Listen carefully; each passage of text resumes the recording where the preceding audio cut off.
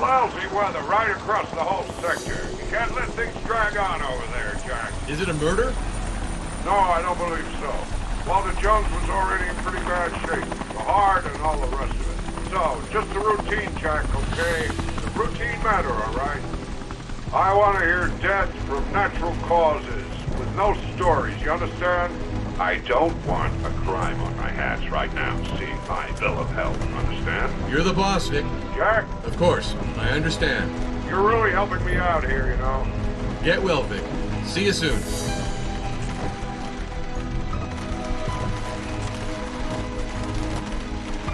The weather forecast is awful, Inspector. It's likely to turn into a nightmare in a few hours. Don't drag on. We'll come to get you at 4 p.m.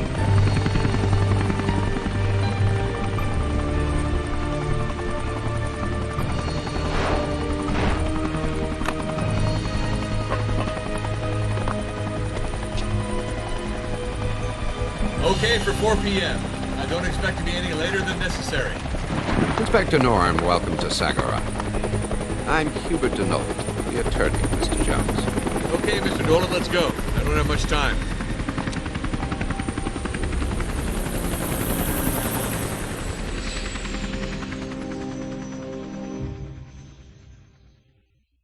Are you sure you don't want to take time to settle in? There's a room that's been prepared for you, Inspector Norm. Unnecessary. If it turns out that Mr. Jones's death was accidental, then I have no reason to hang around here, Mr. Nolan.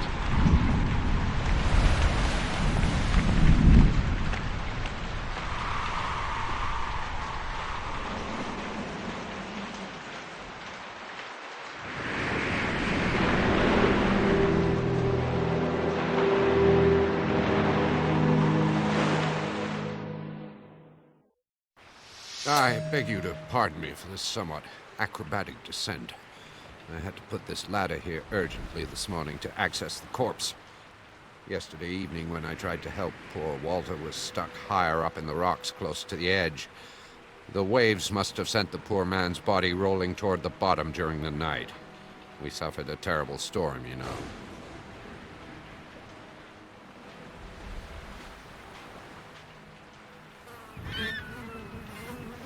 A nail implanted in the cheek. His attacker wasn't light about it. At first glance, the body doesn't show signs of death by drowning or hypothermia.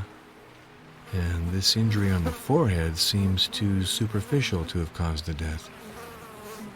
It's the forensic expert's job now. It's for him to tell me what killed Walter Jones. Ask all the questions you'd like to ask. I'm at your service. What can you tell me regarding the death of Walter Jones? In my view, we're looking at a murder. I'm categorical, Inspector. I saw Baina push Walter over the edge. The identity of the culprit is not a matter of question for me. Where were you and what were you doing last night? I was at the restaurant with the guests when Walter left for his walk at around 10 p.m. I went back to my office maybe a quarter of an hour or half an hour later. I had to wait for him, as we had agreed upon in the afternoon. Not seeing him come, I looked out of the window, and that's when I saw what could have been a quarrel between Baina Jumhu and Walter at the Tortoise Belvedere. He fell to the bottom, in his wheelchair. I hurried to help him, but it was raining like mad, and I could not go down to the rocks to get him out of there. He was no longer moving. I think he died instantly. I came back to tell everyone what had happened, and I also immediately called the police. What was your relationship with Walter Jones? I've worked for Walter Jones for over 20 years. Our relationship was always excellent. In fact, he even did me the honor of asking me to call him by his first name. I admired this man immensely, Inspector.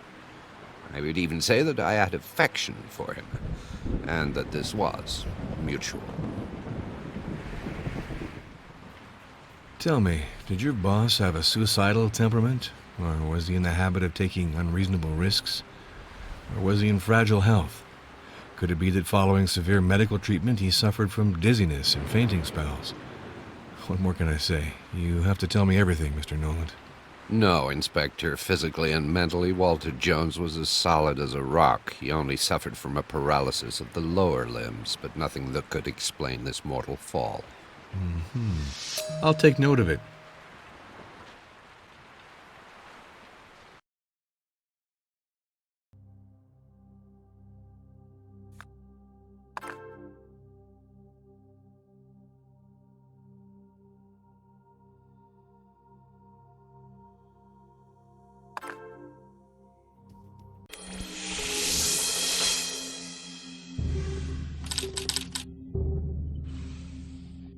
Is Walter Jones's death accidental?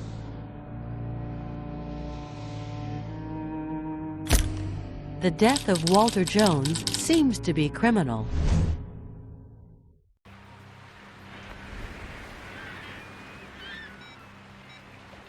Reeves, it's Jack. The forensic expert's gonna have work. The death seems suspicious. A fall from a few meters that leaves scratches and an embedded nail in the face. It's not all that clear, you understand? Jack, if it's like you said, I'm afraid you'll have to prolong your stay. Sorry. I didn't want to impose this on you. You have carte blanche to confirm this. Good luck.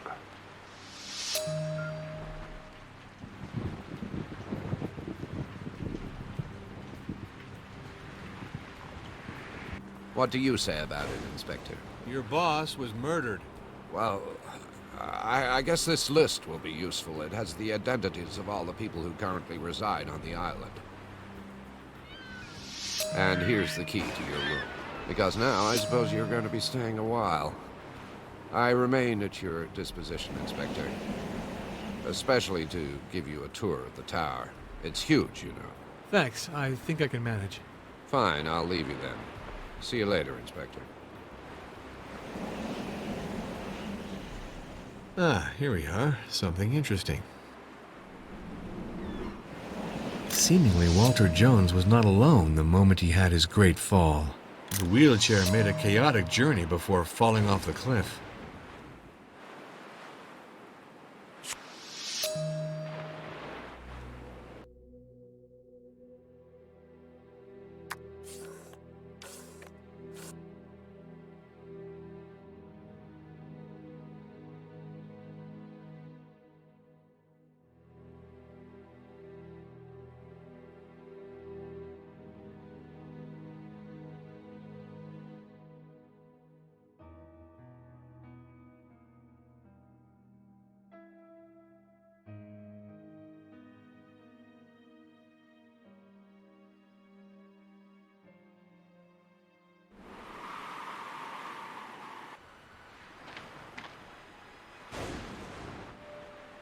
Walter Jones must have hit himself here, against this rock.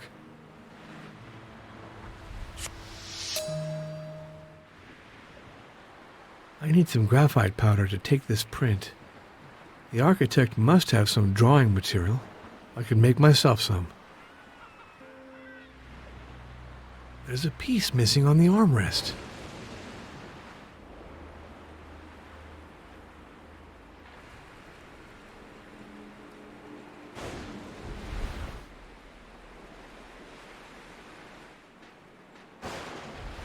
To what does this piece of cloth belong?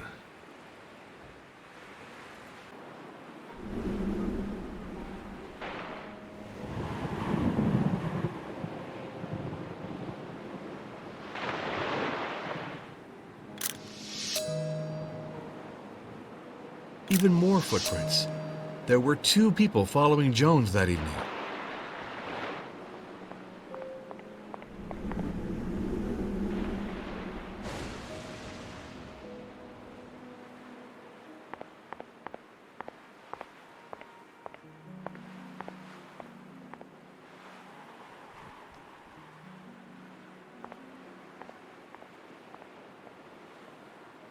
I'm happy to see you here, Sonia. Me too, Lorenzo. It's a pleasure to see you. I would have preferred that we see each other in other circumstances. You don't always have the choice. Did your grandfather's death affect you deeply? I don't know. I just can't believe it. I had problems because of him.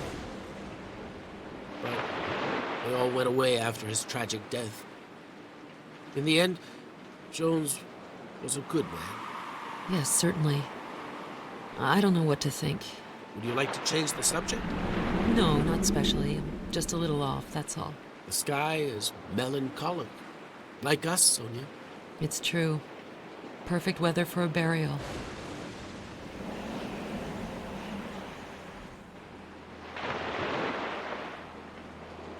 Good morning. I'm Inspector Jack Norm. I am charged with conducting the investigation of the death of Mr. Jones. Delighted, Mr. Inspector. Lorenzo Battaglieri. I'm the architect and the mastermind behind this tower in which you'll stay. May I photograph your shoes? Do it. Do it, Inspector, if it'll help to discover the truth.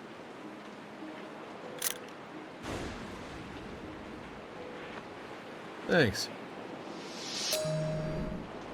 I fear I won't further your investigation, Inspector, but tell me anyway. What can you tell me regarding the death of Walter Jones? I can't tell you a thing, nothing at all. It's Hubert de Noland who woke me up to tell me about this business. I've got nothing more I can tell you. Where were you and what were you doing last night? I spent the evening in my studio listening to the radio. Then I learned of Jones's death from Noland. What was your relationship with Walter Jones?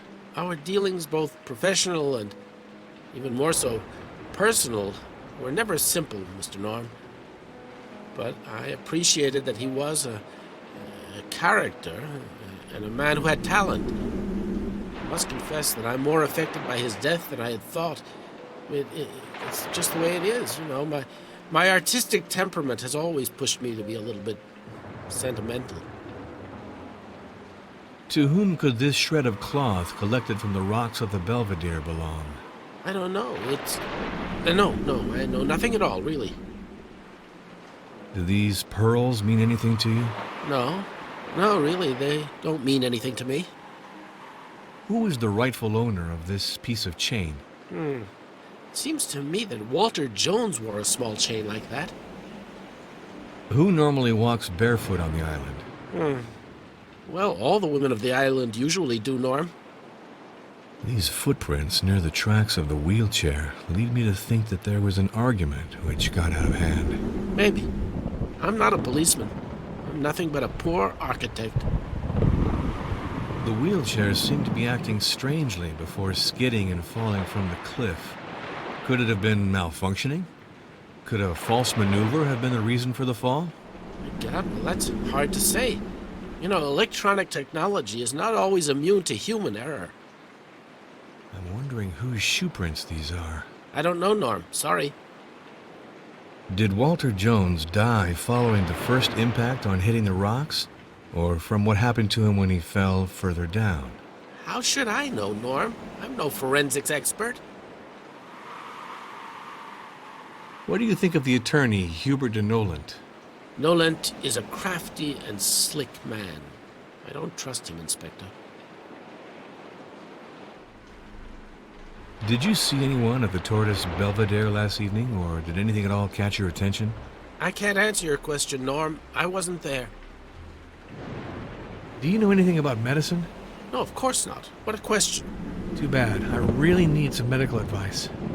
Well, I will wait for the coroner's report. I get it. Good morning, ma'am. Jack Norm. I'm a police inspector, and I'm charged with the investigation of the death of Mr. Walter Jones. Good morning, Inspector. Sonia Jones. I'm the granddaughter of Walter Jones. You know, I hadn't thought that my time in Segura would take such a dramatic turn. If it doesn't bother you, I'd love to take a photo of your hands, please. Your method of flirting is very questionable, Inspector. But if that's what you want.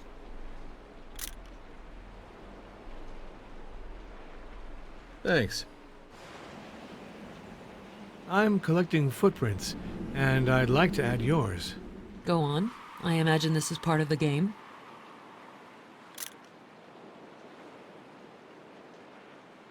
Thanks. I just have some questions to ask you. What can you tell me regarding the death of Walter Jones? It was Hubert de Noland. You met him, I believe, who told me about the death of my grandfather. Nolan went to the site to rescue my grandfather, but it was too late. And then there was the storm. He advised me not to move, and Billy and Clara too, so we stayed here. This Baina was there, according to what Nolan told us. There's no way that she could have a clear conscience. Where were you and what were you doing last night? I spent the evening with my brother Billy and my sister-in-law Clara, Mr. Norm. It was Hubert de Nolant, my grandfather's attorney, who informed us of his death. What was your relationship with Walter Jones? You know, Mr. Norm, my grandfather was a tough man.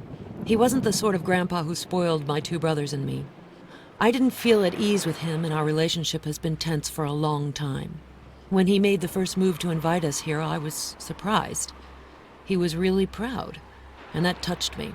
I'm horrified by the conditions under which he died, and I am sad. Yes, I am saddened by his death. It's odd, isn't it? Do these pearls mean anything to you? Pearls of no value, Inspector, like the ones worn by the indigenous people of the archipelago. No, they don't mean any more than that to me. Who is the rightful owner of this piece of chain? I do have the impression that my grandfather wore something that looked like it. It's pretty ugly in any case, even if we agree it's made of gold. Wait, yes, I do believe, but at the same time I'm not sure. What do you know about Lorenzo Battaglieri? Lorenzo is an old friend, Inspector. We've known each other for a long time. He's a refined and charming man, someone dependable. What do you think of the attorney, Hubert de Nolant? Hubert de Nolant is definitely a remarkable man, Inspector. Intelligent, adroit, and terribly efficient. Did you see anyone at the Tortoise Belvedere last evening, or did anything at all catch your attention? I spent the evening with my brother Billy and my sister-in-law Clara. We were relaxed and we all chatted. I saw nothing and I heard nothing, Mr. Norm. Sorry to disappoint you. Do you know anything about medicine? No. In that case, you can't help me. I get it. I'm listening, Inspector. I want you to know that you can count on my total availability. I have a lot of free time now. I would love it if you could tell me a little about Sonia. Sonia is a free woman, Inspector. A modern, intelligent, independent woman. She successfully managed to get out of Walter Jones's gilded cage. Lorenzo said that you succeeded in getting out of your golden cage. What was he talking about exactly? You know, Inspector, it's not easy to be the granddaughter of a billionaire who is authoritarian, a megalomaniac, and perverted. I always forced myself to keep a distance from the tyrant. I understand better.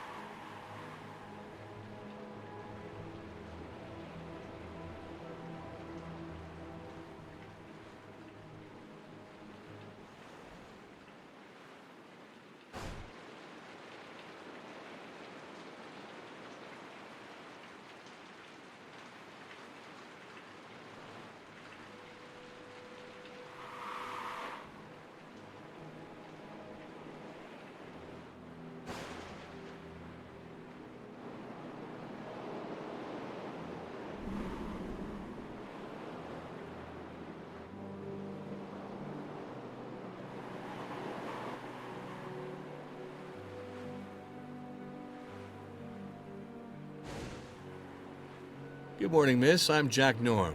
I'm a police inspector. That means I will conduct an investigation about the death of Mr. Jones. Walter Jones, you understand? My daughter has not spoken for years. Leave her alone. She has nothing to do with all your cop business. If it doesn't bother you, I'd love to take a photo of your hands, please.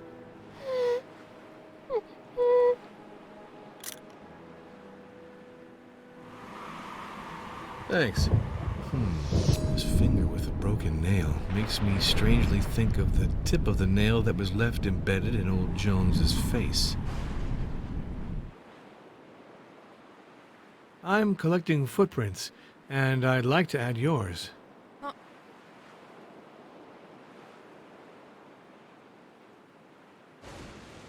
Shy girl.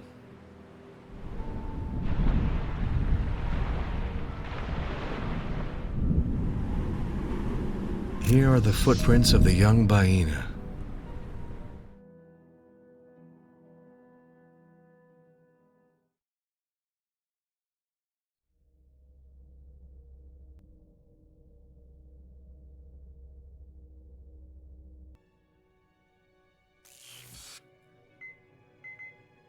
Correct match.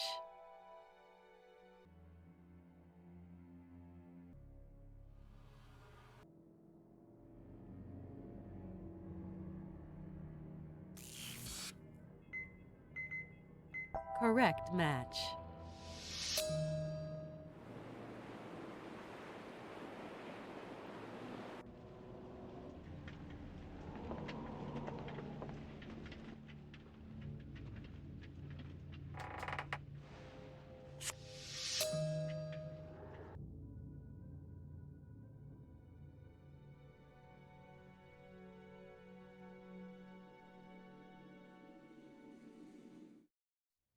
If I believe this letter, Colio had Jones in his pocket.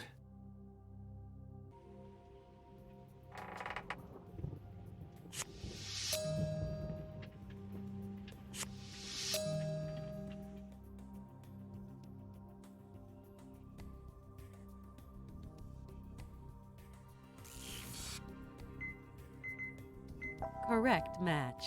These pearls look alike. They're from the same necklace. Baina's necklace. Good morning, sir. I'm Jack Norm. I'm a police inspector. I'm investigating the demise of Mr. Walter Jones. I saw the helicopter, Jack Norm. I am Colio. I have been a fisherman here forever. My daughter's name is Baina. She lives here with me. Sagora is an island blessed by the gods. Old Jones is dead, and it's sad. But he was lucky to die in Sagora. May I photograph your shoes? You are the boss, Jack Norm.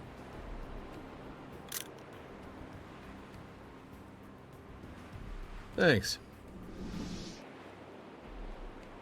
What is this gift hiding?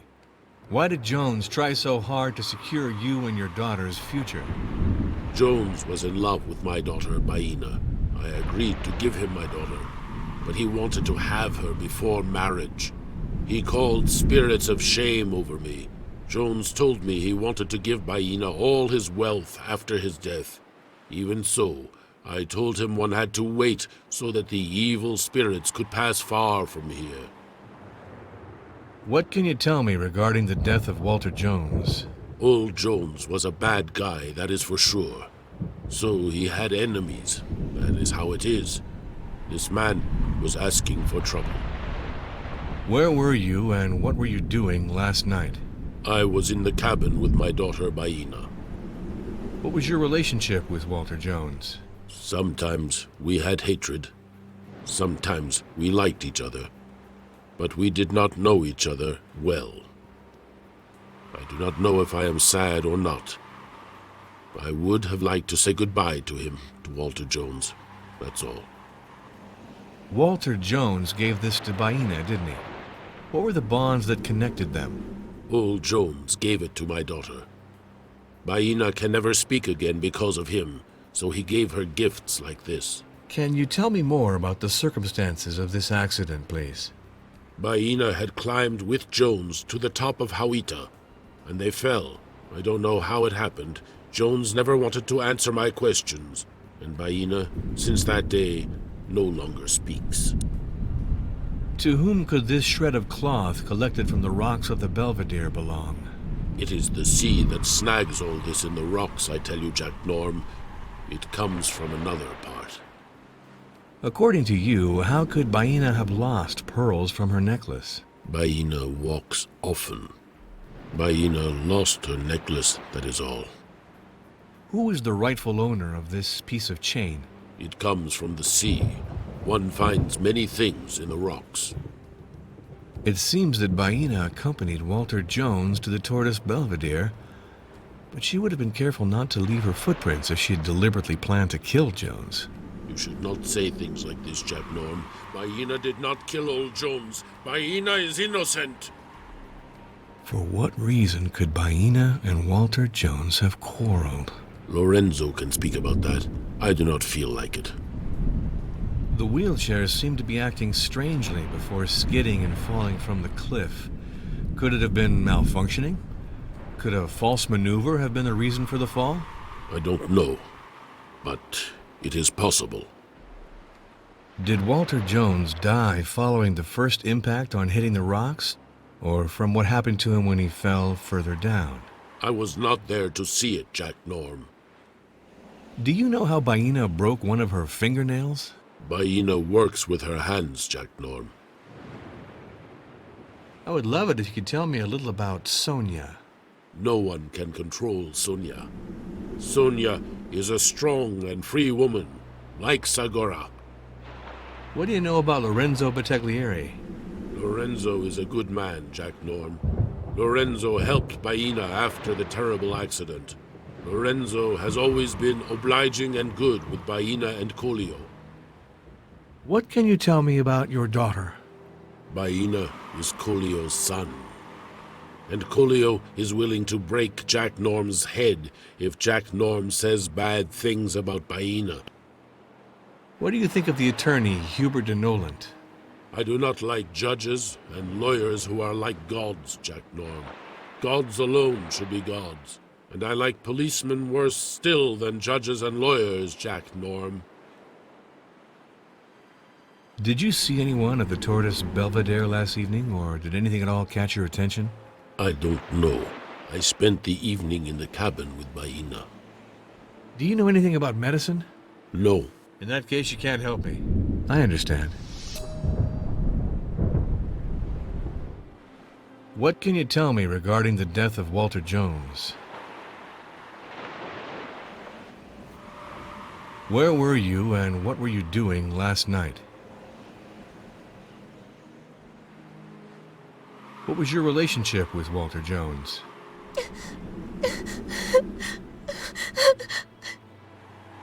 Walter Jones gave this to you, didn't he? For what reason?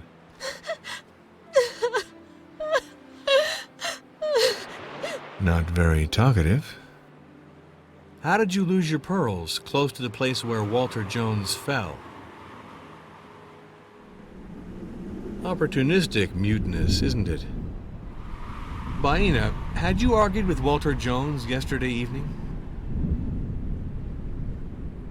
Strange girl. How did you break this nail? Did you see anyone at the Tortoise Belvedere last evening, or did anything at all catch your attention? I think you're making fun of me.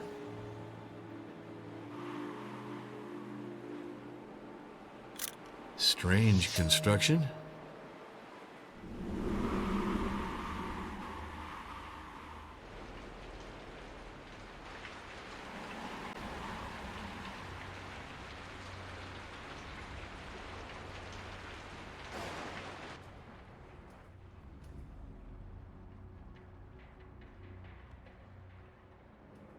Hello? Anyone here? This place is disproportionate.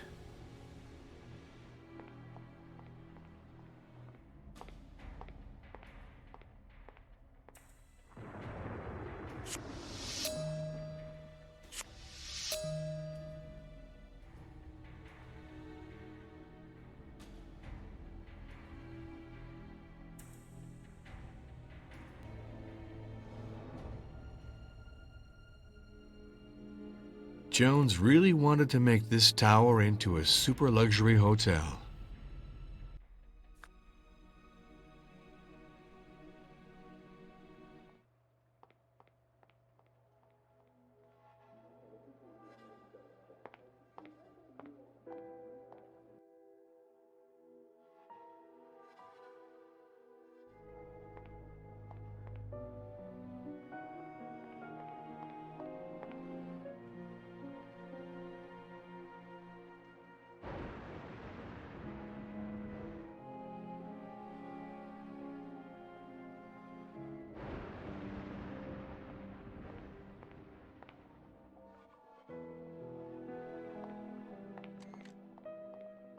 Good morning. Let me introduce myself. Inspector Jack Norm.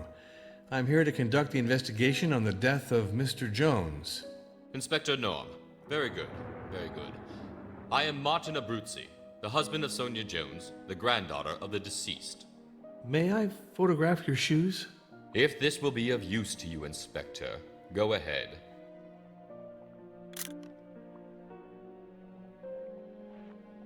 Thanks. The interview can start, Inspector. I'm surprised that Colio, even if he was angry at Jones, was not more grateful for his generosity. I don't know anything about this, Inspector. What do these gifts from Jones hide? Why did he want to assure the future of Colio and his daughter? I was unaware of all of this. What can you tell me regarding the death of Walter Jones? Mr. de Noland had us all come together in the restaurant to give us the tragic news. It was a terrible shock for us, as you might suspect. Outside, the storm was raging. Abominable weather. It would have been madness to go out and risk our lives. Because, in truth, we couldn't have brought poor Mr. Jones back to life. Where were you and what were you doing last night? I spent the evening at the restaurant with my wife Sonia and the other guests until the departure of Mr. Jones. I returned to my suite at around 10:30 p.m. to read a manuscript, and I soon went to bed. It was Sonia who woke me up to tell me about the tragedy that had taken place. What was your relationship with Walter Jones? I certainly won't try to play any games with you, Inspector, and I won't surprise you if I tell you that I didn't have much affection for this man. He was the grandfather of my wife, full stop. That's it. A grandfather who was not particularly likable. He didn't behave very well with Sonia and me, and I have not forgotten. Therefore, his death truly doesn't affect me. This menu seems utterly appetizing. Tell me, what are we eating today? I admit I'm not a lover of this kind of sophisticated cuisine, Inspector. This tower on this wild island, far from everything, isn't it madness? If I had been in charge of promoting this hotel, I would definitely have chosen a sales brochure that was less flashy, Inspector. It is pretentious and ridiculous. It's brash to tell you what I really think. But it seems to work on you, Inspector. What luxury. For some, the world is all roses. But where did the staff go? I don't see them. I don't know, and to tell you the truth, I don't care. And what's more, Mr. Jones was extremely rich. He did whatever he fancied with his money, after all. Who is the rightful owner of this piece of chain? I confess I haven't the foggiest idea. I'm wondering whose shoe prints these are. Sorry, I don't know. I don't wear that kind of shoes. I would love it if you could tell me a little about Sonia. I'm badly placed to answer you with any objectivity, Inspector. Sonia is my wife. Sonia is the woman I love. Sonia is the woman of my life. She is irreplaceable for me. What do you think of Colio? I didn't have the chance to spend much time with Colio, Inspector. I don't really know him. What do you know about Lorenzo Battaglieri? Delicate question, Inspector. I take Lorenzo to be a whimsical creature, somewhat unreliable, and is commonly considered to be an incompetent to boot. What do you think of Baina? Baina? The untamed young girl? What can I say? I have the impression that maybe she isn't entirely a stranger to Walter Jones's death. Why would Baina have something to do with Walter Jones's death? I know the old man ran after her a little. That surely couldn't have been to her taste. What do you think of the attorney, Hubert de Noland? I cannot comment on Mr. de Noland for the simple reason that I do not know him, Inspector. Did you see anyone at the Tortoise Belvedere last evening, or did anything at all catch your attention? I'm afraid I won't be very useful to you, Inspector. I had dinner with the guests and with Mr. Jones. I stayed for a bit after the old man had left for his evening walk. It must have been around 10 p.m. Then I went back to my apartment. Well, the suite that was reserved for Sonia and me. It was around 10:30 p.m. I wanted to finish reading a manuscript. I'm a publisher, as you certainly must already know. So I read and then I slept. I confess I was pretty exhausted by the trip. Do you know anything about medicine? Of course not. Too bad. I really need some medical advice. Well, I will wait for the coroner's report. I have to believe you. Thanks. Good morning, sir. I'm Jack Norm, police inspector. I'm mandated to conduct the investigation on the death of Mr. Walter Jones. Good morning, Mr. Inspector Jack Norm. And it's funny, your name rings a bell. Well, anyway, I'm Billy Jones, grandson and soon heir of the late Walter Jones. Well, at least I hope so. May I photograph your shoes? To each his own, Inspector. Go ahead.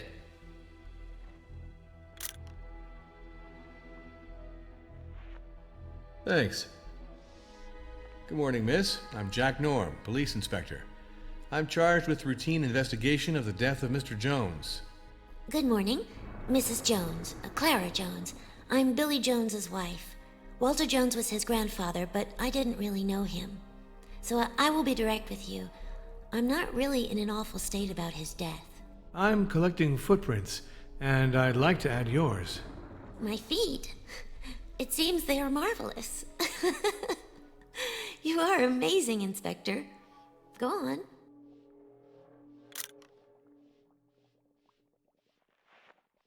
Thanks. Excuse me, just one question. It won't be too long. I'm surprised that Colio, even if he was angry at Jones, was not more grateful for his generosity. I wasn't in the know, Inspector. What can you tell me regarding the death of Walter Jones? I have Denolan's version.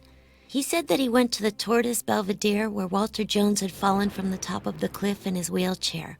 Now, whether it was an accident or a murder, that I can't say. I wasn't at the site, Inspector. Where were you and what were you doing last night? Well, I was at the restaurant throughout the evening, and I can't say anything more. It was Nolan who informed us about Walter's death. What was your relationship with Walter Jones? Would you be surprised if I said that our relationship was far from good? His death won't change anything. This guy hurt a lot of people. I won't cry for him. This menu seems utterly appetizing. Tell me, what are we eating today? I love cooking, and I do pretty well. But I'd be utterly incapable of making any of the dishes on this wretched menu. This tower on this wild island, far from everything. Isn't it madness? Tell me, Inspector, are you here to have a good time or to conduct an investigation? What luxury. For some, the world is all roses. But where did the staff go? I don't see them. Old Man Jones threw out all his staff to force his children to handle everything. And I certainly don't like playing the maid. Who is the rightful owner of this piece of chain? These links are really strong. It must be a man's. So, tell me a little about Billy. Billy is not a solid and mature man on whom one can rely, Inspector. My life with him is not always easy, but he makes me laugh and amuses me. And he still surprises me after all these years. So, what can I say? I would love it if you could tell me a little about Sonia. Sonia is an exceptional woman, Inspector. She inherited the straightforwardness of her mother. And I'm lucky to have a sister-in-law like her, you know. What do you think of Colio? I don't really know this Mr. Colio, but he's always very polite with me. What do you know about Lorenzo Battiglieri? Lorenzo Battiglieri is doubtlessly talented, Inspector, but I don't like his cynical and embittered nature. What do you think of Baina? I always wondered what happened to her, the poor thing. I wanted to talk about the accident. Indeed, the Jones family is in the habit of calling it the accident. She became mute after all. And could you tell me more about this accident? My husband already told me about it, but he doesn't know anything precise. He only told me that Jones and Baina had an accident together. I would like to know more about Martin. I like Martin. He gives the impression of being a good sort. In general, my intuition is never wrong, Inspector. But we don't know each other very well, in fact. What do you think of the attorney, Hubert de Nolant? Hubert de Nolant is a real professional, Inspector. And an attorney like him is influential. I never forget. Did you see anyone at the Tortoise Belvedere last evening, or did anything at all catch your attention? Well, I can't tell you anything. I spent the evening at the restaurant. Sonia, Martin, and Billy will confirm this. Do you know anything about medicine? No, Inspector. I understand. Too bad that you can't help me. Without a doubt. Thank you. Questions can be fun when they're well phrased. So? I'm surprised that Colio, even if he was angry at Jones, was not more grateful for his generosity. Well, I really have no idea, Norm. I'm not in the loop. What do these gifts from Jones hide? Why did he want to assure the future of Colio and his daughter? No, I have no idea. What can you tell me regarding the death of Walter Jones? I found out about the death of the old man like everyone else at around 11:30 p.m.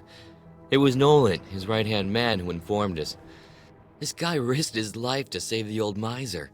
Unbelievable, huh? The daughter of the fisherman, Cotillo, whatever. She's apparently involved. Where were you and what were you doing last night? I was absorbed in a hand of poker and I was having pretty good luck.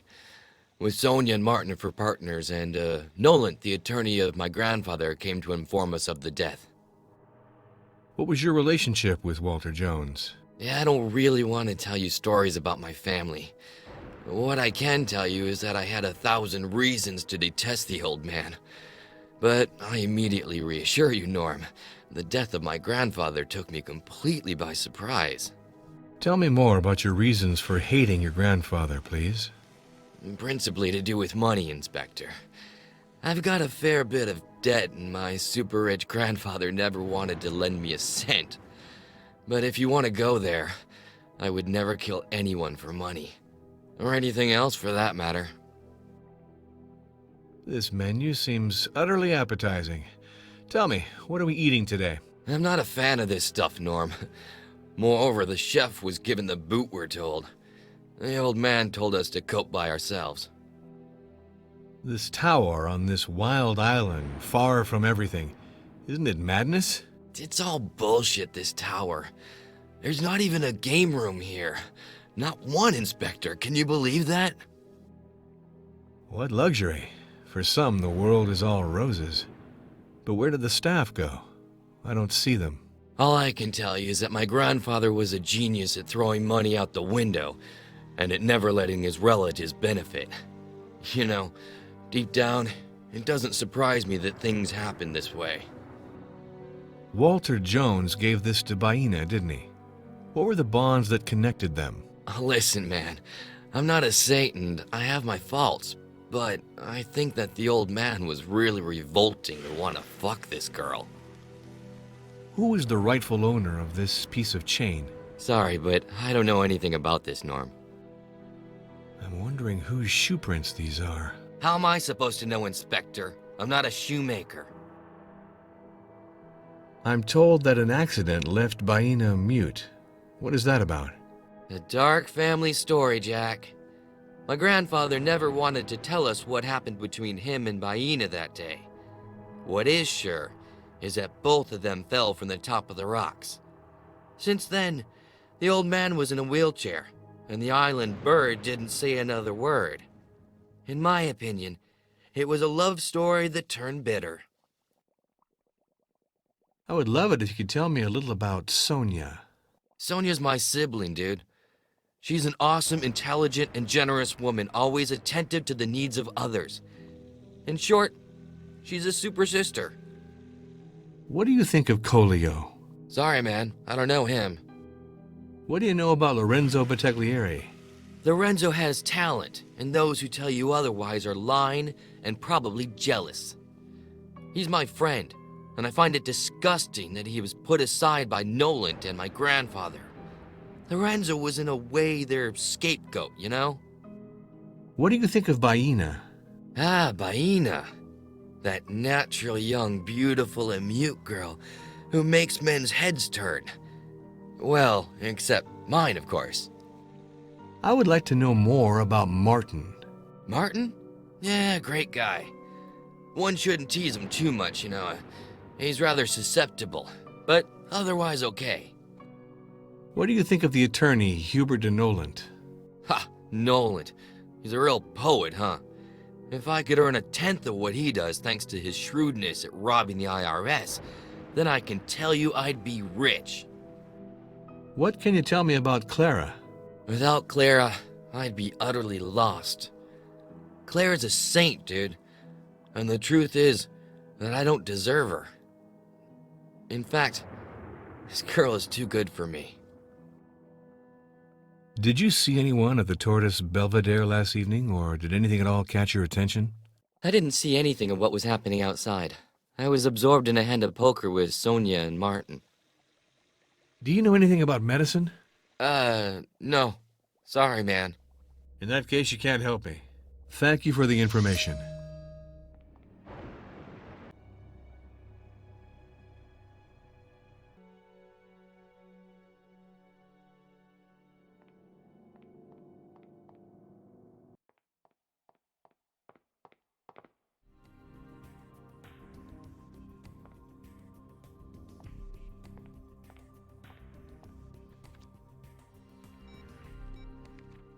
Hello, Fred. It's me, Marco. How are you? Okay, sort of. Are you up to date? Good. Thanks. Okay. I emailed you the speech this afternoon. Yes. I'm taking another look at it with Christina. What? But no. She gives me sensible feedback. Yes, it ought to be more direct. Tell me, is it necessary for me to be there to see this to a happy end? Okay, I'll keep you posted. Bye.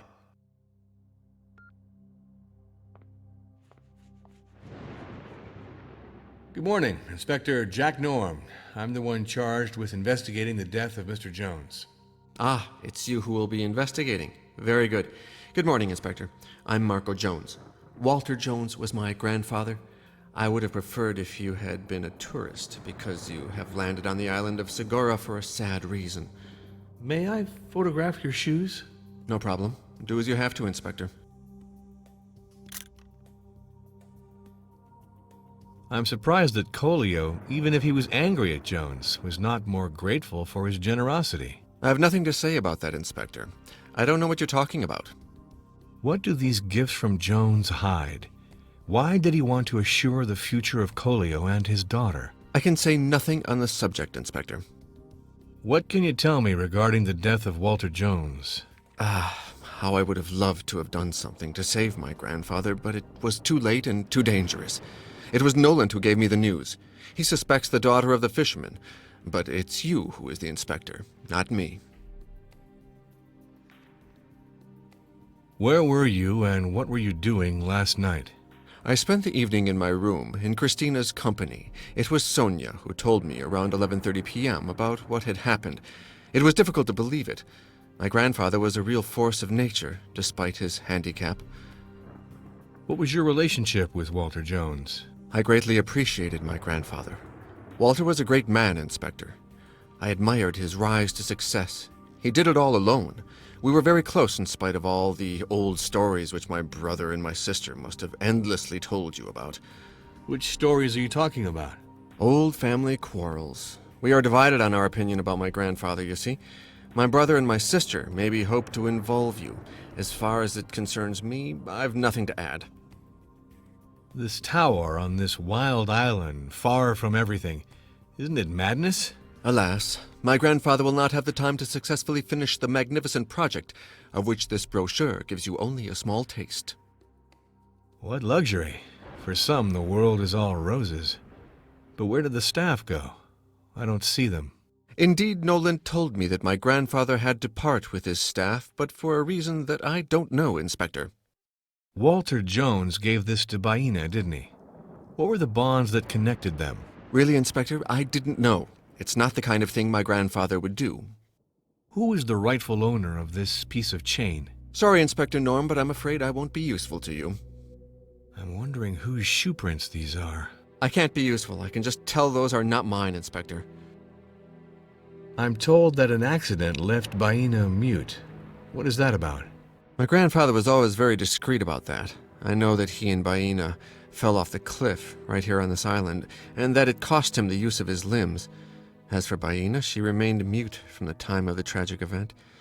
But I don't know more details about this affair, Inspector. What reasons could Billy have had for hating his grandfather? Our grandfather hated the useless waste of money. Billy lost a lot of money gambling and hoped that grandfather would help him float back up, which of course he refused. So, tell me a little about Billy. Billy is still a child at heart, Inspector. He still makes me laugh sometimes, but he is totally irresponsible. It's very hard for his family. I would love it if you could tell me a little about Sonia. Sonia is my sister, and I have a lot of affection for her. She is a very strong and courageous woman. What do you think of Colio? I saw Colio on several occasions, of course, but I don't know him well. What do you know about Lorenzo Battaglieri? Lorenzo is a mystery for me, Inspector. He's a professional lightweight, bordering on an imposter, and he takes refuge in a cynical depression that's very unpleasant for others. What do you think of Baina? I don't really know her, Inspector. I have nothing special to say on this subject. I would like to know more about Martin. I appreciate my brother-in-law's qualities, Inspector, but we don't see each other much, and I hardly know him, and that's fine with me. What do you think of the attorney, Hubert de Nolant? Nolant. He's not a nobody. He's one of the best business attorneys on this planet, Inspector. It's not by chance that my grandfather recruited him. What can you tell me about Clara? Clara is an extremely kind woman, Inspector. She is almost a saint, and I don't know how she has put up with Billy for so long. Did you see anyone at the Tortoise Belvedere last evening, or did anything at all catch your attention? Sorry, Inspector Norm, but I saw nothing. I, for one, spent the evening in my room with my girlfriend, Christina. Do you know anything about medicine? No. In that case, you can't help me. I get it. Good morning, miss. My name is Jack Norm. I'm a police inspector. I have to conduct an investigation on the death of Walter Jones. Good morning, Inspector. I am Christina Bromsky. I am the girlfriend of Marco Jones, and Mr. Walter is not from my family. I didn't know him well. I don't like this place, which is full of sadness for Marco today. I'm collecting footprints, and I'd like to add yours. If it amuses you, Inspector, the feet, it is said, are an erogenous zone. I meant it for your investigation, of course.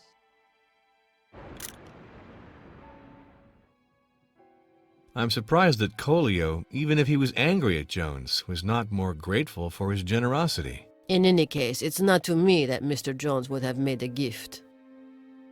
What can you tell me regarding the death of Walter Jones? I don't know anything, Jack. It's the attorney who told us everything. He almost died to save the old man. Such courage is beautiful. Don't you agree, Jack? Where were you and what were you doing last night? I spent the evening in the room with Marco. We were both there. Sonia told us about the death of Mr. Jones around 11:30 p.m. What was your relationship with Walter Jones? I didn't know Mr. Jones well, Jack. But I feel bad for Marco, who loved his grandfather so much. This menu seems utterly appetizing. Tell me, what are we eating today? So you're gourmand, Inspector Norm? My stomach is growling. It's the moment to go and get a bite to eat.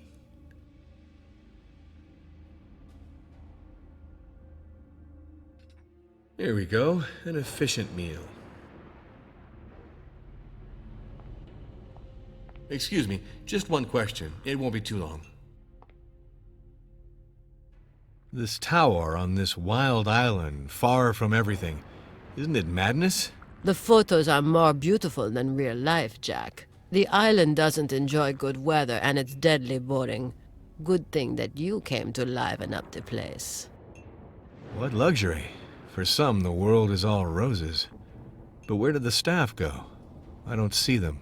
Oh yeah? I wasn't in the know. I'm not very interested in these things. It's not good for a prestigious hotel like this one. Walter Jones gave this to Baina, didn't he? What were the bonds that connected them? A diamond. One has to find the woman, Jack. Walter Jones was still very young, wasn't he? Despite his age. He must have used the gift to... In short, you see what I'm saying, Jack? Who is the rightful owner of this piece of chain? I can't tell it all, Jack. Is it okay if I call you Jack? No, call me whatever you prefer. I'm told that an accident left Baina mute. What is that about? I don't know anything about it. I thought she was mute from birth. Christina, can you confirm to me that you passed the end of the evening with Marco? Yes, of course, Jack. So, tell me a little about Billy. Billy is very cool. He's a very funny guy. He definitely gambles in life, just as he does in poker. I would love it if you could tell me a little about Sonia. Sonia is not as nice as she seems. I am possibly the only one who sees the truth about this. She is a snub who was born with a silver spoon in her mouth. She thinks only of herself. She looks down on those who cannot give her something. My life in this family is not very easy, you know, Jack? What do you think of Colio? The old man who lives near here? I don't know him. What do you know about Lorenzo Battaglieri? Lorenzo is a very charming man. He has a sort of tragic humor, which reminds me of my countrymen. I like him, Jack. What do you think of Baina? Baina? I am sorry, Jack, but I have nothing to say about her. I would like to know more about Martin. Martin is a very cultured man. He is also very charming. I like him a lot. What do you think of the attorney, Hubert de Nolant? Hubert de Nolant is a pretentious and arrogant man, Jack. He is even humiliating sometimes. A lowlife. What can you tell me about Marco? Marco. Marco. He is my darling. I am his guardian angel. I protect him as much as I can. I stick up for those I love, Jack. What can you tell me about Clara? She is very sweet, Jack. She is a little silly, but very nice. She married a gambler with a sense of humor, Jack, so she can't be bad. Did you see anyone at the Tortoise Belvedere last evening, or did anything at all catch your attention? I don't know anything about it, Mr. Norm. I spent the evening in my room with my boyfriend, Marco. After dinner and a short hand of poker, I learned of the death of Walter Jones around 11:30 p.m. Do you know anything about medicine? No, Jack. I'm sorry. I understand. Too bad that you can't help me. I see.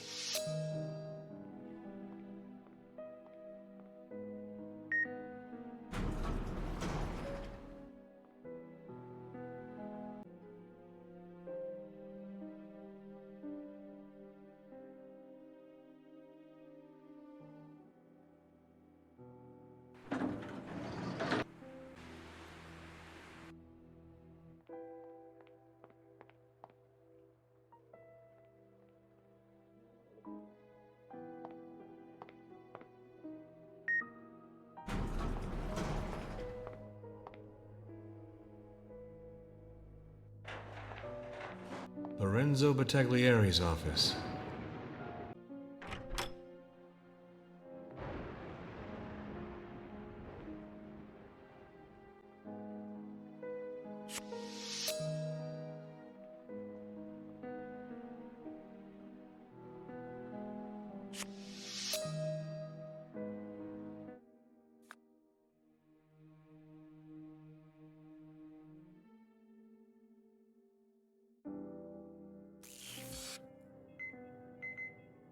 Correct match. This piece of cloth was ripped out of this gray vest. Lorenzo Battaglieri's vest.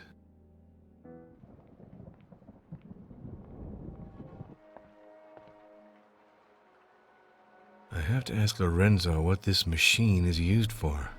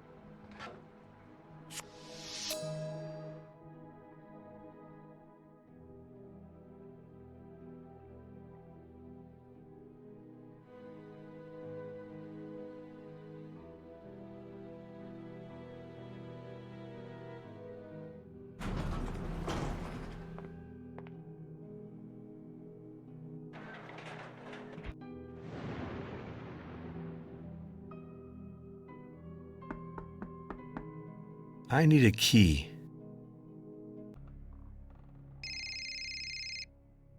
Jack? Jack, it's you. Why don't you answer my messages? Where are you? Whoa, don't hang up, honey. I'll take your call in my room.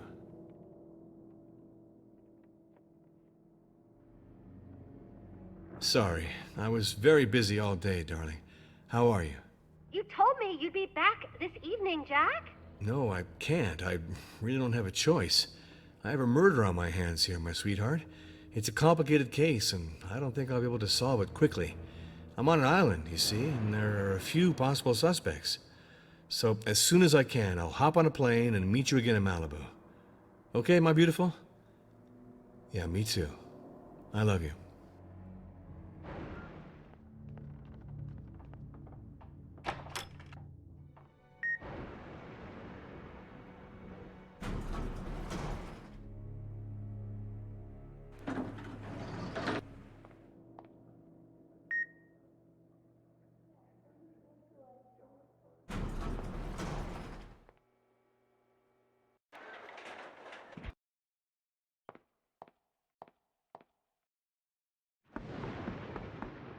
That's okay. Come in, please. Hello? Granger? Okay, thanks. You have the quote on Wall Street? I'll wait. It's okay? Shit. It's still going down. Must do better, Granger. I'll call you at closing. That's it. Do your best. Thanks. Yes. That's it. Yeah. Bye. May I photograph your shoes? My shoes? Well, go ahead. I doubt that'll be very useful to your investigation, Inspector.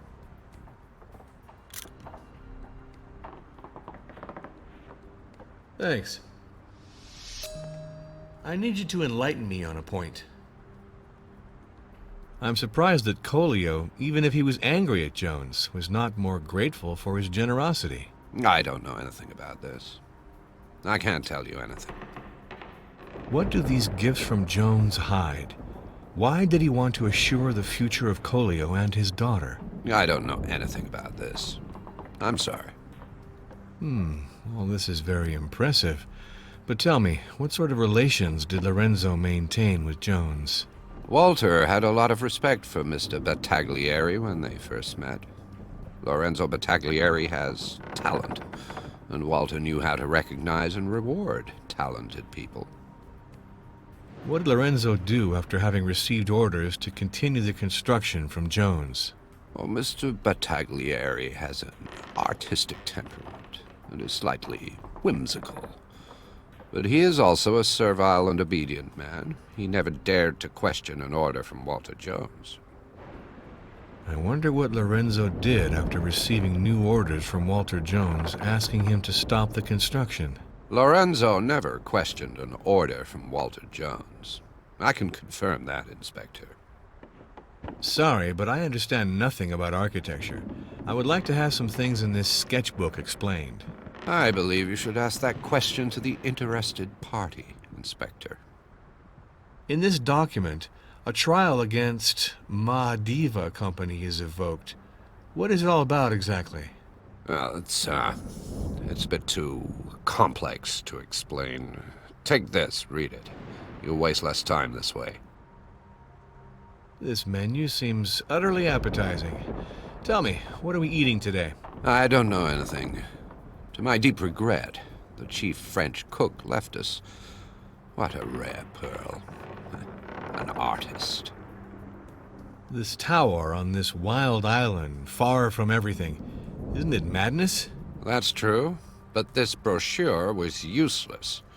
I told Walter that it was very expensive, considering the use it was put to. What luxury. For some, the world is all roses. But where did the staff go? I don't see them. There's no place for this document anymore, as I was obliged to fire the staff of the tower. It's become a little surrealist, don't you think? What happened to the maintenance staff of the tower after that? Back to their homes, probably. All these people were deprived of their jobs by the health and safety inspectors from Salé. And they were bribed by Madiva. A hotel of this size, deprived of all its staff. It's a darn problem, I'd say. I cannot tell you, Inspector, but sometimes one has no choice. I paid the fine and the outstanding balance of all the employees, and I took legal action against Madiva. One day they'll pay for all their malpractice and corruption. I don't understand why Walter Jones continued to construct the tower after this verdict. Walter Jones wasn't born yesterday. He wasn't going to let himself be intimidated by these swindlers. Walter Jones was cheated well and good.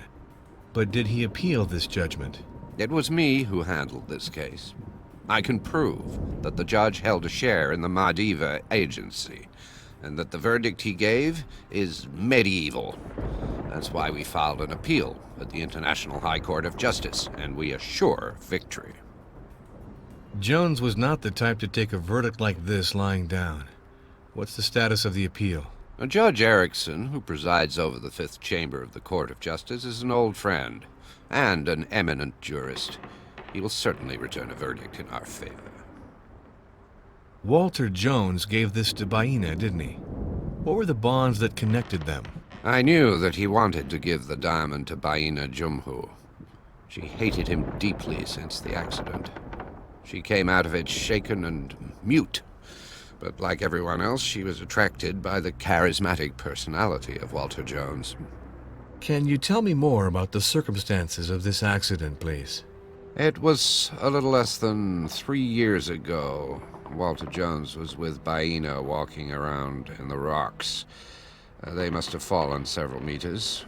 I don't know the details of that deplorable accident. So, what was Lorenzo Battaglieri doing in the rocks near the Tortoise Belvedere last night?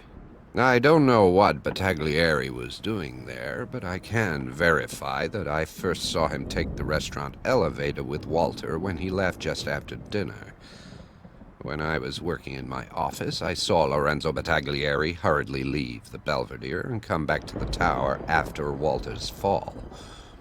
Finally, as I already told you, I ran into him at the foot of the tower when I was running to help Walter. I think that Lorenzo Battaglieri did not see me. He seemed really distraught. This man certainly knows a lot about this, Inspector. I think I already pointed out before that he is madly in love with Baina. I wouldn't be surprised if he were her accomplice. And the murder seems to me to have been very well organized. According to you, how could Baina have lost pearls from her necklace? Walter was a brave man. He defended himself and hung on to Baina's necklace, trying to... Good God, what a horror. Who is the rightful owner of this piece of chain? It's gold. It could have been Walter's.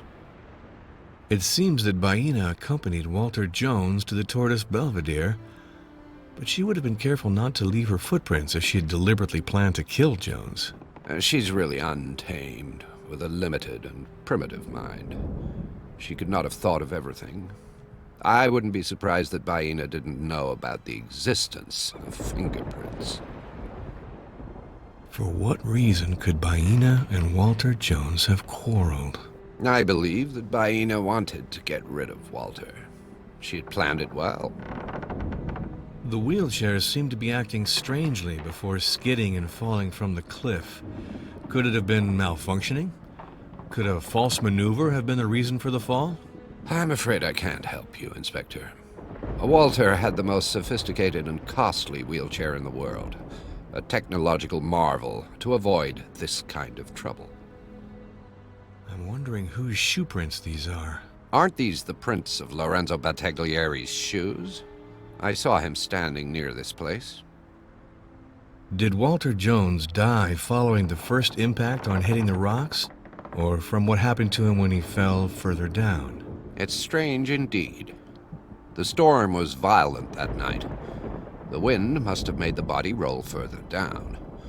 What I can confirm is that Walter was lying close to the rocks. He was dead, and the weather was so bad that it was impossible for me to hoist his body.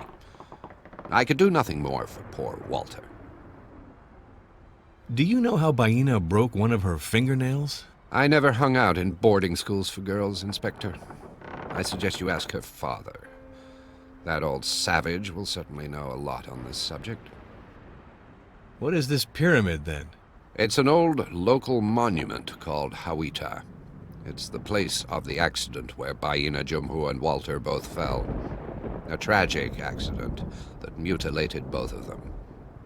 After this accident, Baina's feelings for Walter Jones were torn between love and hate.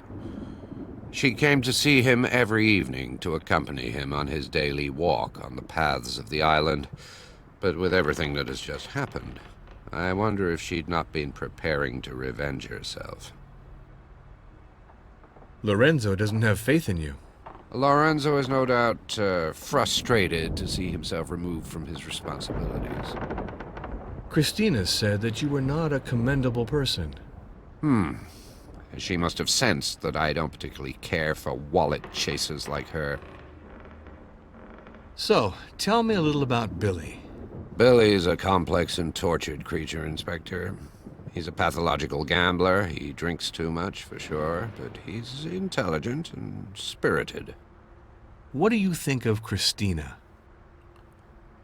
Oh, Christina's a woman who's pretty, impressive, Inspector. But don't believe that her model's body means she's an idiot. The truth is far from that. I would love it if you could tell me a little about Sonia. Sonia is a young woman with a lot of charm, Inspector. I admire her intelligence and her independent spirit. Even Walter himself couldn't get her to bend. And moreover, she is very beautiful, which doesn't spoil anything. What do you think of Colio? Oh, he's an old clown. He wants to pass himself off as a sage and play at being a ritual chief, but nobody's fooled. I'll tell you what I really think. Colio is an opportunist and a nuisance, Inspector. What do you know about Lorenzo Battaglieri? Well, this architect has definitely lost my trust. And I ought to say that he no longer enjoyed great standing with Walter Jones. We discovered important defects in the construction of the tower. Lorenzo's incompetent to the point of dishonesty, Inspector. What do you think of Baina? Oh, that native girl's a real beauty, Inspector. No doubt about it. Her youthful charm really made poor Walter's head spin. And how did Baina make his head spin? Sometimes one seeks youth as one gets on in age. Baina was fresh and pure.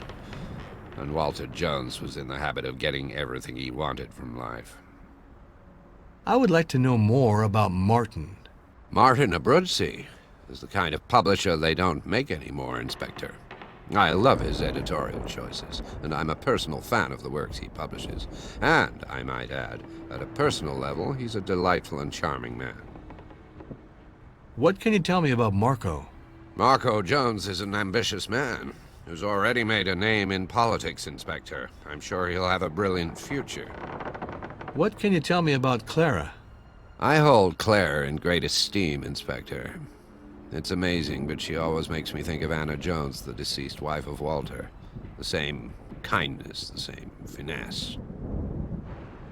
Did you see anyone at the Tortoise Belvedere last evening, or did anything at all catch your attention?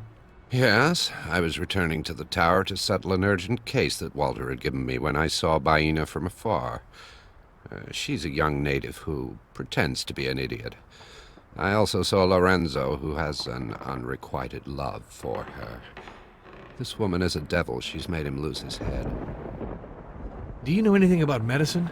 No, and I don't know anything about medicine. In that case, you can't help me. Interesting.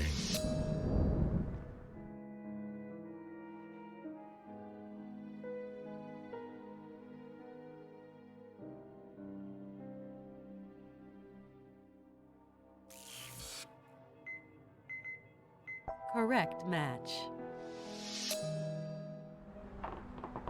What were you doing at the Tortoise Belvedere last night? I already told you, Inspector. I saw Walter fall over the edge, and I ran to help him. I hoped he was not too hurt. Then I phoned your police colleagues about Walter Jones's death. I'm sure I'll be back to ask for clarifications.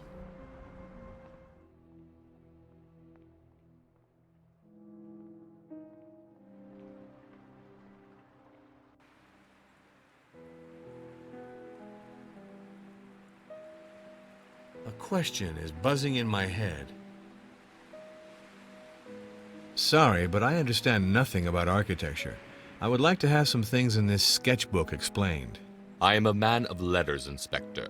I'm not very practical-minded, and have even less talent as a Mr. Fix-It. I think you'd do better to ask the architect who designed the plans for this building. I'm told that an accident left Baena mute. What is that about? I don't know anything. My wife spoke to me about it. I know that Jones and Baena had a fall together that could have been fatal, but I don't know anything more. If Noland is to be believed, the young Baena literally cast a spell on Walter Jones. What do you know about this? How would I know that? The girl is very pretty. That must have been enough. Hi, Jack. It's Winnie Kopp, the helicopter pilot. Can you hear me? We're coming in an hour to get the body. Finish what you have to do, because after that it'll be a party. See you soon.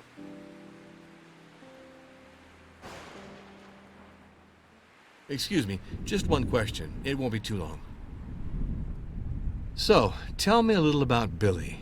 I'm afraid my brother-in-law has put himself in a tough spot, Inspector. He is compromising his career by gambling in a totally irrational manner.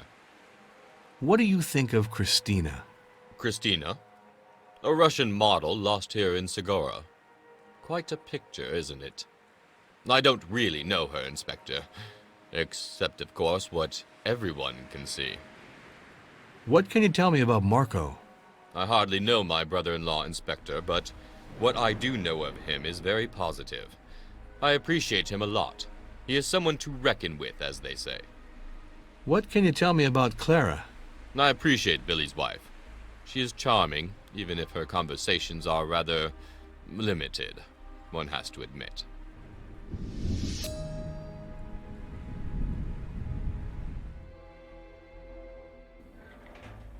Lorenzo, do you want to help me open this machine? My laundry's stuck inside and it's blocked.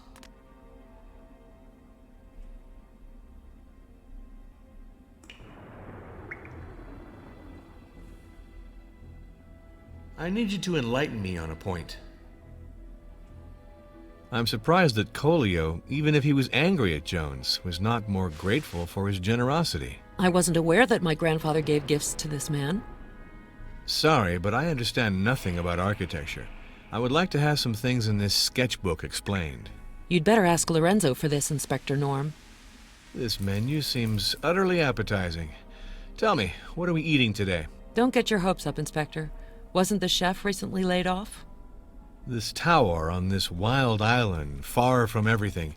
Isn't it madness? My grandfather asked me to write up a section on history for this pamphlet. I'm an anthropologist by training, specializing in the arts of the Americas and Oceania, and I'm very interested in Maldivian culture. But in the end, what I wrote was cut. What luxury. For some, the world is all roses. But where did the staff go? I don't see them. I don't know. You have to ask Noland. He's the one in charge of these practical questions. This building is kind of a megalomaniacal gesture, I must say.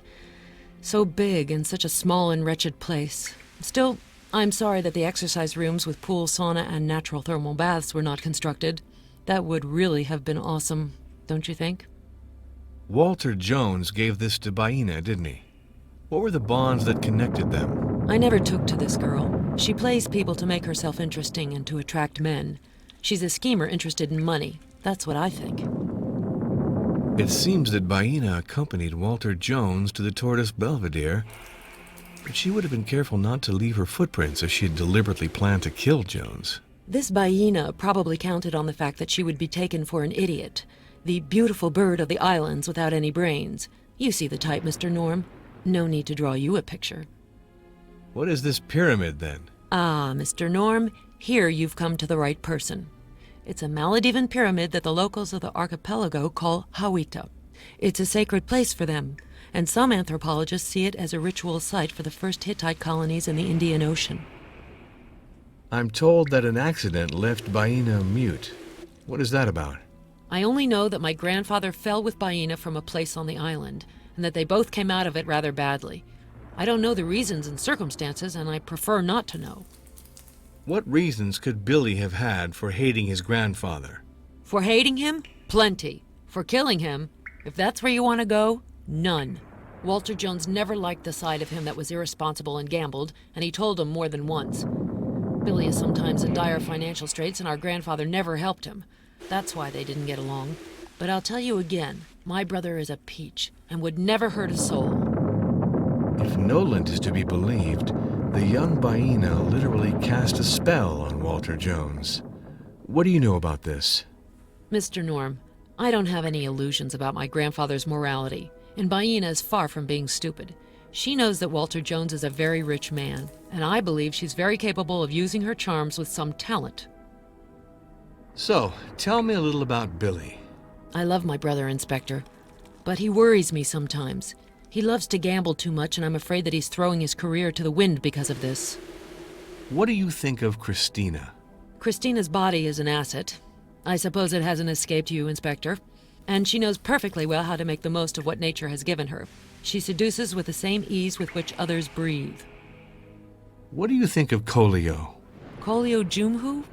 He's a wily old man whom my grandfather was obliged to compromise with. He enjoys an indisputable mystique with the indigenous people of the region. What do you think of Baina? She's apparently a charming bird of the islands, unfortunately totally bereft of conversation. I would like to know more about Martin. Martin is my husband, and I'm happy with him, Inspector. All is said, or almost. I admire my husband, and I admire his professional courage. It's not a secret. Martin has financial problems with his publishing firm, but I am by his side. What can you tell me about Marco? Marco is my darling younger brother, Inspector. What else can I tell you? I will always be there for him, no matter what happens. What can you tell me about Clara?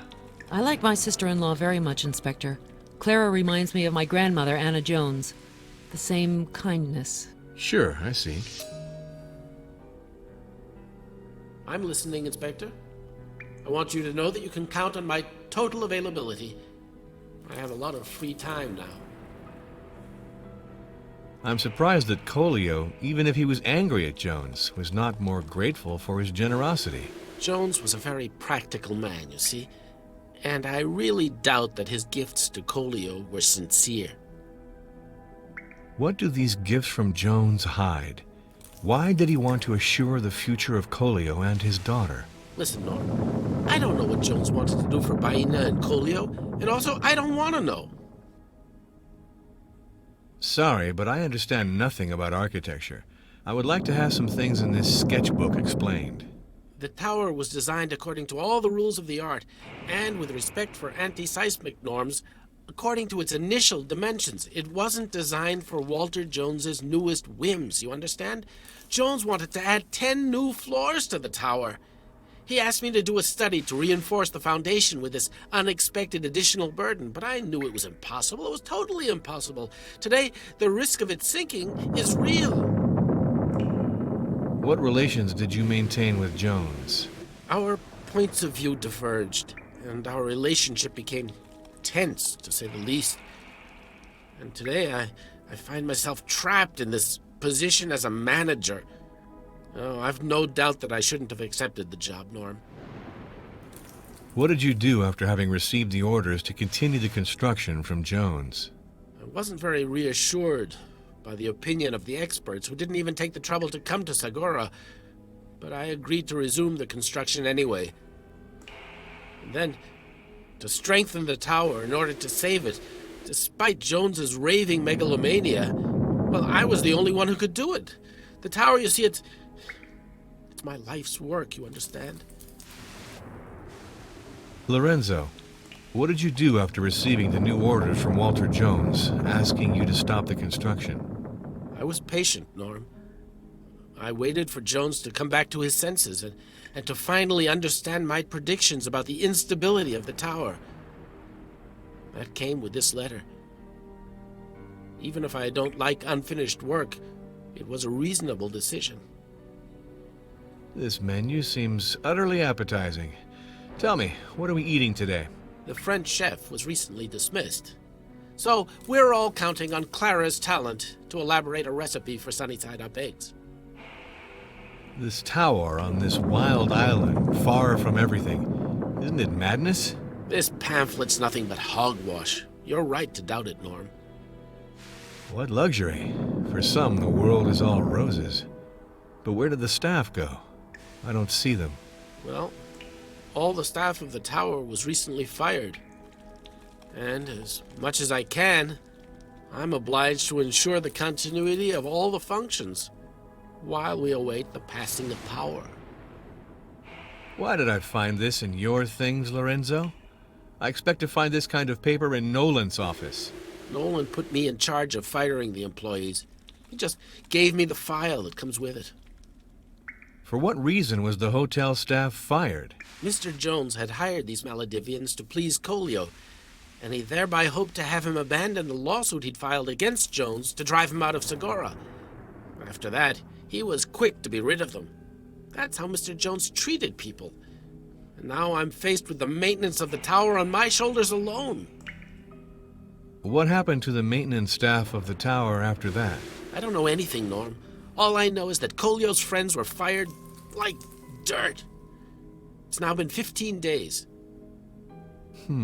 A hotel of this size, deprived of all its staff. It's a darn problem, I'd say.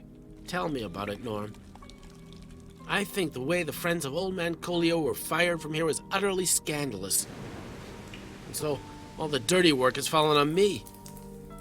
I can't take care of the maintenance of this tower all by myself, can I? So, as Jones asked before he died, the heirs would only have the same standing as local personnel who'd been withdrawn. An excellent occasion to prove that they're not idlers and good-for-nothings. Each one had to contribute to the housework. I don't understand why Walter Jones continued to construct the tower after this verdict. I don't understand either. I knew that he was taking risks by continuing to build like this. But what do you want? I mean, I was his architect, not his attorney. Walter Jones was cheated well and good. But did he appeal this judgment? You have to know how to lose. Mr. Jones did not swindle. Jones was not the type to take a verdict like this lying down. What's the status of the appeal? Nolant is an old fox, and the natives of the island had better look out for the worst, in spite of the verdict that was given in their favor. Walter Jones gave this to Baina, didn't he? What were the bonds that connected them? Jones hoped that the gifts would make Baina forgive him for the suffering he'd caused her. That boor thought she was his future wife. You're taking me for a ride, Mr. Battaglieri. Tell me now what you were doing in the rocks last night. I'm not taking you for a ride. Well, let's see. Well, it is true that I was hiding in the rocks. On leaving the restaurant with Mr. Jones, I knew that he was going to meet Baina, and I hated seeing her with him. I said goodbye to Jones under the pretext that I absolutely had to collect the lobster pots that had been damaged by the storm the previous night. I took the elevator to go down to the first floor lobby, and then I ran to the Belvedere. I followed Walter Jones on the dirt path of the Tortoise Belvedere. Then I hid in the rocks from where I saw him stop under the arbor, which was lit, not far from the cliff. It's the place where Baina meets Jones. Baina, who had seen Jones, joined him, and she walked behind his wheelchair. When they arrived at the edge of the cliff, Jones harassed Baina, who pushed him to defend herself. Well, I saw the wheelchair lurch forward and then teeter over the edge. Then I got out of my hiding place and I went close to the edge of the cliff and I saw Jones inert in his wheelchair amidst the rocks. His head was covered with blood. I thought that he was dead. I immediately came back to try to reassure poor Baina. Then I quickly left the place for fear of being seen. I went back up to my studio. me confide something in you, Norm. I'm ashamed I left without informing anyone. I only wanted to protect Baina and not get mixed up in all this. According to you, how could Baina have lost pearls from her necklace? I have no idea. But I want to point out that there is absolutely nothing to prove that she lost them last night, if that's what you're thinking, Inspector. She came by here often, you know.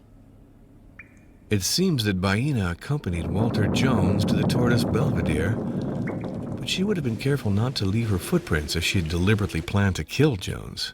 I'm sure you're right, Norm. Baina is far from stupid. She would have handled it differently if she had wanted to kill Walter Jones. For what reason could Baina and Walter Jones have quarreled? Baina has been in extreme shock since the fall that caused her to become mute 3 years ago. Mr. Jones was involved in that accident. Baina is still angry with him, that's a given. But that doesn't make her a murderer, Inspector Norm. Can you tell me more about the circumstances of this accident, please? Walter Jones had taken Baina to the top of Hawita. It's a sort of sacred rock that's meant for the natives' religious ceremonies. I imagine that Walter Jones must have lured Baina to the very top on some pretext or other. He tried to misbehave with her. She fought back, and they both fell. A terrible fall in the rocks. Baina miraculously escaped with a few scratches, but she was traumatized by the event, and since then she no longer speaks. As for Walter Jones, as of that day, he was paralyzed in both legs. What was Hubert de Noland doing at the Belvedere of the Tortoise last night? I now remember that I ran into him at the foot of the tower when I went back up after having tried to gather the lobster traps. He was in quite a rush and he didn't even say hello. Do you know how Baina broke one of her fingernails? I don't know anything about it, Norm. It's beyond my expertise, you see. Hubert de Noland treats you like an incompetent amateur. Of course. But you should know, Inspector, that Noland and Jones were the only people responsible for the malfunctioning of this tower. And I've got proof of that. Some people here say that you are totally incompetent. The tower was never completed, so obviously nothing works as it should. So, tell me a little about Billy. Billy's a gambler, Inspector, so he knows the real values of life. I hope he finds a way out of his financial problems soon. What do you think of Christina? Ah, Christina, the charming Slav, the celebration of beauty, passion, fury. Oh, yeah, Inspector. Christina's one of those women who makes us turn our heads, poor men that we are. What do you think of Colio? He's a brave man. A man who is deeply passionate about justice and preoccupied with the future of the Maledivians. I like him very much. I have great admiration for him, Inspector. What do you think of Baina? The young Baina is a miracle of beauty and unfathomable mystery, Inspector. Since that terrible accident that made her mute, I find her even more fascinating. I would like to know more about Martin. Martin Abruzzi is haughty and disdainful, Inspector. He pretends to be a courteous and well-raised man, but I'm not fooled. I don't really care for him, to tell you the truth. What can you tell me about Marco? Marco Jones? The real son of his grandfather. Selfish, lazy, self-righteous, and corrupt to boot. He's a sycophant, Inspector. What can you tell me about Clara? Clara is a sincere and courageous woman, Inspector. And moreover, a woman who loves a gambler can be nothing but a formidable woman. I understand better.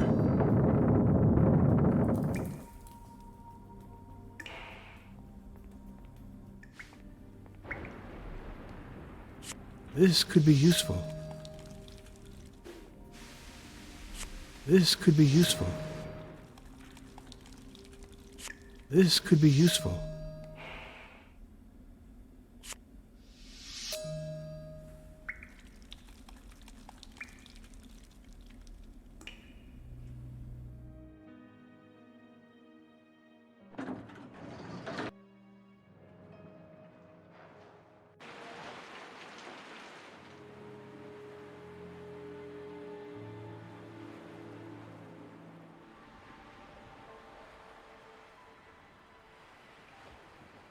Who touched this wheelchair?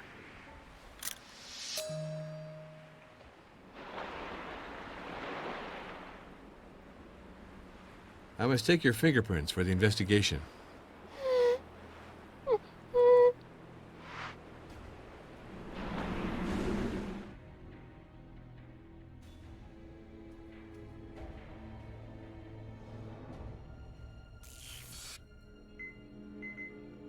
Correct match. The fingerprints on the wheelchair are yours, Baina. What is this pyramid, then? It's always sad to see a girl crying. Here is the man who is always seeking the truth. So speak, Jack Norm. What did Lorenzo do after having received orders to continue the construction from Jones? Lorenzo had to obey, even if he knew the tower was going to sink in the sea. Because under the island, it is not solid enough. This is an island for cabins, that is all. Sorry, but I understand nothing about architecture. I would like to have some things in this sketchbook explained. You have to ask Lorenzo, Jack Norm. This tower on this wild island, far from everything, isn't it madness? Jones's tower destroyed my island, Jack Norm. My land will disappear forever. What luxury. For some, the world is all roses. But where did the staff go? I don't see them. Old Jones asked me to find him people to work in the tower, and I asked people from my tribe. Later, he dumped them like crab shells. For what reason was the hotel staff fired? Old Jones did not give a damn for the men whom I asked to come and work in the tower. These men will never trust me again. I betrayed them. Do you understand that, Jack Norm? What happened to the maintenance staff of the tower after that? They went back to their houses on other islands. Walter Jones drove them away like dogs. It's me who made them come here, Jack Norm, so they are furious at me. This is natural. A hotel of this size, deprived of all its staff. It's a darn problem, I'd say. I did not want this business to lead to the firing of my friends. My diva stole from me. My diva cheated me, Jack Norm. My diva did as much harm to me as to old Jones. Does their attorney defend your interests well? Old Jones thought that we were too stupid to defend ourselves. He thought he could do whatever he wanted here. But this island is ours, and no one else's. Walter Jones was cheated well and good. But did he appeal this judgment? My diva company cheated old Jones because it held the money from Jones to buy the island. The island is ours. This is as it should be. Jones was not the type to take a verdict like this lying down. What's the status of the appeal? Old Jones never gave up, that's for sure. But now he is dead, Jack Norm. So, what was Lorenzo Battaglieri doing in the rocks near the Tortoise Belvedere last night? You are evil, Jack Norm. Lorenzo did not kill old Jones. He fished for lobsters in the area. At the moment, many lobsters come to the traps. The fingerprints on the wheelchair are those of Baina, the beautiful mute. Baina, my daughter, is too kind, I think. She frequently took old Jones out in the evening. What is this pyramid, then? My daughter fell from Hawita. She tried to free herself from the hands of old Jones. They both lost their balance. Jones was paralyzed. My daughter was almost dead. I took care of her for a long time. Lorenzo helped me. She has recovered now, but she will never speak again. Sonia says that Walter Jones was to compose with you. What does she mean by that?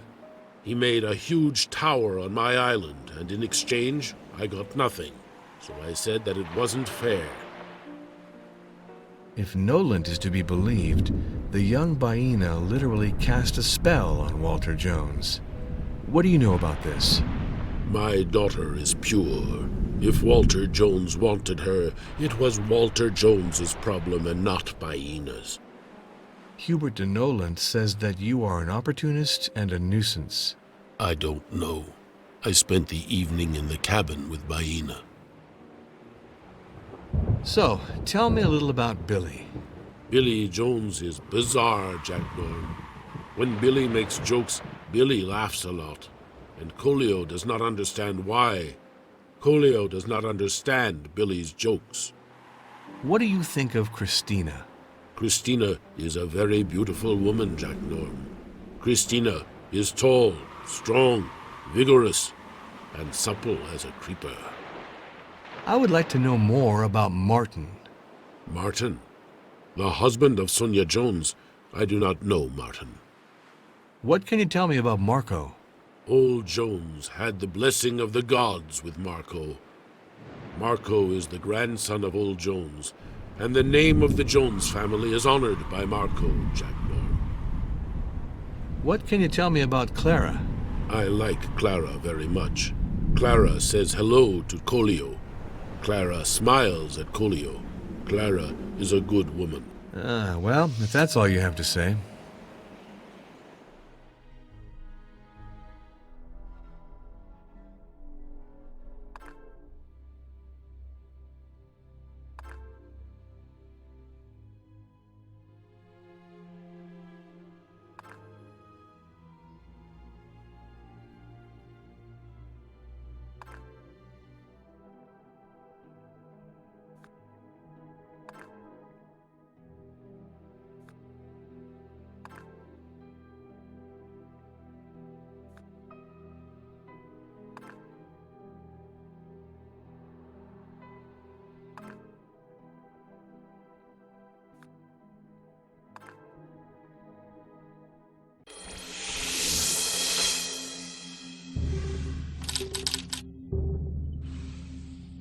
Who was at the Tortoise Belvedere the night of Walter Jones's death?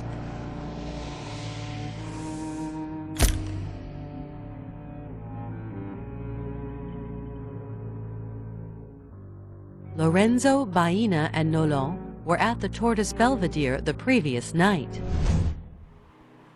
Hi, Reeves. There were quite a few people around the billionaire that night.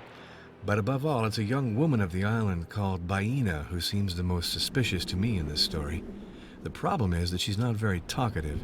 To put it bluntly, she's mute. I see. But what was this girl's motive? And how did she manage to push an obese man weighing 500 pounds into the water? I still don't know a lot, Reeves. Give me a little time. I'll find the answers.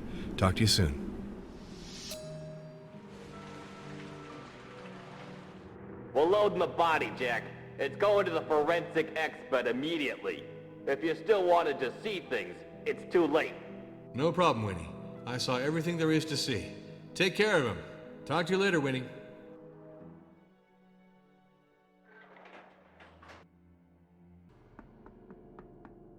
I recognized your footsteps, Inspector. Come in and do your job.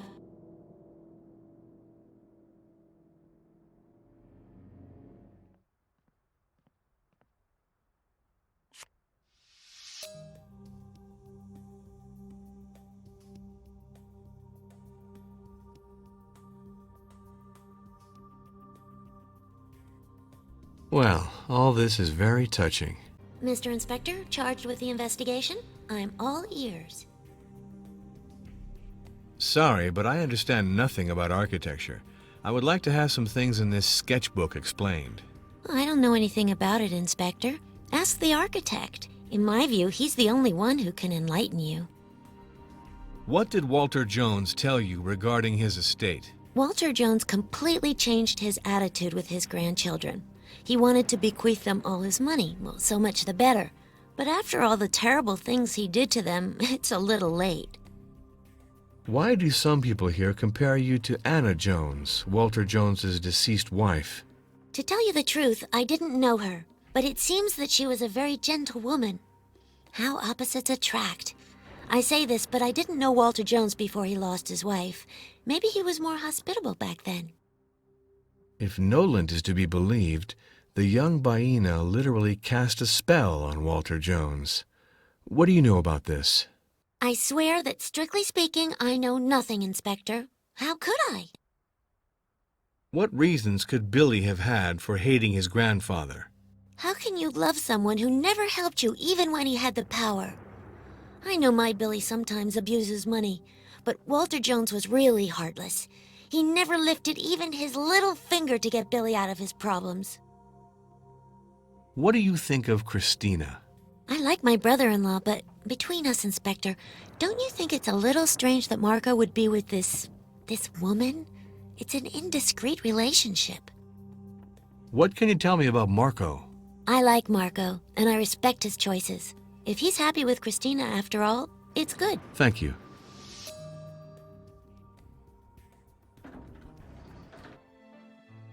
Ask me your questions, Inspector. I love crime thrillers, you know? Sorry, but I understand nothing about architecture. I would like to have some things in this sketchbook explained. It's best to ask the architect, don't you think, Norm? After all, he's the person in charge of the problem. He's the one who can inform you. What did Walter Jones tell you regarding his estate? The old miser told us we were going to inherit his empire, the Jones Company. I wasn't expecting it at all, and I'd be lying if I said that I wasn't thrilled. It seems that you have financial problems, Billy. No, some small gambling debts, basically. I was told that you are a gambling addict of sorts. It's not a secret for anyone. Gambling is stronger than I am. If Noland is to be believed, the young Baina literally cast a spell on Walter Jones. What do you know about this? I don't know anything about it at all. With Grandfather, I didn't speak about most things, and certainly not about sex. Marco says that your childish irresponsibility is painful for your family. What is he talking about? I love my brother, but he ought to mind his own business. It's true that I owe some money to my wife's father, but that doesn't concern him. I've never asked anything of my brothers and sisters.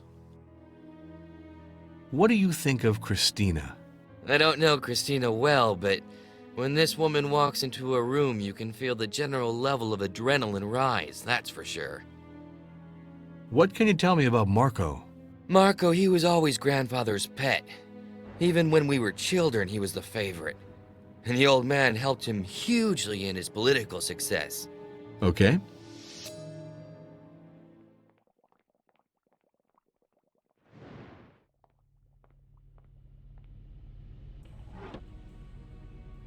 This could be useful.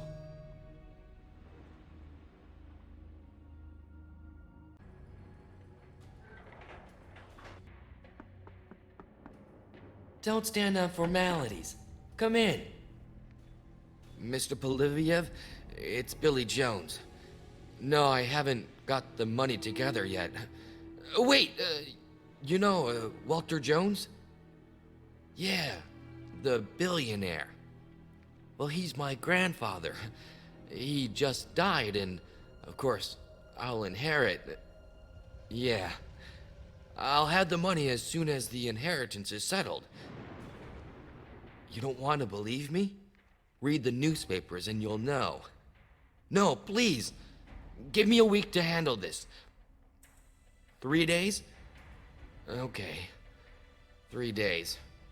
I'll call you as soon as it's done. You call me. Okay. Thank you, Mr. Poliviev. Good. Till the next time, then. Yeah. Bye-bye, Mr. Poliviev.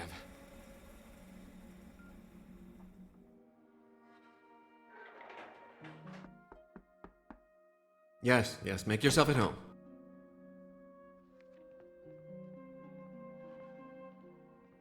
I love interrogations. If I speak bad, then you correct me, right, Jack? Sorry, but I understand nothing about architecture. I would like to have some things in this sketchbook explained. Jack, in my view, you should ask Lorenzo. He is the only one who can answer you. What did Walter Jones tell you regarding his estate? Marco doesn't tell me everything, you know. He still keeps some small secrets from me. You don't seem to be very welcome in the Jones family, Christina. They all think that you're a gold digger. I doubt it. For them, a girl from Eastern Europe is necessarily a slut. What do you want me to do, Jack? Sonia said that you are a tease. Sonia thinks that I want to steal her husband, but it is he who sweet-talks me, Jack. I'm not to blame. Sure, I see. Ah, it's you again, Inspector. So,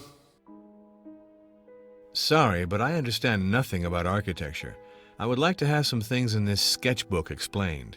listen, Inspector, why don't you question Lorenzo directly? What did Walter Jones tell you regarding his estate? Yesterday, at the end of the morning, he referred to his will. He told us that he intended to do things in a way that was just and fair for everyone.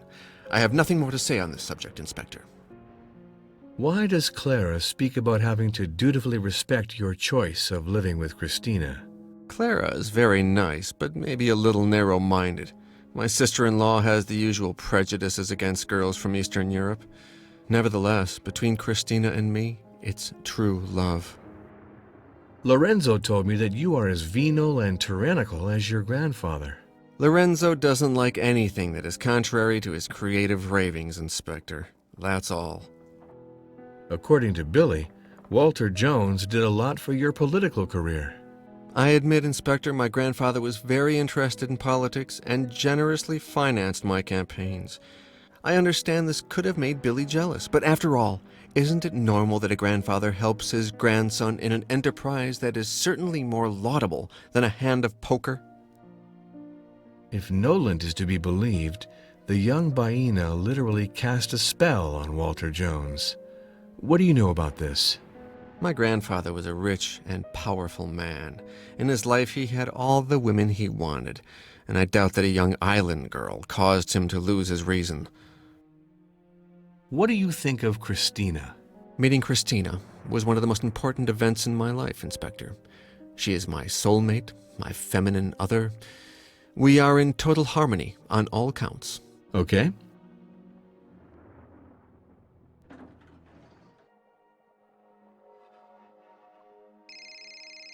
Hello?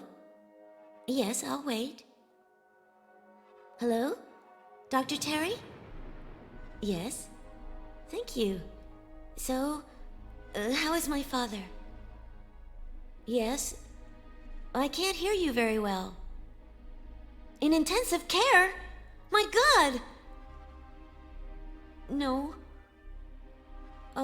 Okay. So you'll know more this evening. You can't give a verdict. Yes. Well, keep me posted, please. Thanks, Doctor. Thank you. It'll be okay. Bye, Doctor. Bye.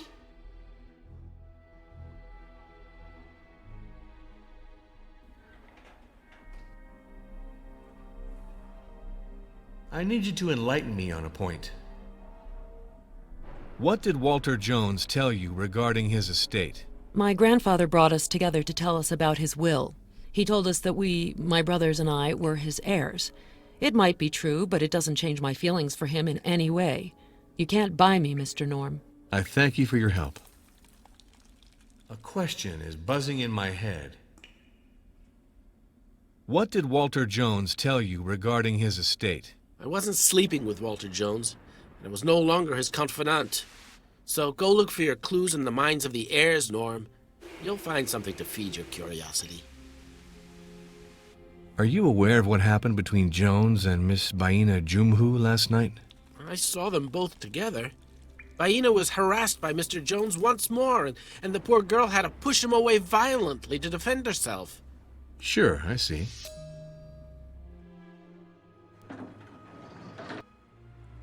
Excuse me, just one question. It won't be too long. What did Walter Jones tell you regarding his estate? I'm scarcely under any illusions, Inspector. I don't think that my wife will inherit from her grandfather. Mr. Jones was a greedy and ungrateful character. It's a sad truth. Sonia would well deserve to inherit from him after everything he has put us through. Interesting.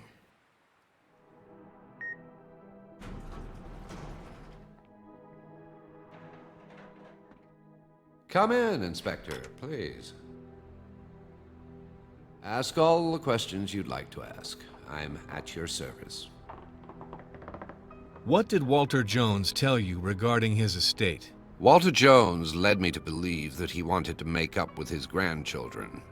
He loved them despite all their deceptions. And he wanted the succession of the estate to pass smoothly. Are you aware of what happened between Jones and Miss Baina Jumhu last night? Inspector, I am aware of the importance of what I am confiding in you. I saw that Baina pushed Walter from the cliff. I saw it with my own eyes from the window of my office. I immediately went to the area to see if I could assist Walter. Baina seems to have been defending herself against Walter Jones. I can't swear by it, but I don't think so. A man in a wheelchair does not represent a danger. Moreover, she already had a violent relationship with Walter Jones. It wouldn't surprise me if she started it again. Tell me about this argument between Baina and Walter Jones. It's delicate. Let's say that Walter Jones fell in love with Baina. A hopeless and true passion. Touching for a man his age, as you can imagine. I understand.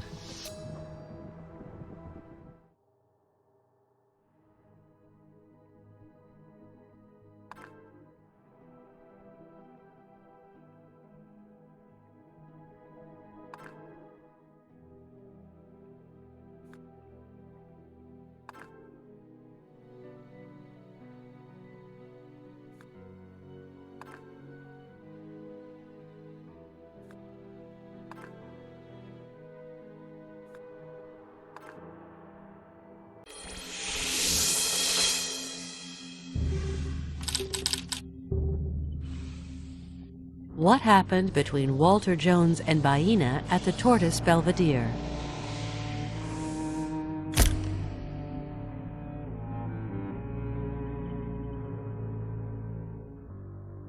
It was a dispute with Baina that led to Walter Jones's fall. Hi, Reeves. The daughter of the fisherman and Walter Jones had a vicious fight, which is presumably what provoked the fall. But I don't know yet if that is what killed him. I'm impatiently waiting for the report of the forensic expert. Okay. I'll let you know the Chief Butcher's report as soon as I have news. One hell of a day at work. I'm gonna go and rest a little while waiting for the forensic expert's results. Off to bed. Tomorrow is a new day. And I have this feeling that this investigation is going to have more surprises in store for me.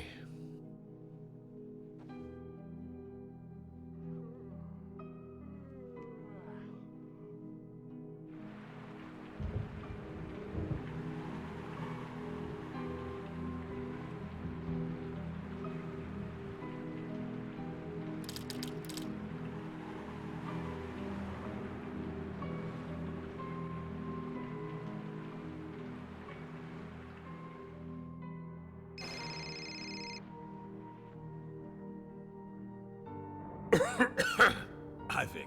Hey, Jack. Got you out of bed. I have good and bad news. Which should I start with? The good news. You're officially named investigating inspector in charge of this case. That's the good news. You'll receive the rogatory commission of the case in 10 minutes by fax. I'll have it sent to Nolan's number. The bad news is that the old man didn't die from his fall. It's not an accident, Jack. You'll discover this yourself from the autopsy report. Yeah, I see. In fact, you've given me 2 pieces of bad news, Vic. I'll keep you posted.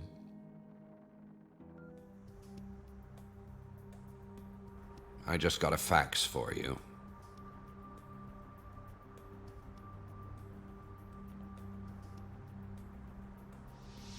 Thanks, Noland. Mr. Noland, this rogatory commission henceforth gives me all the powers attached to an official investigator of this case. I would like you to pass on this information to everyone on this island. Apart from that, I need a key card that gives me access to all the rooms of this tower, without any exceptions. From now on, you're the boss, Inspector. But for the key card, you'll have to ask Lorenzo. He's the one responsible for that.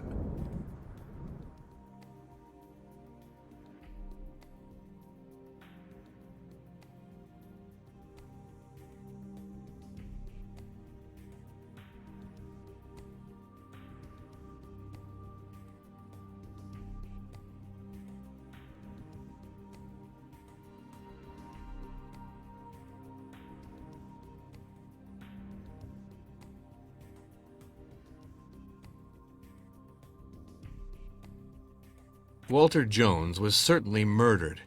The bullet in the middle of his chest didn't leave him a chance. So he was still alive after his fall from the edge. It's the impact of the bullet that made him fall lower down.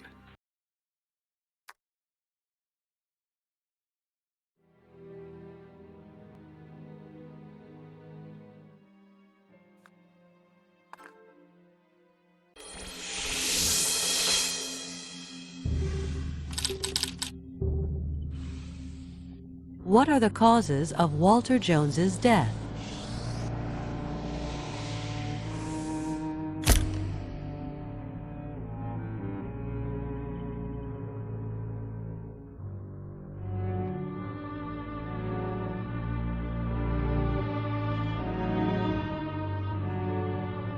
Walter Jones is dead from a bullet in the back that perforated his right lung.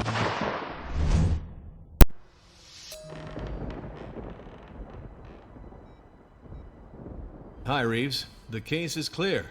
Walter Jones was actually shot. The bullet went through his chest. We've got a murder on our hands, and I think that little Baina has nothing to do with any of this. I read the forensics report too, Jack. In my opinion, you should concentrate on the attorney. He was at the scene of the crime too, and he hasn't spit anything out yet. He's tough, this guy. Okay, good luck, Jack. Things are now simple. There's a murder. It's sufficient to find the murderer.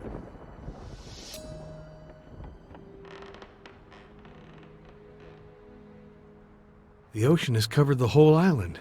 There's something on this windowsill. Well, well, small bits of wood encrusted in the cement of the library windowsill.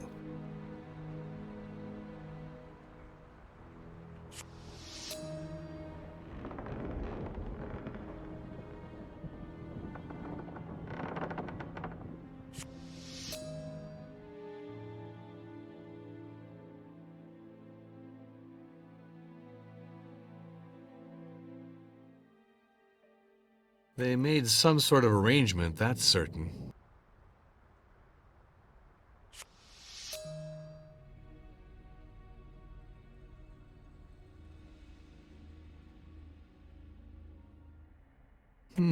Jones was incredibly crafty, even with his own family.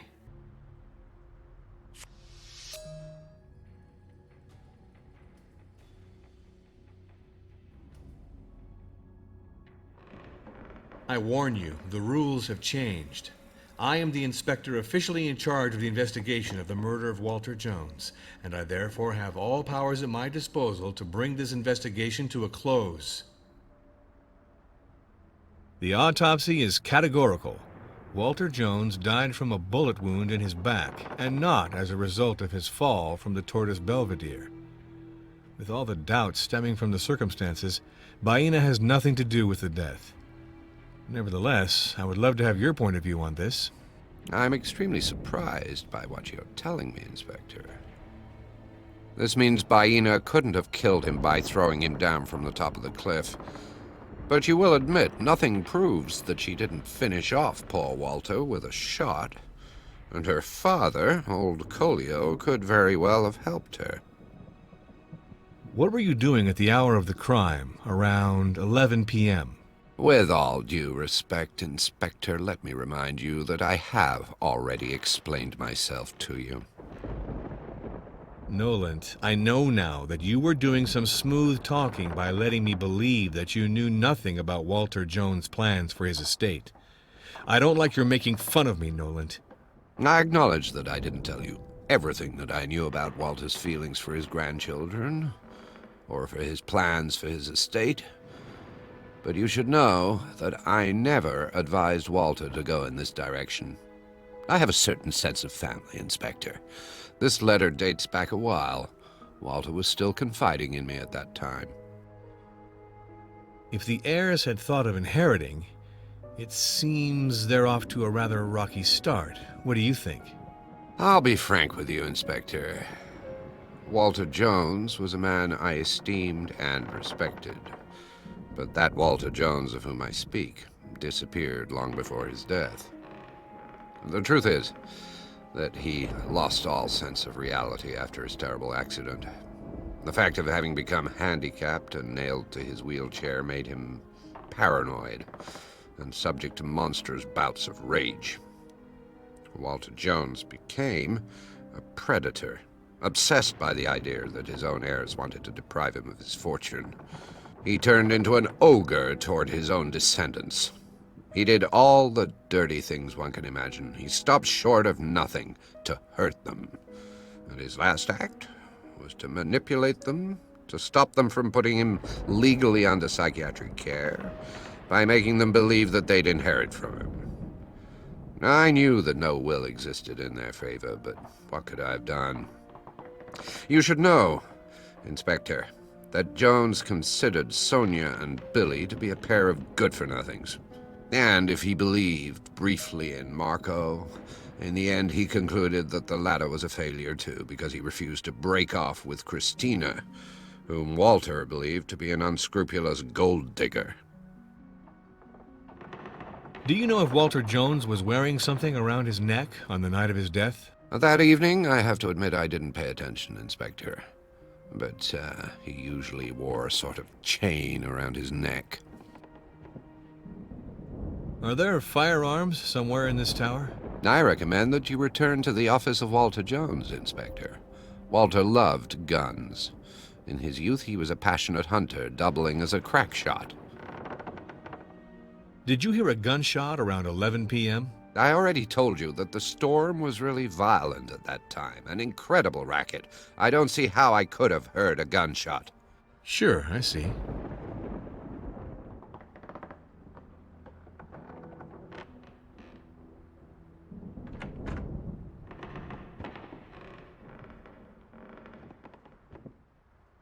Not bad, Mr. Jones.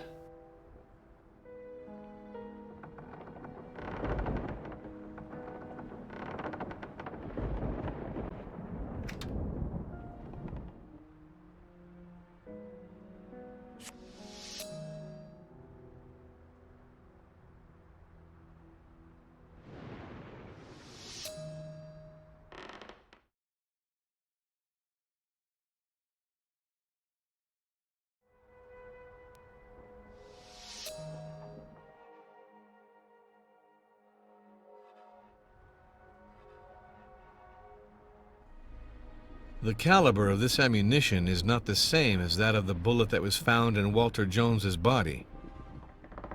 This box of cartridges of the .270 Winchester short magnum is open, and it is missing cartridges. 7.03 millimeter caliber. Just like the bullet that killed Jones. I only have to find the weapon that could have shot this bullet.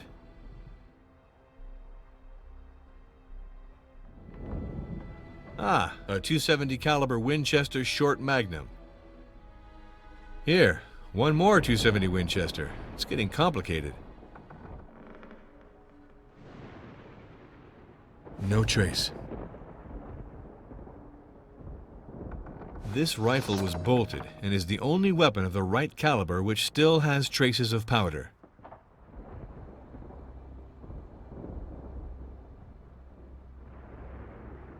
Fingerprints on a weapon. This reeks of an amateur. The smooth wood of this weapon rubbed against a rugged surface. Strange, Mr. Jones, that a man as careful as you left such an ugly scrape on your beautiful rifle. The wood of the stock is still dripping with flax oil.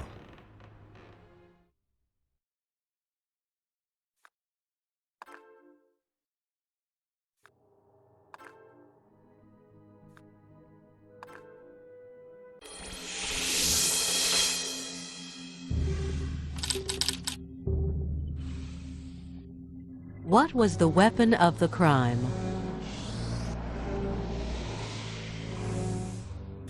The bolted rifle with the scuffed body and eyepiece in Walter Jones's office is the weapon of the crime.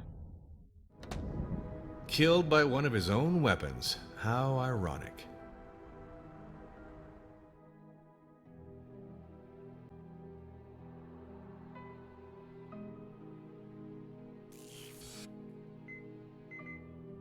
Correct match.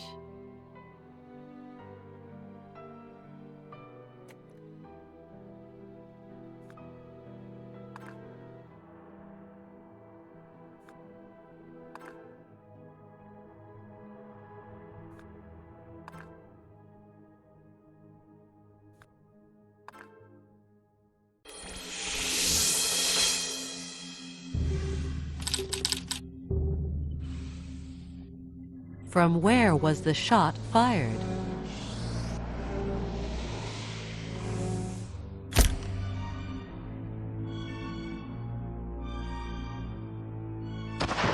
The shot was fired from the window of Walter Jones's library.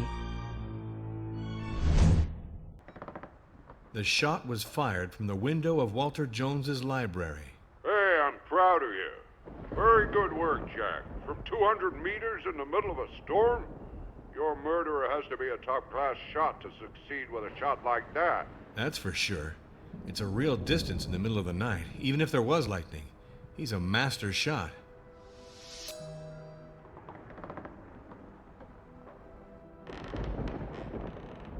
Nice little safari for the entire Jones family.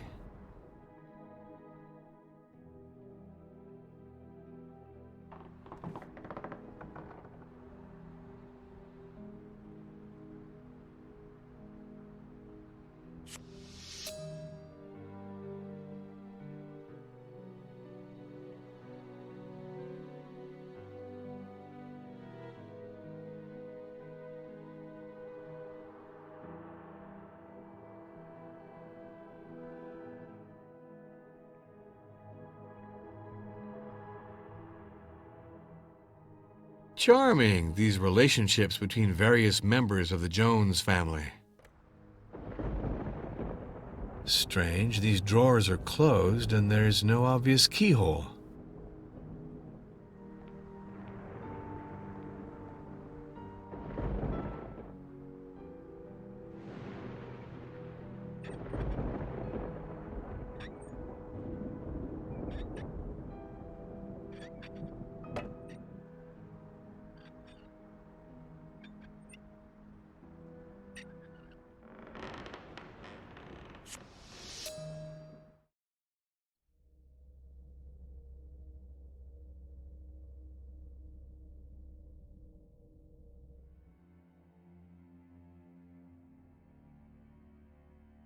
A classic attempt at seduction.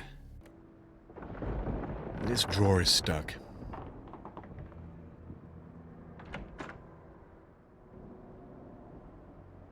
Books on international law, Anglo-Saxon, and Maldivian law.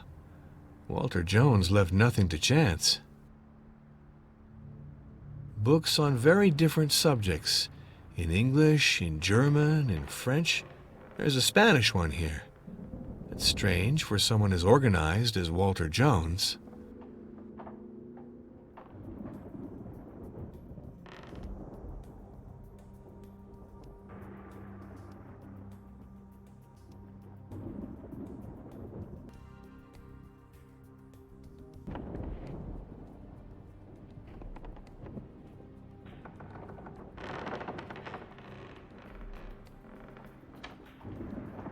Aha! So you had a secret penchant for the bottle, Mr. Jones. Not bad as a hiding place.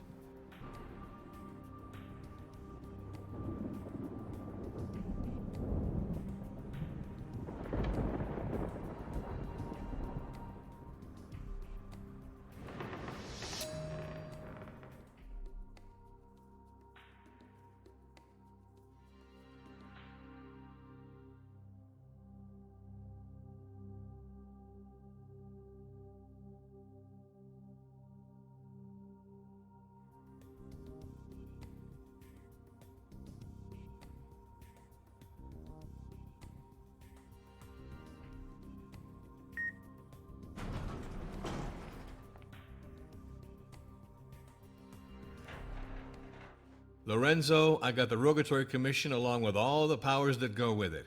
And I need a key card that opens all the doors in this tower. No problem. Here, take this.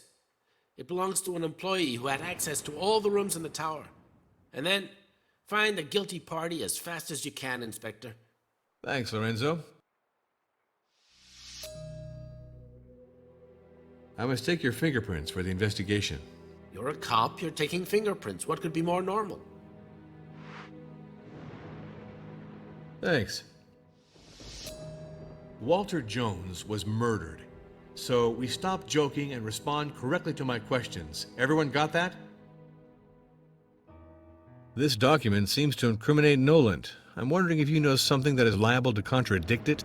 Mr. Jones was not about to confide in me on this matter, my dear Norm. But I came across Noland when he came out of the boss's office the afternoon of his death, and you should have seen his face. I'd never seen him in such a state.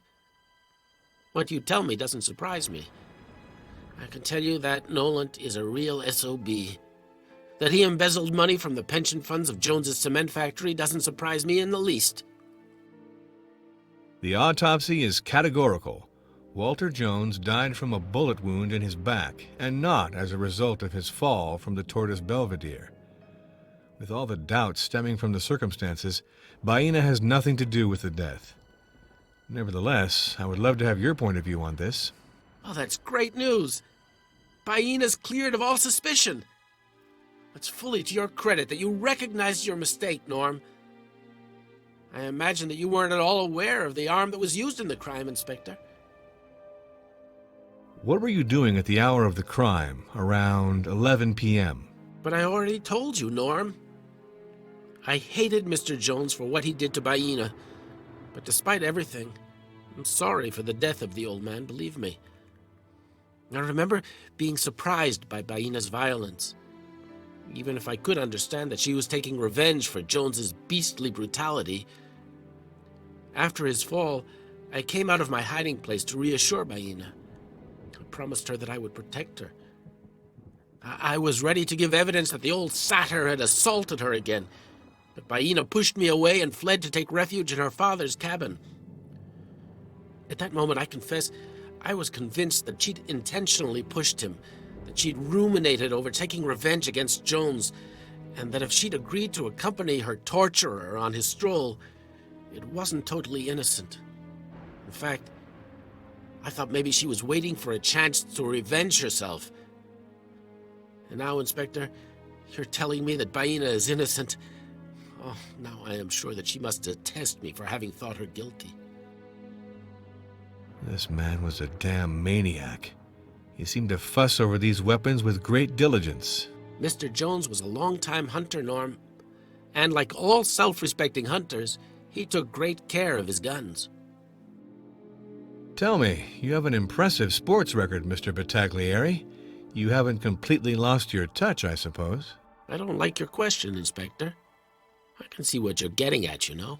You don't have to worry, if you have nothing to reproach yourself for. I admit that I was a very respectable shot in my youth. But the taste for weapons has now passed, you see. Did Walter Jones wear this chain around his neck? I can corroborate that, Norm. It was this chain. What could this bottle of flax oil have been used for?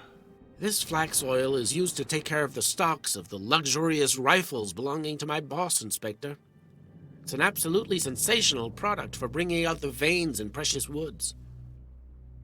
I found fingerprints on the gun which was used to kill Walter Jones. Did you use this gun recently? It's impossible that my fingerprints could be on this rifle, Norm, since this gun belongs to Walter Jones. And personally, I didn't have access to his office.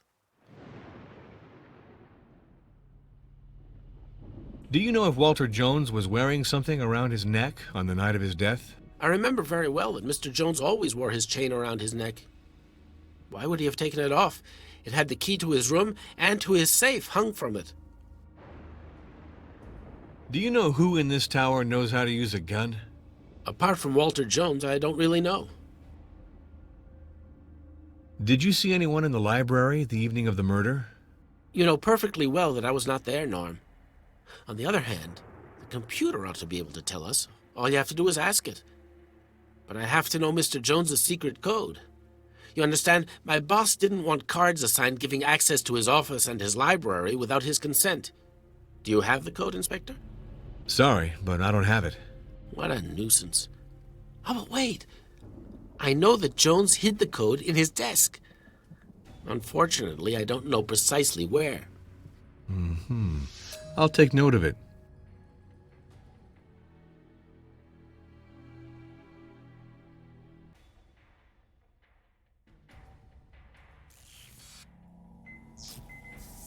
Incorrect match.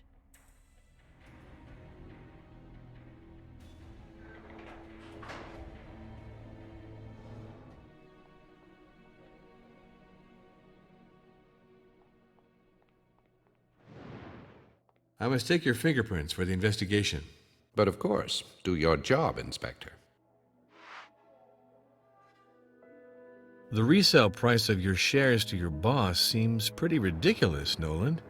It seems like some kind of arrangement between you both. Tell me if I'm mistaken.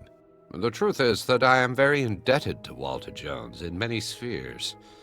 Therefore, I voluntarily helped him by ceding him my shares at a moderate price. It was in order to strengthen Walter's position in his own firm in light of the merger with the company World Cement. A plan that was essential for Walter and his family, you understand? How could I not have helped him, Inspector? This document is crushing, Nolan.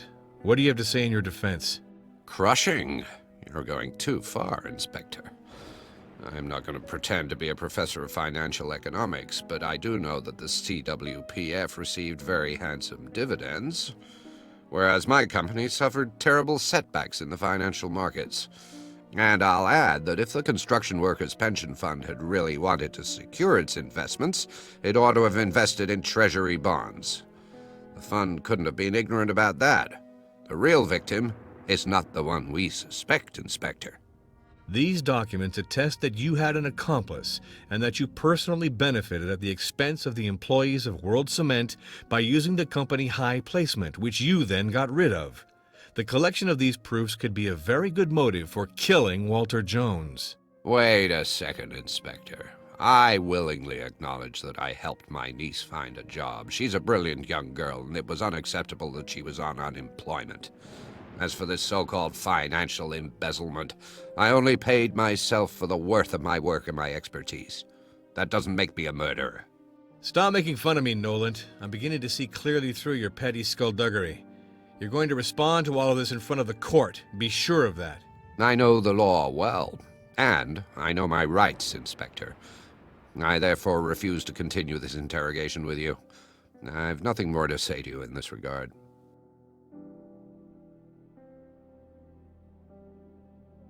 I could not have imagined that Jones could be such a bastard. And between us, I have the impression that you are not much better than him. I thank you for the compliment, Inspector Norm. You can think whatever you want of me. My conscience is clear. I am, anyway, truly sorry to learn that Clara's father has serious health problems. I did everything to ensure that the Jones Company fall back in the lap of the Jones family. After all, the Jones grandchildren are not so blameworthy as to lose everything. Walter Jones was not fond of Clara. Walter Jones certainly asked me to find out about the chances of buying back Clara's father's consulting firm. I was supposed to advise Walter on the optimal moment to buy back the firm, at the best price, obviously.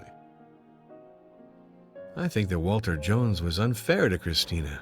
I find her rather pleasant. Do you think like him that she's a gold digger without any scruples? After all, she could also have been interested in the estate. Walter Jones didn't handle people with kid gloves, and Christina Bromsky was no exception, Inspector. Walter knew that Christina was manipulative and scheming. He was also well informed of Christina's limits. I don't think she will succeed in diverting the estate for her profit, despite her physical assets, which are obvious to the eyes, if I might dare say so. This man was a damn maniac. He seemed to fuss over these weapons with great diligence. Walter Jones was a great hunter who did not let anyone take care of the maintenance of his guns. He shut himself for long hours in his office. Later, the whole room smelled of flax oil that he used abundantly to shine the wood of his rifles. I surprised him cleaning his guns the very afternoon of his death when I joined him for work. So Lorenzo was formerly a biathlon champion. He hid this talent from me, you see. I suppose he didn't lose any of his qualities as a sharpshooter. Lorenzo definitely knows how to shoot. He often borrowed a rifle from Walter. To distract himself, he enjoyed shooting gulls from the window of his studio. I confess that he had developed a certain expertise in this activity. He claimed that the acidic excrement from these birds was likely to prematurely endanger certain ornamental sidings that decorated the summit of the tower. Did Walter Jones wear this chain around his neck? No doubt about it. This one looks a lot like it. This family photo is very touching. I imagine that you learned to shoot because you have a gun in your hands? Well, this photo was taken in Tanzania. That year I was very much part of the hunting party, even though I never liked to shoot animals. At the time, Walter loved taking his grandchildren on safari. He maintained that it contributed to their education. I found fingerprints on the gun which was used to kill Walter Jones. Did you use this gun recently? I swear I never used this rifle. I swear it, you hear? This transfer of shares reimburses Walter Jones to the penny, the money you embezzled, Mr. Noland. I have to confess that the facts are against me. I had a long meeting with Walter Jones at the end of the afternoon on the very day of his death, Inspector. Walter was distrustful of everything, myself included. He had financed an investigation of my account, and he discovered what you know. Walter threatened to expose me to the courts. He had me, well and good. The old fox. He demanded that I retroactively transfer my shares in the Jones Company. Well, I drew up the paperwork for the transfer at the end of the afternoon. Walter and I were to have signed it after dinner. Noland, you had good reason to get rid of Walter Jones. I'm wondering under what circumstances these confessions could have been extracted. I won't deny that that is my signature. But you should know, Inspector, that these confessions were extracted from me by blackmail. And obviously without any witness, they therefore have no legal value. Inspector Norm, I know that appearances are against me, but I can assure you that I am no murderer. I'm not sure about that. A question is buzzing in my head. Excuse me, I am distracted. I have what I need. See you later.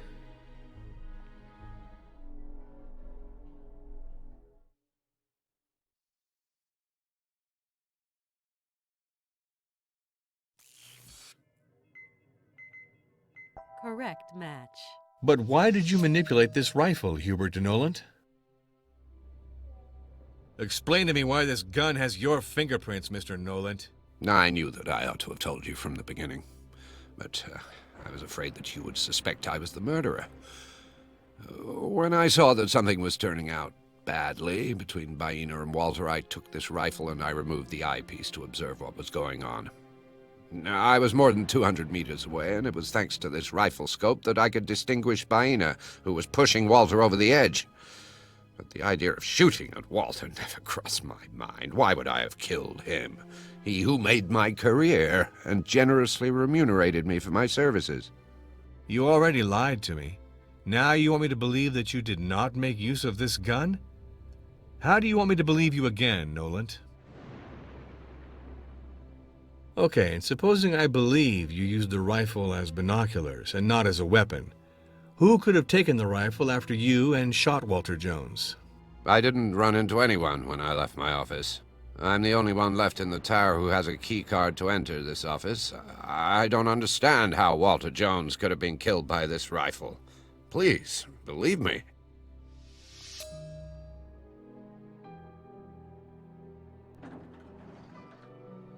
Old Jones's kids and the attorney would have loved for us to die outside like dogs. Lorenzo saved our lives. We ought to be grateful, Baina. Lorenzo is a good person. Do you agree too, Baina? Lorenzo was worried about your health after the accident. Do you remember, Baina? What did Walter Jones tell you regarding his estate? Jones had a lot of money, Jack Norm. But no one knows into whose hands it will go. The autopsy is categorical. Walter Jones died from a bullet wound in his back, and not as a result of his fall from the Tortoise Belvedere. With all the doubts stemming from the circumstances, Baina has nothing to do with the death. Nevertheless, I would love to have your point of view on this. It is clear. Baina never killed Walter Jones. Only an idiot could have thought that. What were you doing at the hour of the crime, around 11 p.m.? I passed the whole evening in my cabin waiting for my daughter. With regard to Walter Jones, everyone plays the victim. But some people didn't refrain from trying to make him fall from his perch. Walter Jones was not crazy. He was old, that's all. Did Walter Jones wear this chain around his neck? Yes, I think this is Walter Jones's. I remember he always wore this necklace with a key. Colio, I know that yesterday Baina did not stay in your company all evening. Can someone confirm what you were doing at the time? No, Jack, but I know that I did not come near Walter Jones the whole evening. That should be enough for you. Do you know if Walter Jones was wearing something around his neck on the night of his death? That evening? I do not know, Norm. Do you know how to use a rifle? No, I do not need a rifle, Jack Norm. There is nothing to hunt here. There are only gulls, and they are not good. Do you know who in this tower knows how to use a gun? I saw Lorenzo shoot at the gulls. He is very good at it. He brought one down almost each time. But he is not the one who killed Walter Jones, that is for sure. Did you see anyone in the library the evening of the murder? My cabin was very far from old Jones's library, Jack Norm. It is still today. Thank you for the information. You see this rogatory commission? Well, it gives me the right to rummage through all the nooks and corners of this tower, including your personal properties and items, take note. This document seems to incriminate Noland. I'm wondering if you know something that is liable to contradict it? Grandfather mentioned his doubts about his attorney in passing, but I ascribed it to his naturally cautious temperament, which was almost suspicious. I could never have imagined that Noland could have fallen to this. I'm surprised that he got away with it. This transfer of shares fully reimburses Walter Jones for the embezzlement of funds by Hubert de Noland, doesn't it? It seems obvious to me, Inspector, that this transfer confirms that Grandfather had found a way to have Hubert de Noland pay for his swindling. The autopsy is categorical. Walter Jones died from a bullet wound in his back, and not as a result of his fall from the Tortoise Belvedere. With all the doubts stemming from the circumstances, Baina has nothing to do with the death. Nevertheless, I would love to have your point of view on this. Oh, you can see that I'm staggered by this news, Inspector. My grandfather was murdered. I don't understand anything anymore, I confess. I can only count on you to shed light on this business as quickly as possible. What were you doing at the hour of the crime, around 11 p.m.? It seems to me that I have already answered this, Inspector. You ought to go and have another look at your notes. With regard to Walter Jones, everyone plays the victim. But some people didn't refrain from trying to make him fall from his perch. Listen, Inspector, I have nothing to do with this. Billy and Sonia had their reasons, which I did not share. I can more or less understand them, but I don't subscribe to this type of method within the family. One can handle things in another way, it seems to me. Well, if you had thought you would inherit, it seems to me that this is in a little danger. I acknowledge that my grandfather's hostile and fairly backward attitude towards Christina hurt me a lot, and no doubt it distanced us from one another. Without a doubt, I am paying the consequences for it today at a high price, Inspector. What did you get in return for rescinding that Walter Jones be put under psychiatric care? I didn't sign this document because I was against Billy's and Sonia's idea to put my grandfather under psychiatric care. What was Walter Jones' position with regards to your political career, Marco? He was not interested in my career of late, Inspector.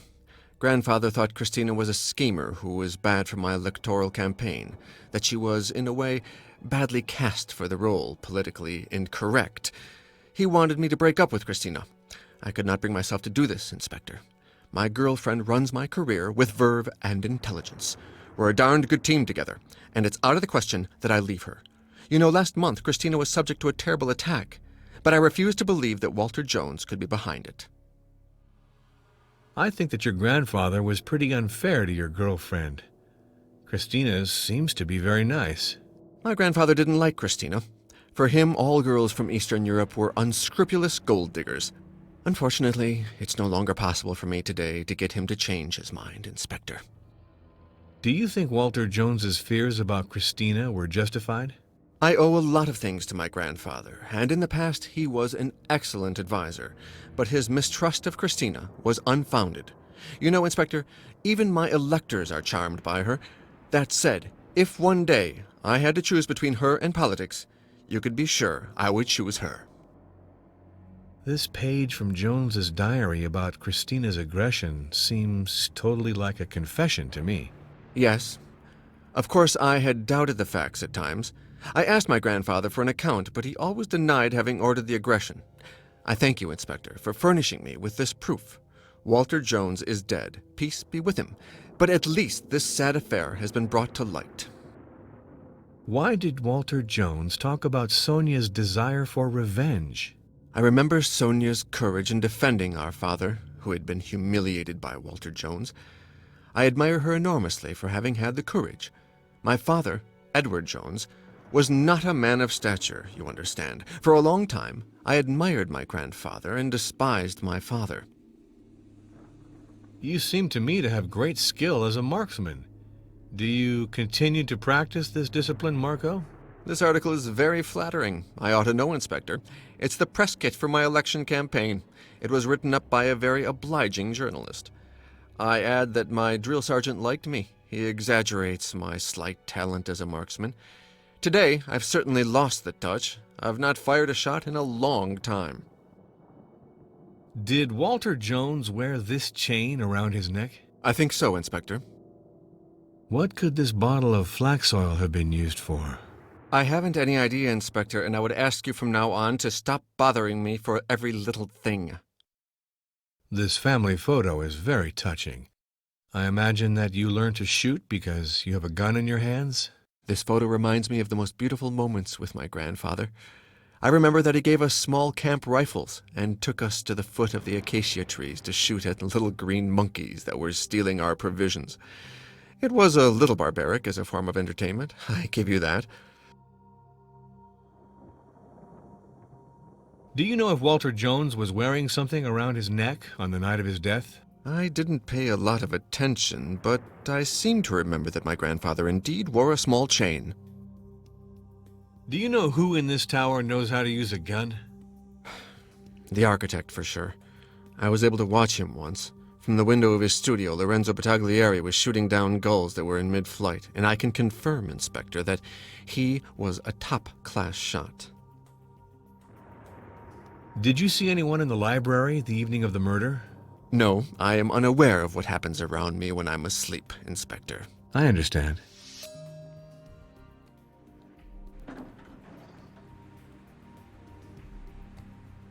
I must take your fingerprints for the investigation. I guess that in an investigation, it's an unquestionable classic.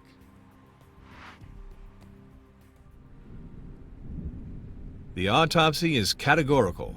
Walter Jones died from a bullet wound in his back, and not as a result of his fall from the Tortoise Belvedere.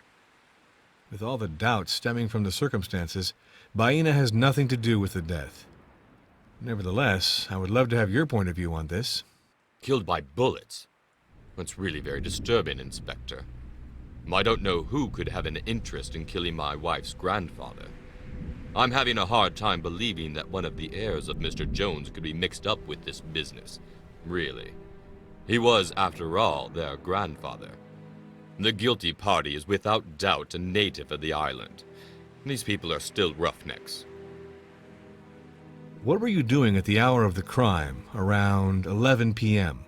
I spent the evening with everyone else at the restaurant between 9:45 p.m. and 11:30 p.m., Inspector. After Mr. Jones left at around 10 p.m., I started watching television with my spouse. The programs were not very interesting, and when my brother-in-law Billy suggested a hand of poker, I was more than willing. Sonia and Clara didn't want to play, so we started a game with just the three of us, Billy, Christina, and me. We talked about Walter Jones's effort that morning at seducing us. Very artful, but no one was taken in by the old man. Jones was a wily fox, and I have the impression that he dragged us into a trap from which we won't get out undamaged.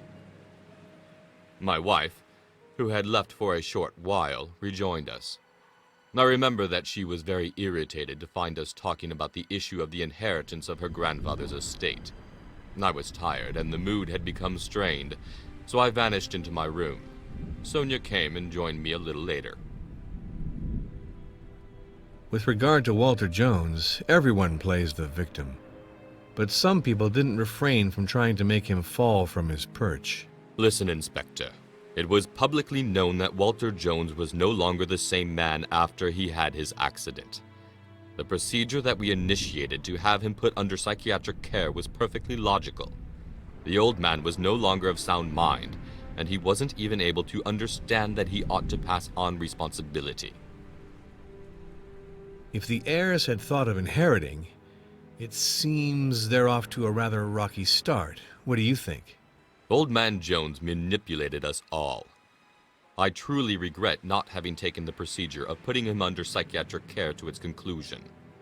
It is now clear that he had lost his mind, and that he was getting ready to disinherit all his grandchildren. What did you get in return for rescinding that Walter Jones be put under psychiatric care? I suppose that Hubert de Noland told you that I was behind this initiative of putting him under psychiatric care. And yes, I acknowledge that without any shame. The shares of the Jones Company had been dramatically down for a while, which was not surprising in any case. Walter Jones had become a paranoid and dangerous old man for the viability of his corporation. He had endangered it by his irrational decisions. I understood that he was going to lose all his wealth. He had to be stopped before he led himself to ruin and took his grandchildren with him. But the old man had it in for us. We should never have signed this document. It's a mistake that will cost us very dearly because my wife and her brothers will get nothing. I am convinced of that now. Did Walter Jones wear this chain around his neck? I have no idea. Do you know if Walter Jones was wearing something around his neck on the night of his death? Honestly, I don't remember, Inspector. Do you know how to use a rifle? You're informing me that our host was killed by the shot from a rifle, and now you're asking me if I know how to use a weapon. This is all a little too obvious, don't you think, Inspector? And even if all this turned out to be precise, I would avoid boasting around you, wouldn't I, Inspector? Do you know who in this tower knows how to use a gun? I don't have the foggiest idea, Inspector. You know I don't know Mr. Jones's circle very well. Did you see anyone in the library the evening of the murder? I never set foot in this library, Inspector. I therefore cannot help you at all. Sure, I see.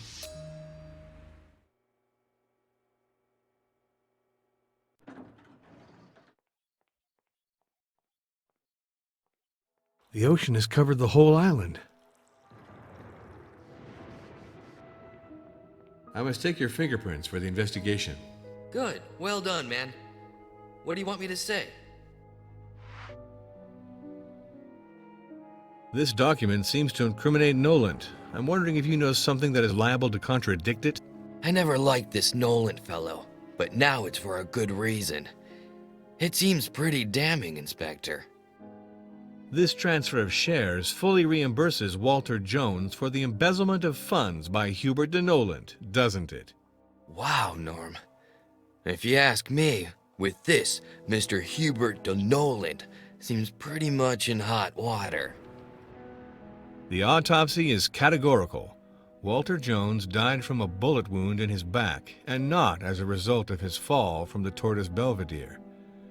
With all the doubts stemming from the circumstances, Baena has nothing to do with the death. Nevertheless, I would love to have your point of view on this. What are you saying? They shot the old man? Wow, we're swimming in a real crime novel now, Norm. And I bet you're going to conduct an investigation and unmask the guilty party, right? What were you doing at the hour of the crime, around 11 p.m.? I played poker with Martin and Christina between 9:45 p.m. and 11:15 p.m. And of course, I had a row with my wife, who made a scene because of it. She hates the game. I asked myself how I can still tolerate her. Sonia and Martin, they fought over something petty. I can't remember what it was. In any case, Sonia was really tense. She left to calm down a little. And it was her, I stress it was her, who came back for our grandfather. She was beside herself with worry that he should be out in such horrible weather. We discussed it and said that we better check out where the old guy was. It was 11:30 p.m., and it was then that Nolan burst into the room telling us that our grandfather was dead. With regard to Walter Jones, everyone plays the victim. But some people didn't refrain from trying to make him fall from his perch. Oh, you know I didn't take part in this thing wholeheartedly. Sonia and Martin had their reasons, and I had mine. Well, if you had thought you would inherit, it seems to me that this is in a little danger. Helping for grandfather's estate is like betting on a bad hand. One has little chance of winning. I'm a gambler. I counted on it anyway. I shouldn't have. What did you get in return for rescinding that Walter Jones be put under psychiatric care? Well, it was our only chance to recoup our grandfather's estate. Well, as I said, my grandfather brought Sonia and me together in his office to sign this paper. He made an impossibly huge fuss about how he had fired all his staff and how it was a call for help. He wanted us to take care of him and pamper him. Us, his cherished grandchildren. See what kind of guy he is? We asked to see his will, but what do you think? What play acting when I think back. He was a big bluffer, the old man. He wouldn't have been bad at poker. Well, Billy, I had this impression that you shook a stick at a beehive, and that you dragged your family into this murky business. Well, it's true, I confess. I made a real mess of things. And then after all, it doesn't surprise me that my miserly grandfather hated me to the end. Nevertheless, I trusted him. I thought he was going to help me out, or that his estate would help me later. And then the old jerk didn't lift his little finger when Grigory Pavliev, the insane mafia don, contracted someone to deliver my head. You're from the police. You have to get me out of this situation, Norm. Otherwise, I'm a dead man.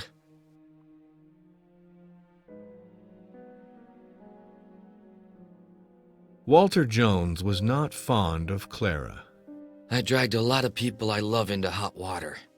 Gambling, drugs, all that. I know. My grandfather was pitiless towards me. He never gave a single cent to save me from misery.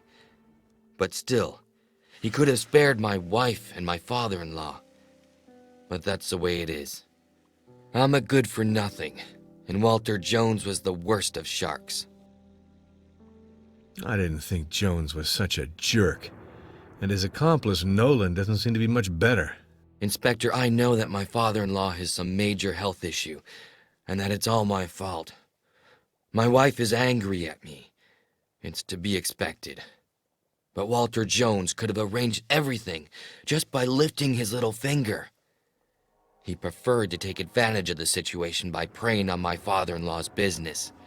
He's the king of jerks, and his acolyte is more or less the same, Norm.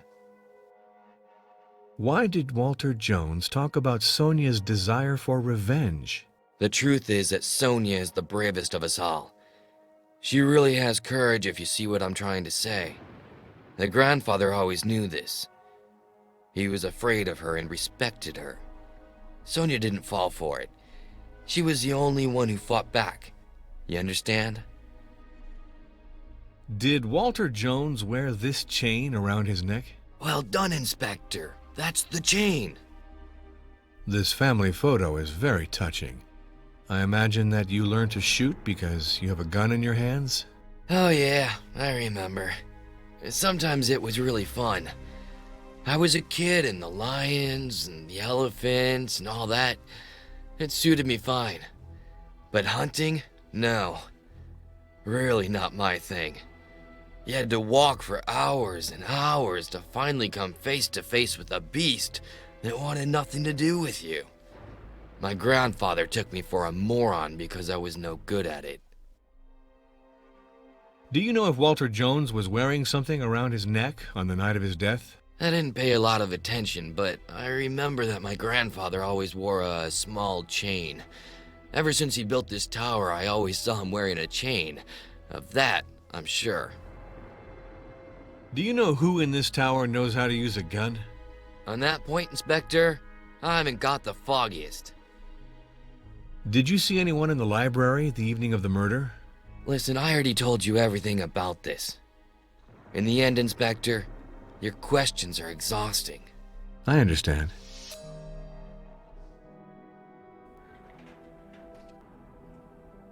I must take your fingerprints for the investigation. If one absolutely has to go through this, let's do it. This document seems to incriminate Noland. I'm wondering if you know something that is liable to contradict it?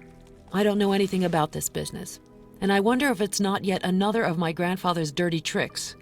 You know, Mr. Norm, he was really of a sort. He loved destroying people. Maybe he wanted to destroy Noland for pleasure. Maybe Noland knew too many things that could have compromised him, and my grandfather wanted to get rid of his attorney. This transfer of shares fully reimburses Walter Jones for the embezzlement of funds by Hubert de Noland, doesn't it? He succeeded in beating Hubert de Noland at his own game. That's all. My grandfather was very smart, you have to admit. The autopsy is categorical. Walter Jones died from a bullet wound in his back, and not as a result of his fall from the Tortoise Belvedere. With all the doubts stemming from the circumstances, Baena has nothing to do with the death. Nevertheless, I would love to have your point of view on this. It's a nightmare. My grandfather killed by a bullet, but I don't understand. It's not possible. What were you doing at the hour of the crime, around 11 p.m.? I was at the restaurant between 9:45 p.m. and 11 p.m. First, I cleared the table with Billy and Clara. Since there was no more staff, we were obviously obliged to cope by ourselves, weren't we? After this, I watched a bit of television with Martin. Billy was bored stiff and suggested we play poker. Outside of poker, you know, I don't think anything else exists for my brother. Clara had a row with him, as usual, and the mood deteriorated. On top of that, poker bores me. So, Martin, Christina, and Billy began a hand, and I went up to Lorenzo's studio. Up there, the view is spectacular. I wanted to watch the storm which had started to lash the island. I always loved storms. I was alone. Lorenzo was not there. I helped myself to a drink. But let me point out to you right away, Inspector, I could not see the coastal path. Lorenzo's studio does not overlook that part of the island at all. After a while, Lorenzo was still not back, and I'd had enough. Don't misunderstand me, Mr. Norm. I wanted to chat with him. There's no ambiguity in our relationship. He's an eccentric fellow and a little cuckoo, and I wanted a change of air. I came back down to the restaurant, and I found Billy, Martin, and Christina still in the thick of it. And the sight was intolerable. Billy almost ruined his life with poker, and it's very painful for me to watch him play like an addict. Christina had left to go to bed. Martin wanted to read a manuscript for his publishing house, and he went back to our room. The storm had excited me, and I knew I wouldn't be able to sleep, so I stayed on with Billy and Clara. We talked. At one moment I remember we stopped because it was thundering so loudly. It was really impressive. You could see the landscape across the panoramic window like in broad daylight. And I started to worry about our grandfather. After all, he was an old man, and it bothered me to know that he was outside in weather like that. I asked myself what he was up to. Finally, I told Billy that we had to go and check things out. He asked me to first give him one last whiskey. My brother was also an alcoholic, Mr. Norm, you'll realize soon enough. So I poured him a glass, and I served myself a glass of wine to keep him company. We talked about this and that till 11:30 p.m. We'd almost forgotten about Grandfather. It's the time for soup. I have a real internal clock for these sort of things.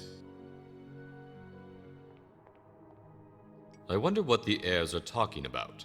I've rarely seen all three of them come together. It's a good sign that they can all talk together. You and I, we're just add-ons in a way. Let's not get mixed up in their family business. I agree, but still, I'm curious seeing them like this. That's all I wanted to say. And then, I don't like whispering. I must take your fingerprints for the investigation. My fingerprints? Because you seriously think I'm a murderer, Inspector?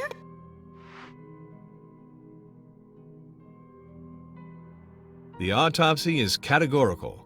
Walter Jones died from a bullet wound in his back, and not as a result of his fall from the Tortoise Belvedere.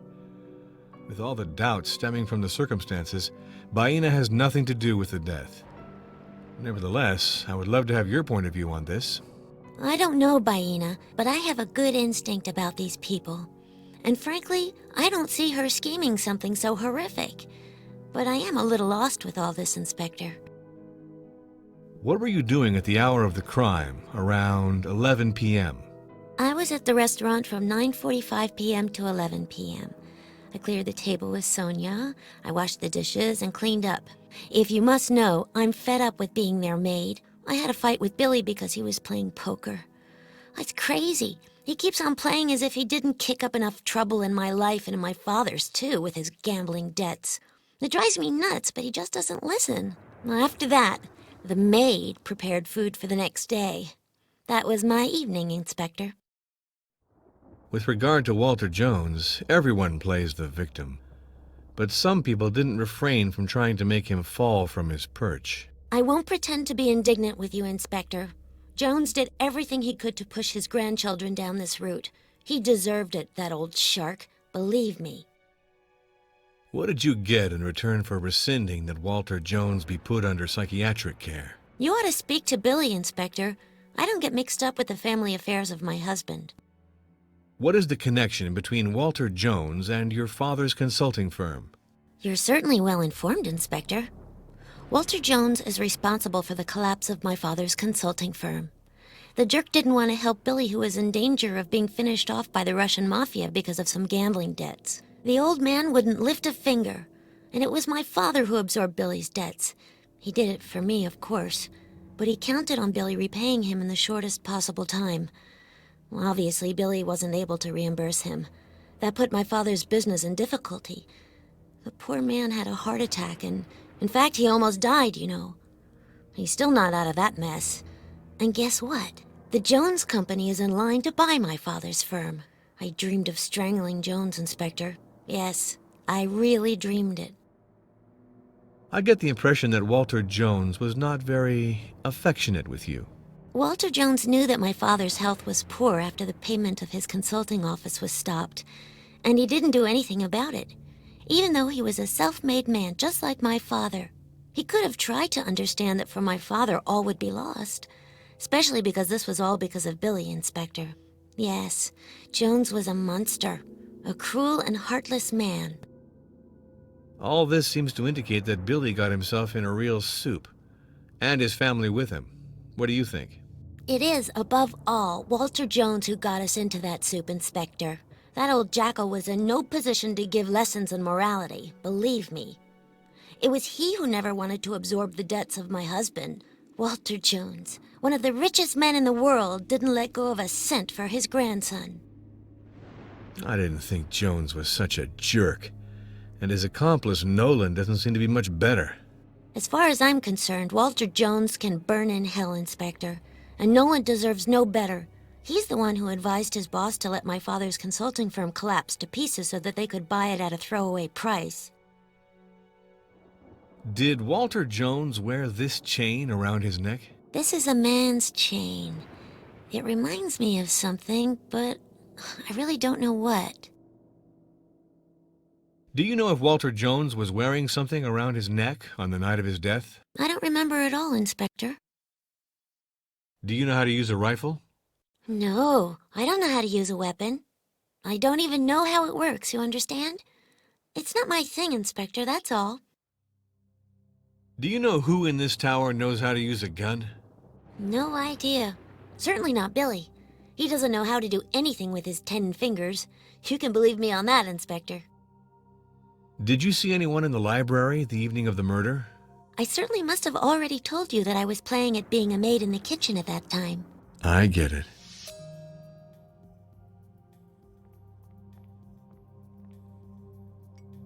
You look worried, Billy. Now, yes, I'm thinking of the raft. Do you think it's a good idea? That's a good idea, Billy, but it's risky because of the bad weather. The forecast says that things are going to get worse. I spoke to my partner on the phone. I explained our situations to him. I can assure you that in Houston, they have an interest in moving their butts and getting us a helicopter or a seaplane as soon as possible. And if not, they'll all be fired when I get back.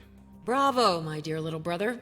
Okay, we've decided to speak about Grandfather's estate. How do you see things? Apparently there's no will on the horizon. As for the marriage plan that you discovered, well, we could say that we were close. Grandfather had an awful scheme. It shocks me, I won't deny that. According to Noland, the general laws of inheritance apply here as well. Since Grandfather didn't leave a will, his estate reverts to those who have a direct right of succession. That would have been Father. Then the indirect successors, that is to say, the three of us. The situation is rather favorable. I admire your optimism, Billy. I hope the Grandpa doesn't have a new shock for us. Even dead, he's wicked. I am of Billy's opinion. I don't think we have to worry too much about the estate. My worry is elsewhere. We absolutely have to get off of this island. Go on, I'm listening, Inspector. With regard to Walter Jones, everyone plays the victim. But some people didn't refrain from trying to make him fall from his perch. I'm not the one who started this procedure, Inspector. It is Hubert de Noland who suggested this to Billy and me. I acknowledge that I supported and signed this procedure, but please understand me. Noland saw my grandfather often, which was not the case with me. I thought he was telling the truth about my grandfather turning senile. Well, if you had thought you would inherit, it seems to me that this is in a little danger. I didn't have any illusions about my grandfather for a long time, Mr. Norm, and this repugnant letter only reinforces my convictions. Walter Jones is good and proper, one of the biggest jerks I know. What did you get in return for rescinding that Walter Jones be put under psychiatric care? Listen, Mr. Norm, I don't want to tell you tales. It was a give and take between us. My grandfather was rewriting his will in our favor, something which is utterly normal and which happens in every family in the world, I'll allow myself to remind you, in exchange for which Billy and I accepted to sign this paper. My grandfather manipulated us one more time. He took us for a big ride. In my view, we'll get nothing. Absolutely nothing. Why did Jones speak of your desire for revenge against him? Mr. Norm, I will never forget, you hear me, never that day. The day when I was able to restore some dignity to my father, who was humiliated by this jerk Walter Jones. And if I'd had a shorter temper, I would have killed my grandfather that day. It was everything he deserved. Yes, I would have so liked to kill Walter Jones. Did Walter Jones wear this chain around his neck? I wouldn't stake my life on it, but this chain looks very much like the one my grandfather had. This family photo is very touching. I imagine that you learned to shoot because you have a gun in your hands? My God, you're bringing back memories, Inspector. I had forgotten this. It was nevertheless marvelous. My grandfather took us to a hunting reserve in Tanzania. There, Walter Jones was like a child. Yes, it's one of the best memories I will keep of him. His childlike laughter during the safari. Do you know if Walter Jones was wearing something around his neck on the night of his death? Yes, I remember that my grandfather wore a small chain. I am certain, Mr. Norm. Do you know who in this tower knows how to use a gun? I saw Lorenzo Battiglieri use a rifle on gulls. It was a long time ago, but I don't think he has lost his dexterity, even if he is loaded with antidepressants. Did you see anyone in the library the evening of the murder? Why this question, Mr. Norm, since you already know? I was not in the library before or during the murder of my grandfather. I get it. I must take your fingerprints for the investigation. I imagine that I really don't have a choice for the requirements of the investigation, Inspector. Thanks. What can I do for you, Inspector? Sonia told me that you had advised her to put Walter Jones under psychiatric care? I acknowledge this without shame, Inspector. I supported the steps taken by Walter's grandchildren in the interests of the entire Jones family. I didn't understand Walter's unjustified distrust of his grandchildren, and I feared that he was beginning to be scared. But I insist on the fact that I'm not the one who initiated the procedure. Martin was the first to contact me about this. I'll take note of it. I must take your fingerprints for the investigation. Okay, Jack Norm. At present, no more laughing. I am the representative of judicial authority on this island, and I have a murder on my hands. What did Walter Jones tell you regarding his estate? The autopsy makes me think that Walter Jones was killed by a bullet in the back, and not as a result of his fall from the Tortoise Belvedere. I therefore owe you an apology, miss. I think that you had no connection with his death. Did Walter Jones wear this chain around his neck? Do you know if Walter Jones was wearing something around his neck on the night of his death?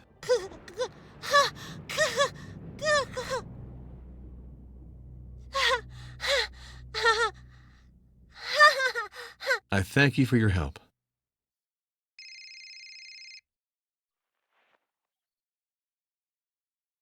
Jack, I can't believe this. I've left like 15 messages. You're going to think I'm crazy. But I'm waiting for you at the restaurant. I mean, you know how hard it was to get these reservations? Jack? Don't hang up, please. I'll get more privacy to talk to you. It's going to be longer than I had hoped, my beautiful. The inquiry is a little complicated. I mean, where are you? I don't understand what's going on. I've been calling you. I left. I drove. I had to take the car over, and I had to have the whole oil thing. And I got to tell you about that because this bill is just crazy. You won't believe how much he's trying to dig us for.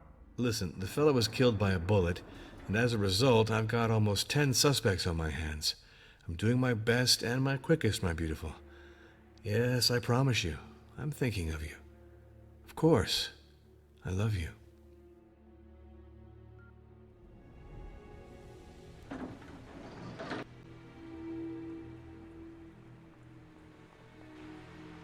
You can simper, my beautiful. I'm not buying into it.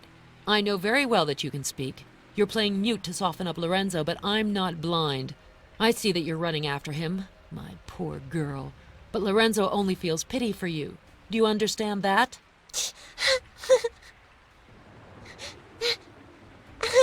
You hoped that you could hoodwink the cop, but not me.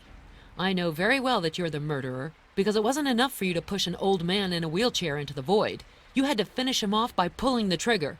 And now you think you can mooch off Lorenzo. You have your head in the clouds, my poor girl. You'll end up in the ditch. That's what will happen.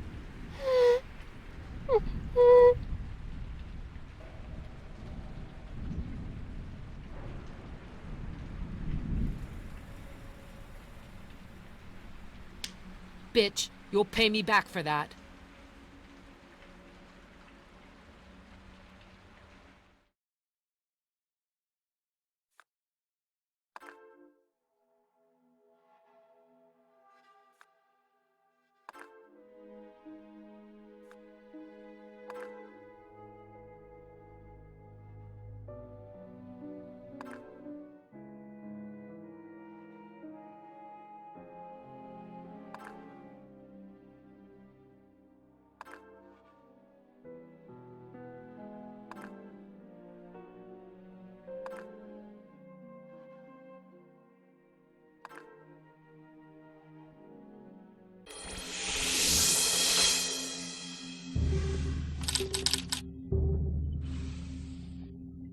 Who is a good shot?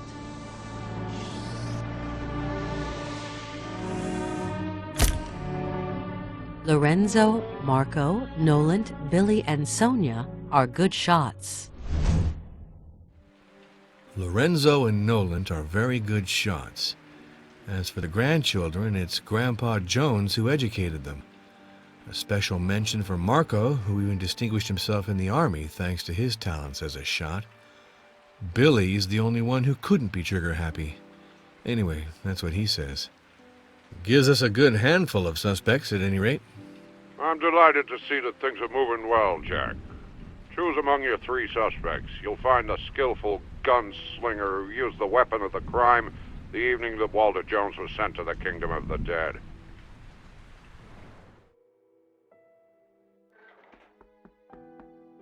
I need a key.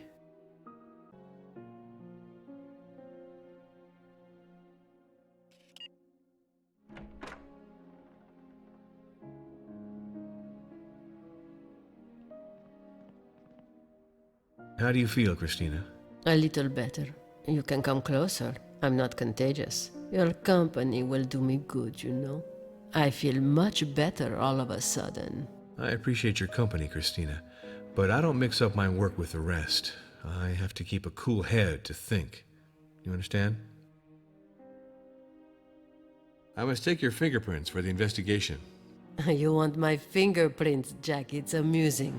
But it's also very messy, Jack.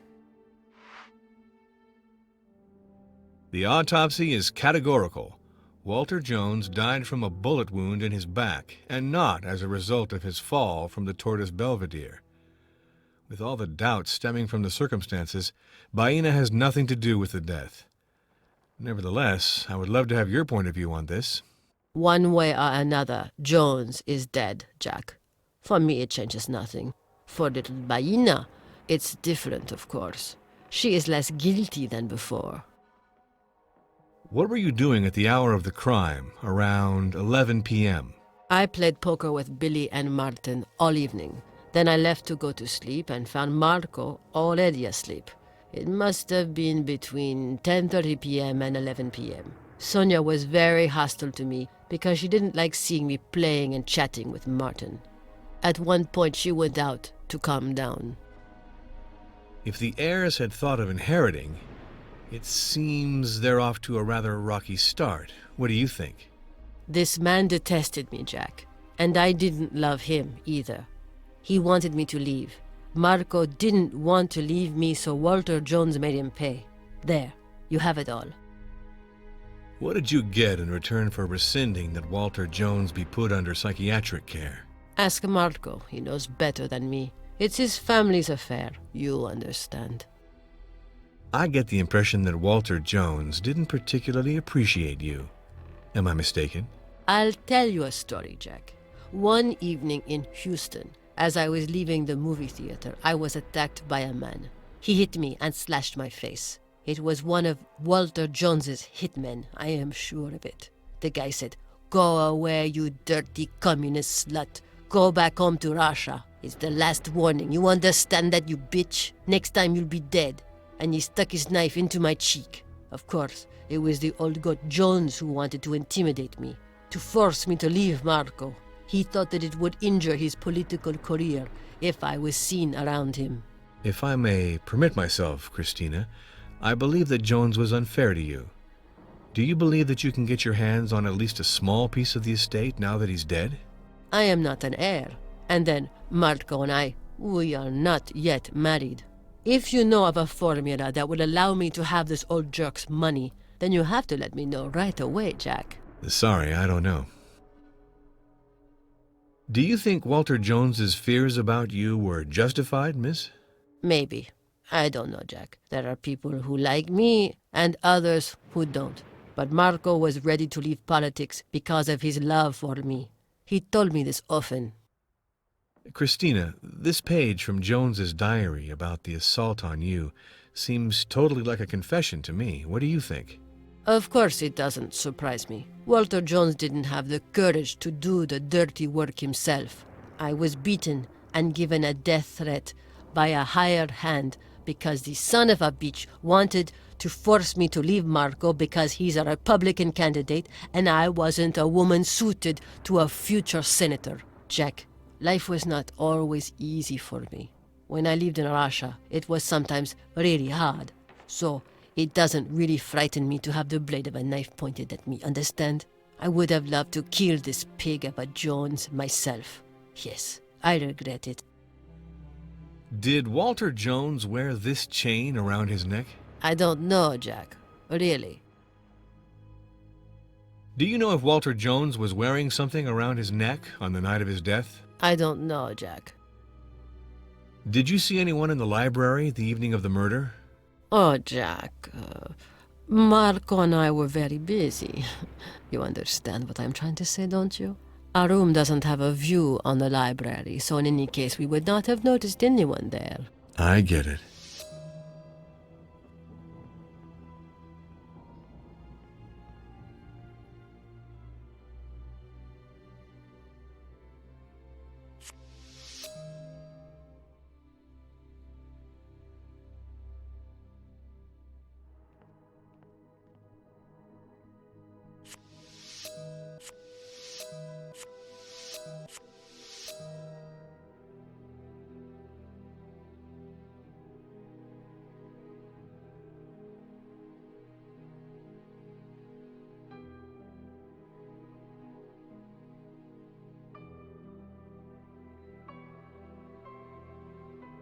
Marco and Christina came directly to the island after their break in Moscow.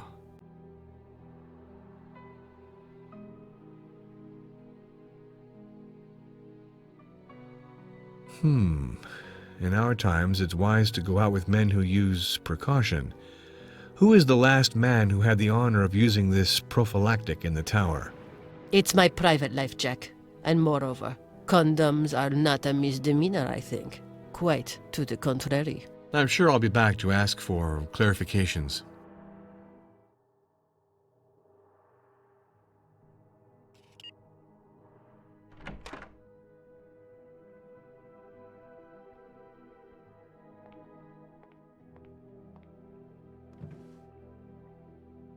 This could be useful.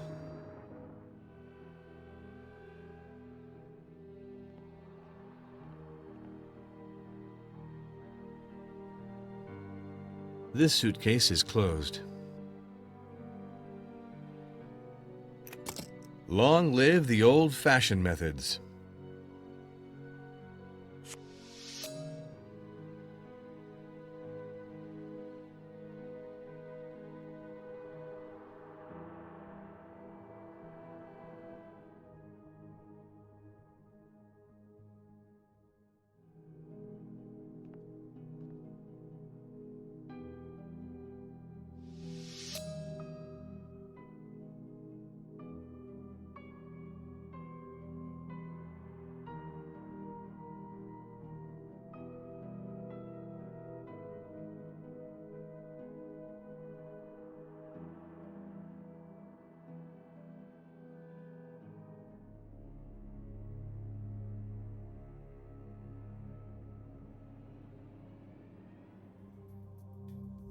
This marriage speech is destined, above all, for Jones's grandchildren. Not very romantic for the bride or for Colio.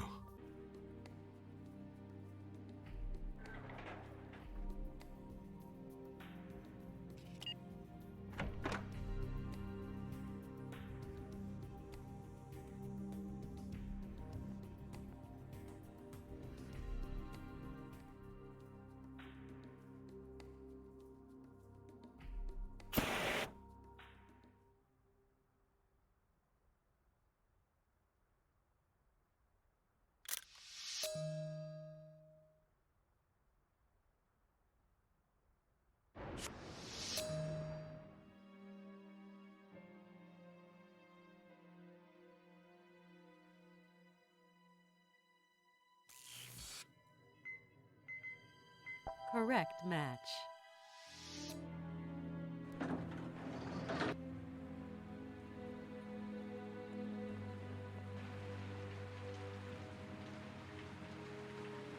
I'm hoping to ask you some questions.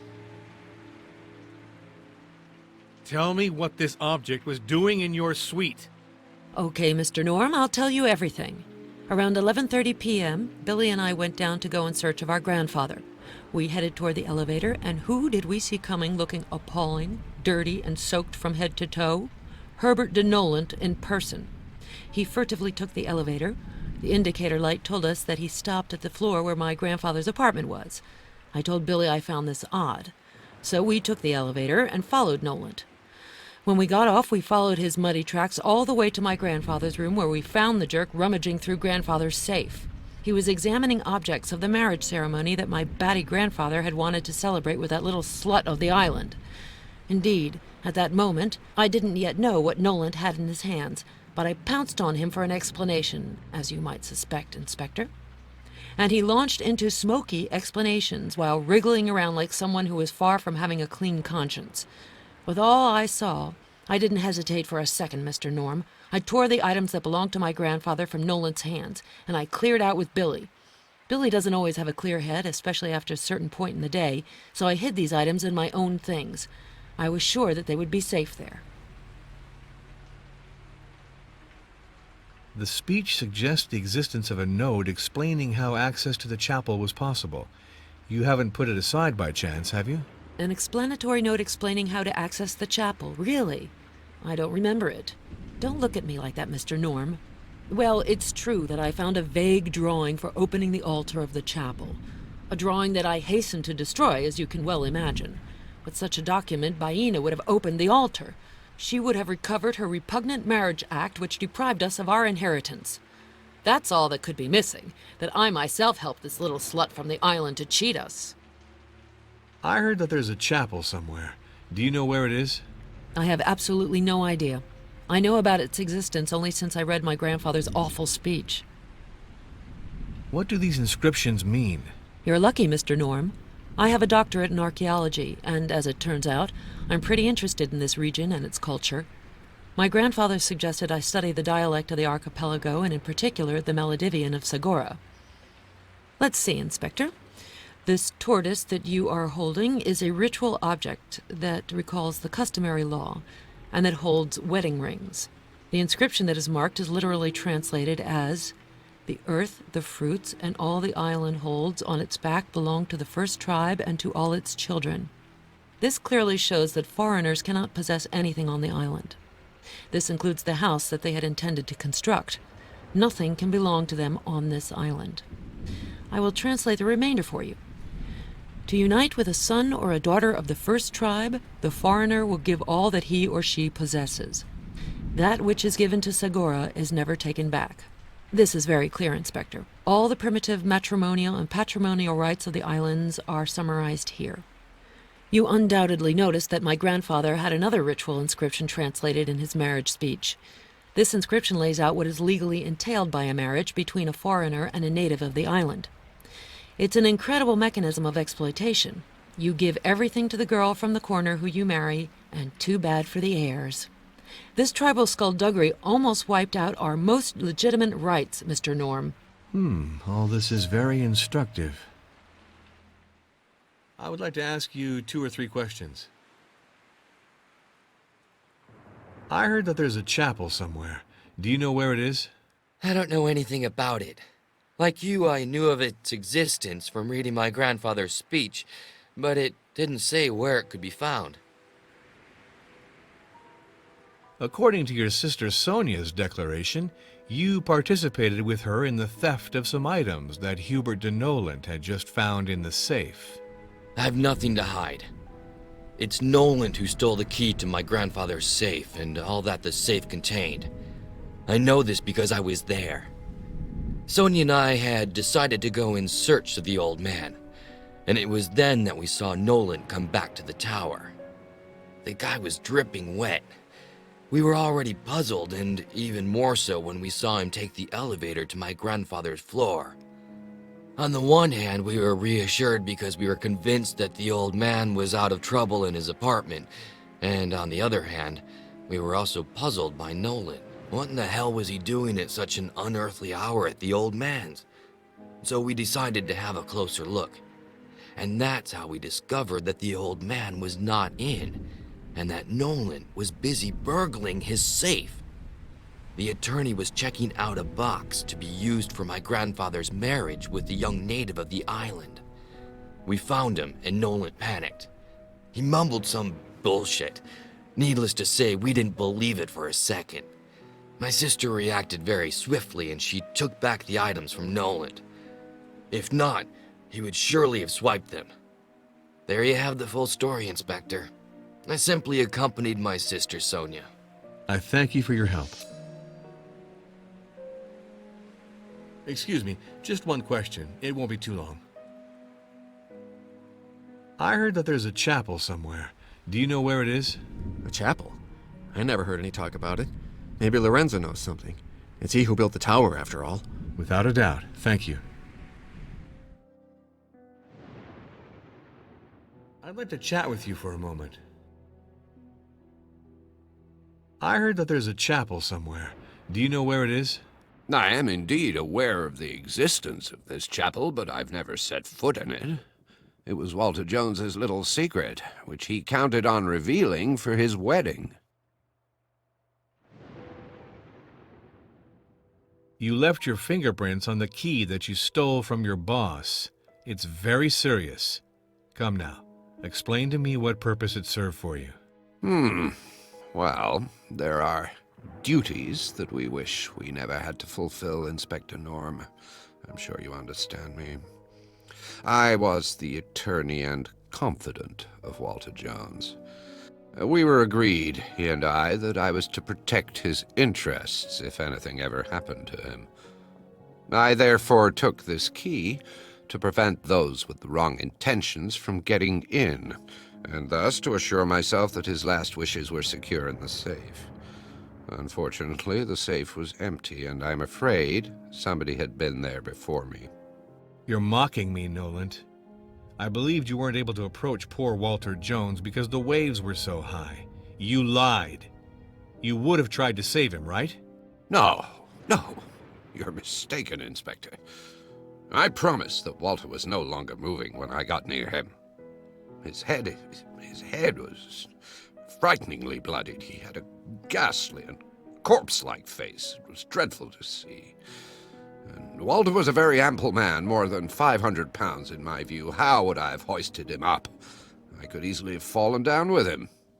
So, I did my duty by taking the key as he had asked me to in the event that something happened to him. I swear. According to what Sonia Jones told me, she surprised you just when you were opening the safe with Walter Jones' key. The wise thing for you to do is to tell me everything right now. Sonia Jones is an unscrupulous young woman with a lot of nerve. It's she who's the thief. It's she who took possession of the papers that I found in the safe. For I recognize that I took the documents that were in the safe, and I'm even proud of it. I thereby obeyed the orders of Walter Jones.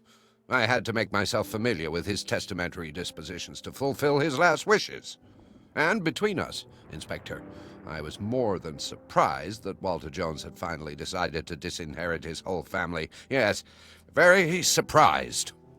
Mr. Noland, I'm starting to ask myself if, in addition to robbing corpses, you're not also guilty of your boss's murder. I am an attorney, Inspector Norm. I know the law at least as well as you do, and I know perfectly well that you cannot accuse me of murder on the basis of a simple theft. A theft as perfectly justified as there ever was. Because after the violent death of my boss, I absolutely had to put the documents from his safe in a secure place. I don't think you're telling me the whole truth.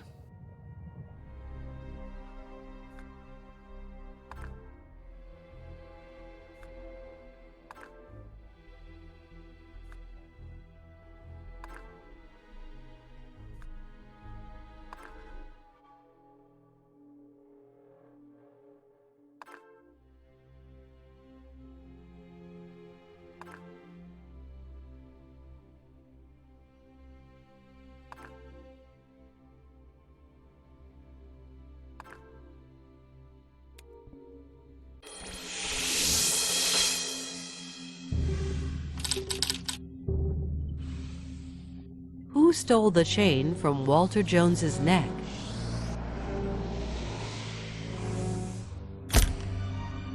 Hubert de Noland stole the key from Walter Jones's neck. Hi, Reeves. The attorney Hubert de Noland is really not clean. He's the one who stole the key of the safe from his boss's corpse, and he pretends the safe was empty by chance. Okay, I'll keep you posted. Watch out for yourself, Jack. You gotta keep an eye on this guy. I believe you've got your suspect. Good luck.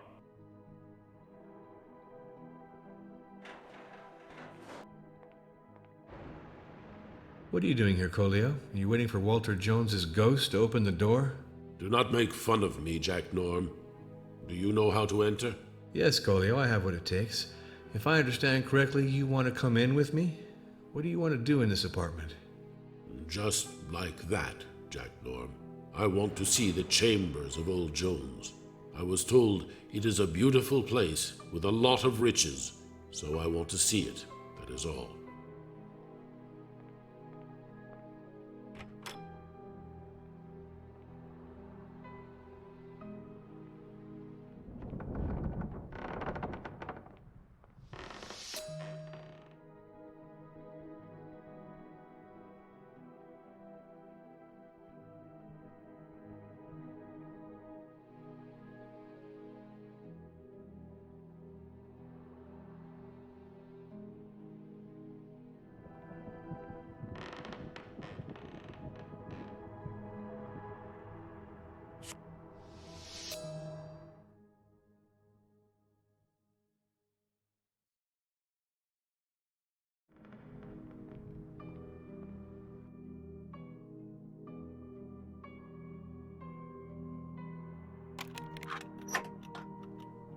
A billionaire with an empty safe is not very normal.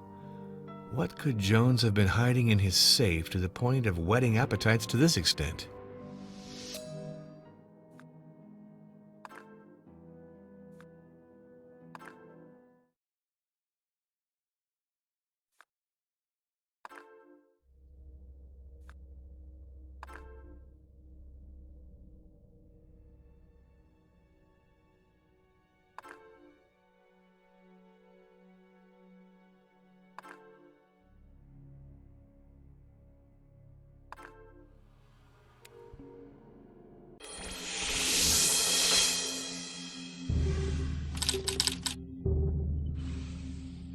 What was in Walter Jones's safe? Is Nolant responsible for the theft? Sonia, with Nolant's help, stole Walter Jones and Baina's marriage articles. Reeves, the attorney and two heirs stole the objects in the safe. They wanted to stop the marriage ceremony between the old billionaire and the young Baina at all costs, a ceremony that could have happened post-mortem. I do think that in the eyes of some people, Baina is the enemy to be destroyed. Yeah. Estates stir up longings and spawn the worst baseness, my friend. But you do your job, Jack. Interrogate all these people thoroughly. I want that murderer, Jack. It's nothing. This inquiry. I'm empty. Come on, it's time to go to the restaurant to question these good people.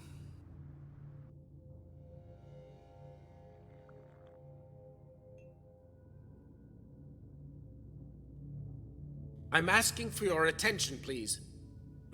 I have some essential information to communicate to you.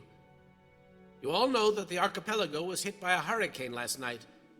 Well, this hurricane damaged the structure of the tower. This morning, I noted many cracks in the lower floors, particularly in the suites you're occupying. The stones of the foundation and many walls were weakened. You know that a part of the electrical circuit is no longer working. It's therefore very urgent that we evacuate these suites. I would ask you to immediately pack your things and move to the heliport lounges. I know we'll be less comfortable there, but at the very least, we'll be safe. And that's what is of the utmost importance. We will then be evacuated to the island of Salé. As you might suspect, the authorities of the archipelago are overwhelmed. They're giving priority to the inhabitants of the islands that were the most devastated. There were some dead and many injured. Please don't give in to panic.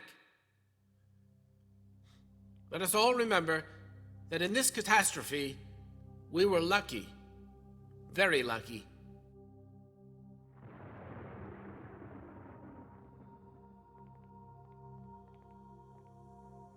Inspector Norm. Inspector, What happened to you, Nolant? I have some crucial revelations for you, Inspector. I know who the murderer is. I can't tell you like this right now. I have to confirm some details, you understand. So I'll tell you everything tomorrow morning, without fail. Very well. So be it, Nolant. If you cannot tell me now, you'll tell me all this tomorrow morning. What a darn day. Let's hope tonight is less catastrophic than last night. Where might I be able to sleep? Oh, well, I think I've seen worse. Off to brush my teeth and then to bed.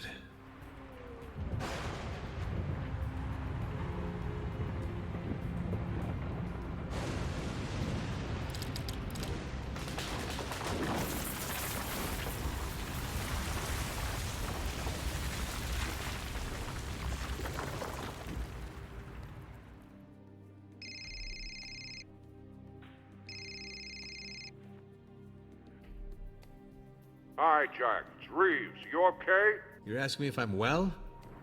I was just woken up by a small earthquake or something of that sort. This tower is going to collapse if this continues. I'm not liking this at all, Reeves. You have to evacuate us as soon as possible, or else it won't just be a murder that you have on your hands, but real bloodshed. And me included. Calm down, Jack. Calm down. Is everyone alive? I just woke up. I still haven't seen anyone. Things are okay here, but I think that there is terrible damage elsewhere in the building. Reeves, I'll take a look around and I'll call you, okay?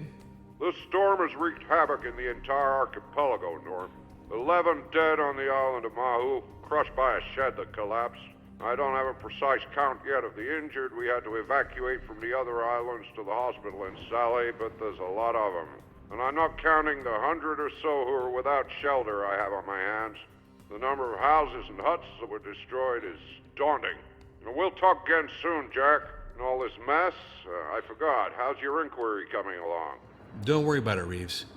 You know Nolant, Jones' attorney? He promised me a momentous revelation this morning. Nothing less than the very name of the murderer. Oh, yeah, that's something. Jack, I have to tell you that we can't evacuate you right away. The helicopter's busy for the moment with emergency rescues. The 3 rescue speedboats are a long way from Syberia, places where people are most isolated.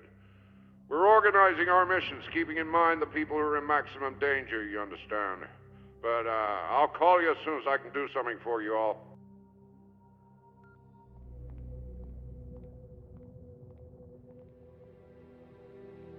It's a total disaster. We can't get to the raft anymore. Our only hope of salvation.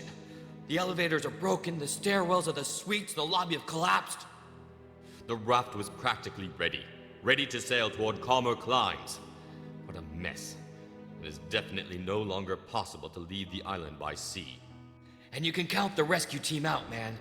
Those jerks have discarded us like old socks. You see, the natives are a lot more important than us. As if it weren't urgent to get us out of this hole before we all finish at the bottom of the ocean. Calm down. It's useless to panic. I just had Commissioner Reeves on the phone. He will send us the helicopter when he can. He doesn't consider our situation to be alarming if we compare our lot with that of the natives of the neighboring islands that disappeared last night along with their houses and their goods. They're working like crazy out there, and with very little means. We should all be patient. I might have the means to get us out of this situation, if the rescuers are late. That is to say what? I hesitated to speak to you about it until right now. The solution presents a lot of risks, particularly in bad weather. Come on, deliver, Lorenzo. This is getting irritating. Well, there's a hot air balloon at the summit of the tower, and... What? You kept this to yourself all this time? And to think that we spent hours constructing that damned raft. Bastard! Who do you think you are to dispose of our lives like this? But you don't realize, it would be complete madness to take off on this contraption in weather like this. It'd be taking the risk of sending everyone to their death in the sea in less time than you could blink. It's up to each one of us to decide if we want to climb into this balloon. It's certainly not for you to decide on behalf of everyone. Well, after all, if you mean it, I'll verify that it's in a proper condition to fly, and then proceed to equip it for takeoff. That's it. And you do well to hurry. And above all, don't count on flying alone. We are keeping an eye on you now, Lorenzo.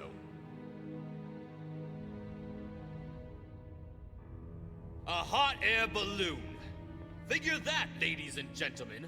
Lorenzo, the brilliant architect of this place, hid the hot air balloon from us. Yes, you heard right. A hot air balloon. A hot air balloon. A hot air balloon! Is Martin crazy?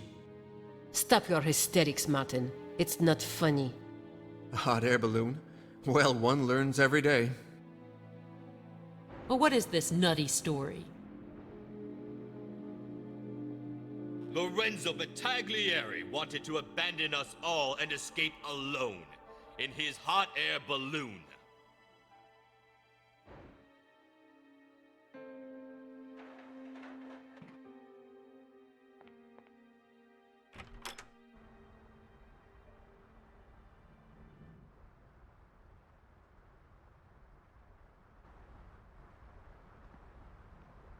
Noland was going to reveal something to me yesterday evening, and he committed suicide. My number one suspect is slipping from my fingers, as if by chance.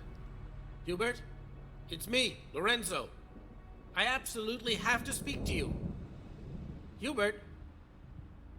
Hubert, is everything okay? What the...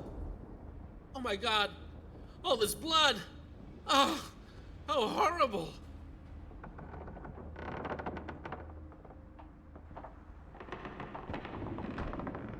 Listen to me, everyone. Hubert de Noland is dead. He committed suicide, I think. I just found him with his gun in his hand. There was blood everywhere. This is totally insane. What a horror, my God. He committed suicide. Are you sure? Old Jones dead.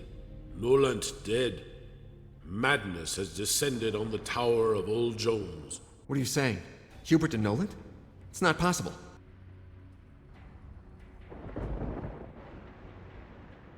A bullet always leaves traces of powder on the skin around its entry point.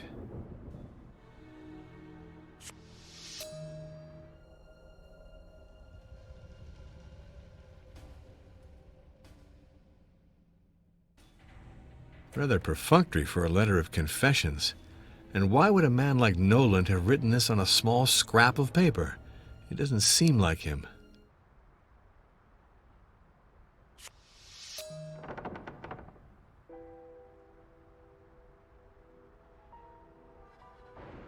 It's better if I take the prints first. No trace of fingerprints on this weapon. Not a trace on the trigger. The murderer might have worn gloves. There's already been one murder. I'm not going to leave this gun within the reach of all and sundry. The piece of Jones's wheelchair that was missing is here. It's weird. Had Hubert de Noland stolen it? And if yes, why?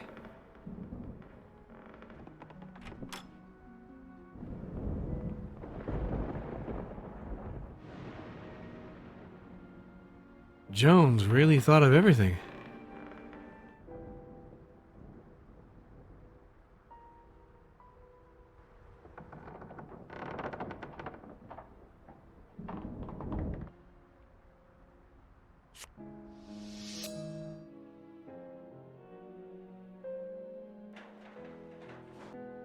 Here's the code. I want to know who came to Jones's office after 9 p.m.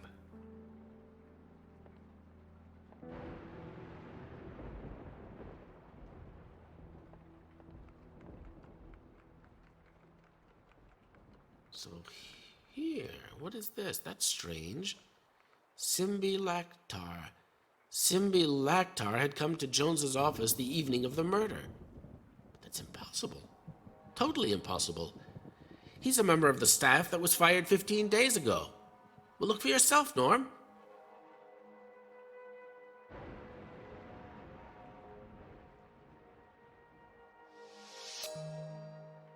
Thanks for your help, Lorenzo.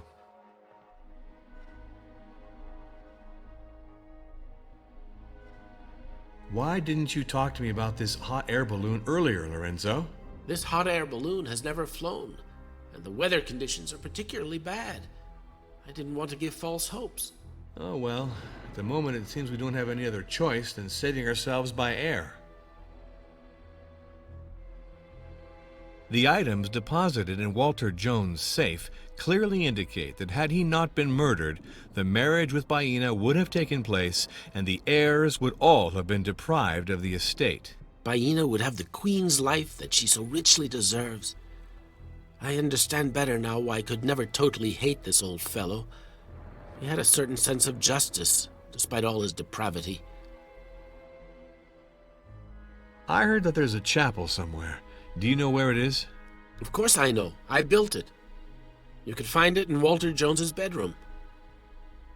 Unfortunately, he told others the way to get in, but not me.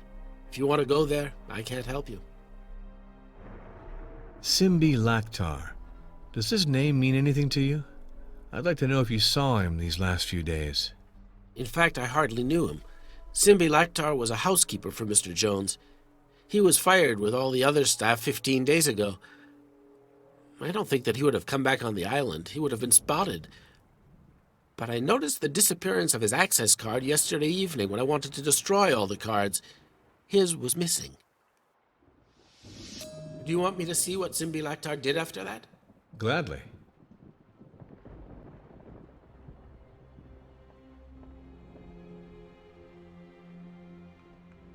Look, it's odd.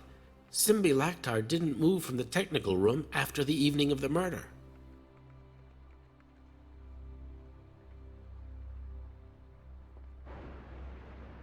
Here, you see, Inspector? Thank you very much, Lorenzo.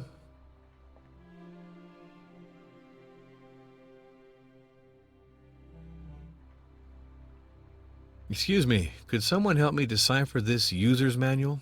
Well, to be frank, I was happy to be relieved from having to figure out the wiring plans for the special equipment on Walter Jones's wheelchair. I got to admit, I didn't know much about such things.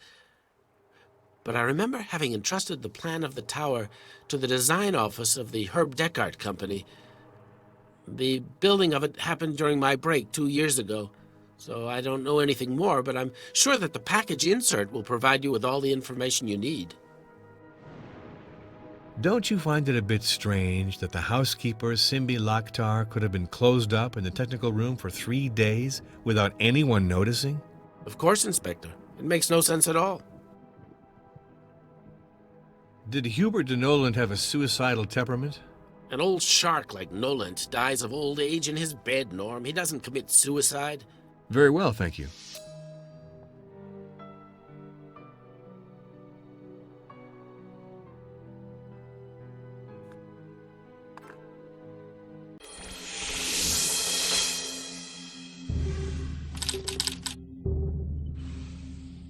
Who were the last people that step in the library before the murder? Noland and Simbi Laktar were the last people who were present at the scene of the crime. Noland the attorney and a certain Simbi Laktar were the last people to make an appearance at the scene of the crime before the murder of the billionaire. Hats off. You're getting closer, Jack. But who is this Simbi Laktar who's just appeared out of nowhere? Simbi Laktar is a former employee of Walter Jones. He's one of the natives who was fired some 15 days back. He lived on a neighboring island.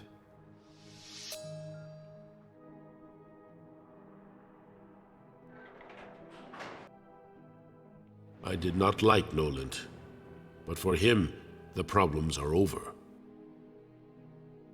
The items deposited in Walter Jones' safe clearly indicate that had he not been murdered, the marriage with Baena would have taken place and the heirs would all have been deprived of the estate. The death of old Jones is not a good deal for me, Jack Norm. Baena and Walter Jones were to have married in the chapel of the tower. Walter Jones called it the Chapel of Anna Jones. It is a very secret place. Now, Walter Jones is dead, and no one else can go into the chapel. Yes, this is really a bad situation. I had ordered flowers and sheets for the altar. I had also invited my friends, as well as a shaman, for the ceremony. It was a marriage that would have settled everything properly, Jack Norm. Now everyone is going to lose a lot of money. Where is this chapel you're talking about? It is hidden in Jones's tower, Near his suite, I think. But only Jones himself knew how to get in. Simbi Laktar. Does this name mean anything to you? I'd like to know if you saw him these last few days. Simbi Laktar is a good fisherman and a brave man, Jack Norm. Simbi Laktar worked for old Jones. I have not seen Simbi Laktar since old Jones fired all the Maledivians. Don't you find it a bit strange that the housekeeper, Simbi Laktar, could have been closed up in the technical room for 3 days without anyone noticing? Simbi Laktar cannot hide in old Jones's tower. A bad man hides. Simbi Laktar is a good man, Jack Norm. Did Hubert de Noland have a suicidal temperament? Hubert de Noland was not a man who had that in his head, Jack Norm. Thank you. I'm hoping to ask you some questions. The items deposited in Walter Jones's safe clearly indicate that had he not been murdered, the marriage with you would have taken place, and the heirs would all have been deprived of the estate.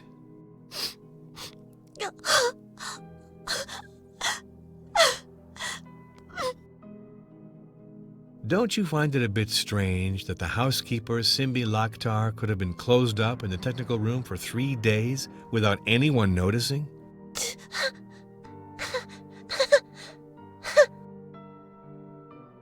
It's strange, Inspector. The death of Hubert de Noland saddens me more than that of my grandfather.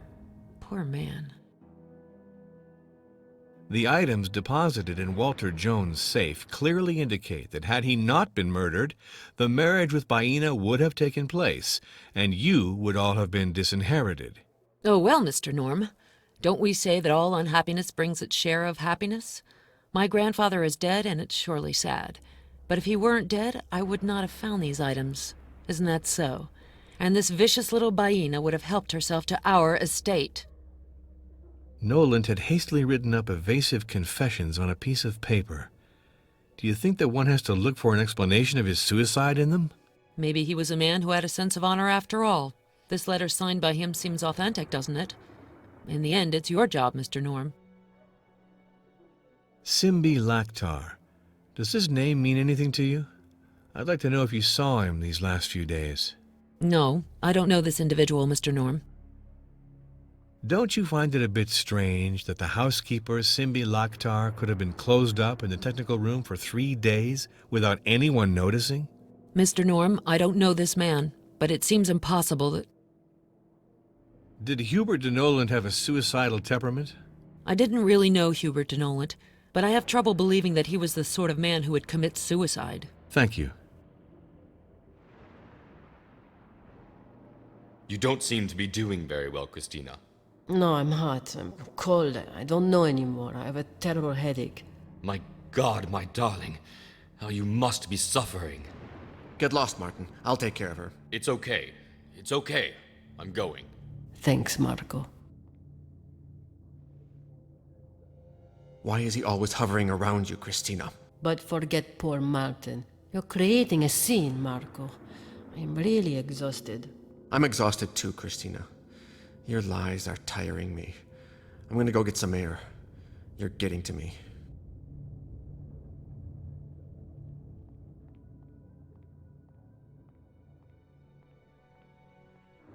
Your questions are splendid. Continue. I love this. The items deposited in Walter Jones' safe clearly indicate that had he not been murdered, the marriage with Baina would have taken place, and the heirs would all have been deprived of the estate. Walter Jones was an evil man, Jack. Nevertheless, I thought that he still had a little affection for his grandchildren. I am too naive. Walter Jones was a real crook. And it seems to me that Collio and Baina almost came into a lot of wealth. Too bad for them. Simbi Laktar. Does this name mean anything to you? I'd like to know if you saw him these last few days. No, but I possibly don't know all the inhabitants of the island. Don't you find it a bit strange that the housekeeper, Simbi Laktar, could have been closed up in the technical room for 3 days without anyone noticing? It's true, Inspector Jack. It's very disturbing indeed. Did Hubert de Noland have a suicidal temperament? I don't know, Jack. I didn't know him very well. Sure, I see. Would you permit me to take a look at your bags? It's very embarrassing. If you prevent it, then I will be obliged to consider it as an obstruction of justice. Then do what you want, Inspector.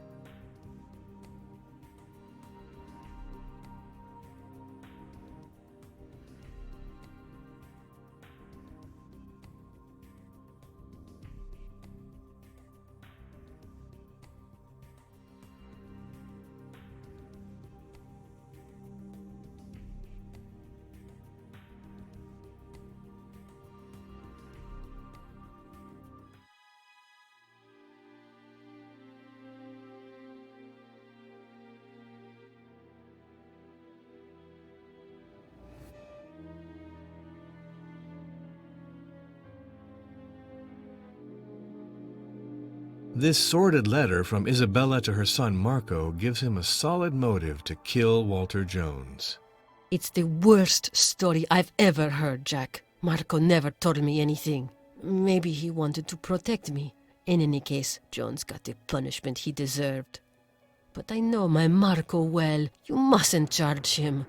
You are mistaking your prey, Jack. Yeah, why not? I will dig into this. I would like the rescue headquarters for the Indian Ocean. Yes, I'm waiting. Ah, shit, this stupid recorded voice again. What can you tell me about your father and the conditions under which he died? And also, I'd love to know more about the relationship he had with your grandfather. My grandfather took pleasure in outdoing his near and dear ones. He humiliated all of us, my father and my mother, Billy, Marco. What a monster. I hate Walter Jones and his perfect estate, which he dangled in front of us to show us we were at his mercy. You know what, Inspector? I am thoroughly convinced that my grandfather killed my father. Walter Jones killed his own son. He killed my father. This sordid letter from Isabella to her son Marco gives him a solid motive to kill Walter Jones. I can't believe it. It's totally monstrous. Walter Jones is no longer my grandfather. I can't believe he did something so... Mom was a discreet and secretive woman. She died from shame and loneliness. But why didn't I get any of this? But Marco is a weak sort, you know. I don't believe he could have had the guts to punish a man like Walter Jones. Unfortunately. In the absence of a will, this letter from Edward Jones to his wife Isabella makes Marco the principal heir of the Jones empire.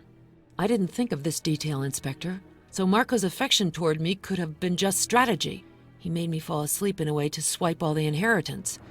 If Marco played this double game with me, I will not forgive him, Mr. Norm.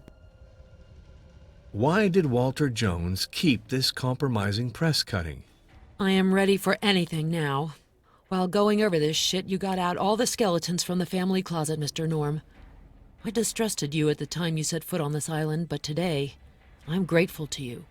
And I really hope that you can prove that Walter Jones had my father murdered. What could have pushed Marco Jones to give up 10% of his future estate to Hubert de Noland? It doesn't surprise me that Nolan tried to extort money from Marco, but I don't know why, Inspector Norm. You told me that you destroyed this document, Sonia. I lied to you, Inspector Norm. I felt that Marco was totally lost. I am his older sister, and no doubt I wanted to protect him. The truth is that I walked into my brother's room without even knocking at the door. Marco and Christina were sleeping. I told them about Jones's death, and this little slut Christina behaved as if nothing had happened. I had, however, smelled her perfume in my room. I knew that she had been dispatched previously by my husband, and this slut challenged me with a smile. I could have strangled her, but I had more important things to do. I took Marco aside and I made him a drawing of the place. I showed him the rings and the wedding announcement of Jones and Baina Jumhu. I told him I thought we were going to lose the estate since Walter Jones had not left any disposition in our favor in his safe.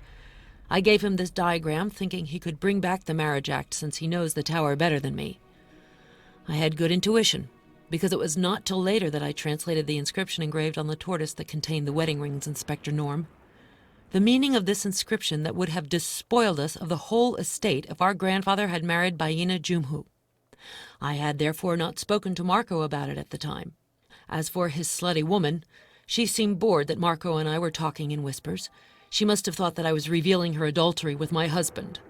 I refrained from dispelling this impression, and all three of us climbed back up to the restaurant. I understand better. Well, looks like you now have a new corpse on your hands, Inspector. The items deposited in Walter Jones' safe clearly indicate that had he not been murdered, the marriage with Baina would have taken place and the heirs would all have been deprived of the estate. I think that Walter Jones' deception intended to disinherit his grandchildren is particularly vicious. To marry a young woman who could be his great-grandchild. Can you believe that? But I'm not really surprised that this man had such a scheme. Mr. Jones was not a commendable man, Inspector. And rather fortunately, if I dare say, destiny was able to thwart his Machiavellian plans. This sordid letter from Isabella to her son Marco gives him a solid motive to kill Walter Jones. I thought we had gone as low as we could, but these recent revelations, it's quite simply revolting, Inspector. What a shame that Sonia and Billy gave up on having this monster put away. That said, I doubt my brother-in-law Marco is capable of taking revenge by killing his own father. Simbi Laktar. Does this name mean anything to you? I'd like to know if you saw him these last few days. I don't know this man, Inspector. I made absolutely no connections on this island. It's pretty simple. I didn't meet anyone. Except, of course, the members of the family and Kolio and Baina, the two natives. Don't you find it a bit strange that the housekeeper, Simbi Laktar, could have been closed up in the technical room for 3 days without anyone noticing? It's incongruous, I'll give you that, Inspector. But I'm afraid we have to be prepared for anything on this damned island. Did Hubert de Noland have a suicidal temperament? I didn't know Mr. Noland for real, Inspector. And I'd be pretty incapable of telling you if this man had a suicidal temperament. I get it.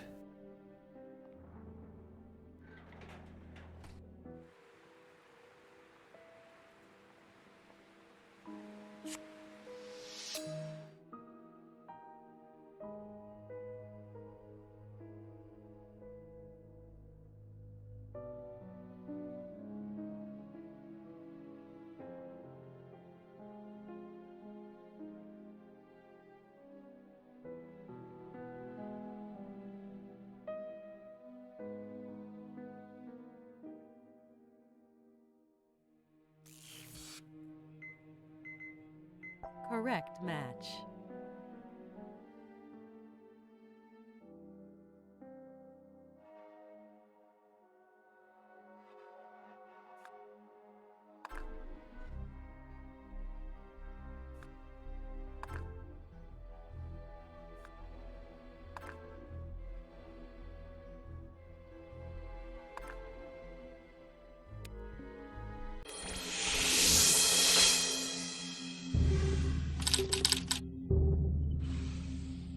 Is the death of Hubert de Noland a real suicide?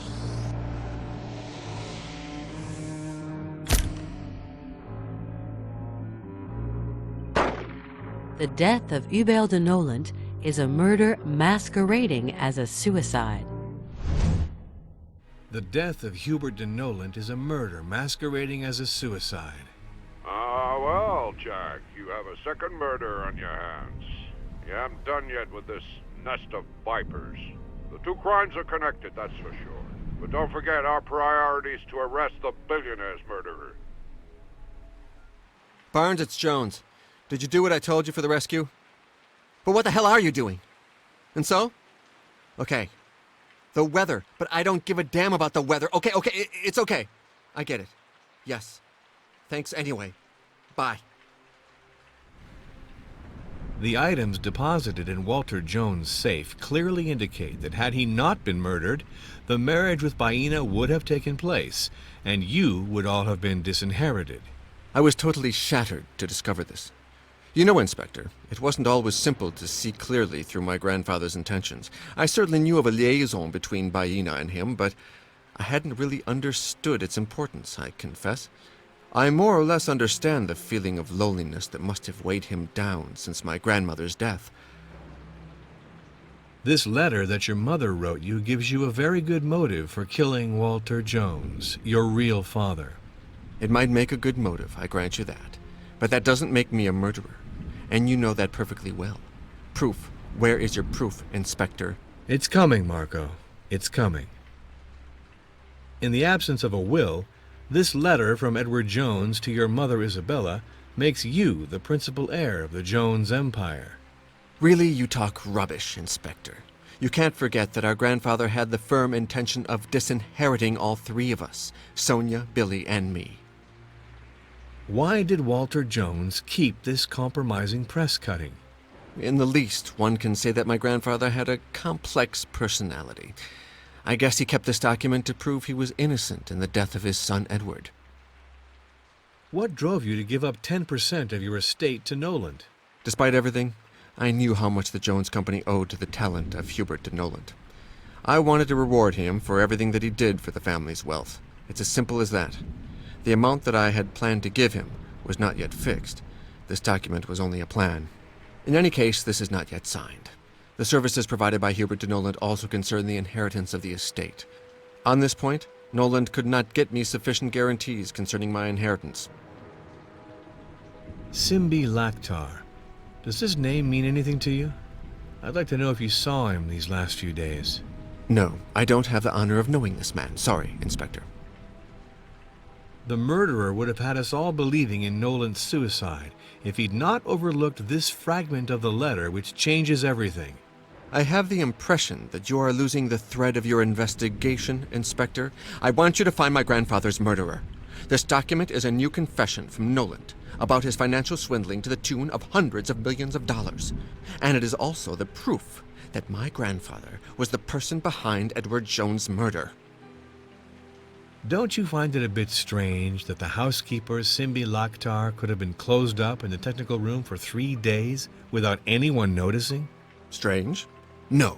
I am ready to bet that an individual who is a bit resourceful can hide for entire months in this tower without anyone noticing his presence. After all, why not?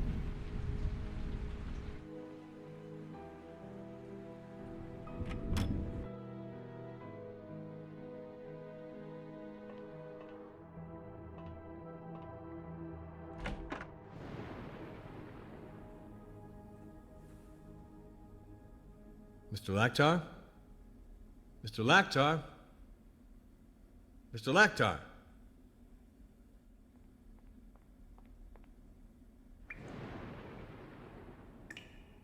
Ask me your questions, Inspector. I love crime thrillers, you know? The items deposited in Walter Jones' safe clearly indicate that had he not been murdered, the marriage with Baina would have taken place, and you would all have been disinherited. My grandfather was a damned pervert, you can take my word for it, Norm. And frankly, it disgusted me to find out about his marriage plan. A filthy old man and a 20-year-old kid? It's nasty, don't you think? Thank God our luck is turned now, and I hope it'll stay on our side. What can you tell me about your father and the conditions under which he died? And also, I'd love to know more about the relationship he had with your grandfather. Sonia, Marco, and I, all three of us, think that it's our grandfather who killed our father. He really made my father suffer to death. My father was a good guy, but after Mom's death, he carried on as he could. He started drinking, but really drinking a lot, you know? And so, my grandfather didn't want to hear about him anymore. But then my father slowly started making it back. He restarted his music class, and he started caring for the three of us.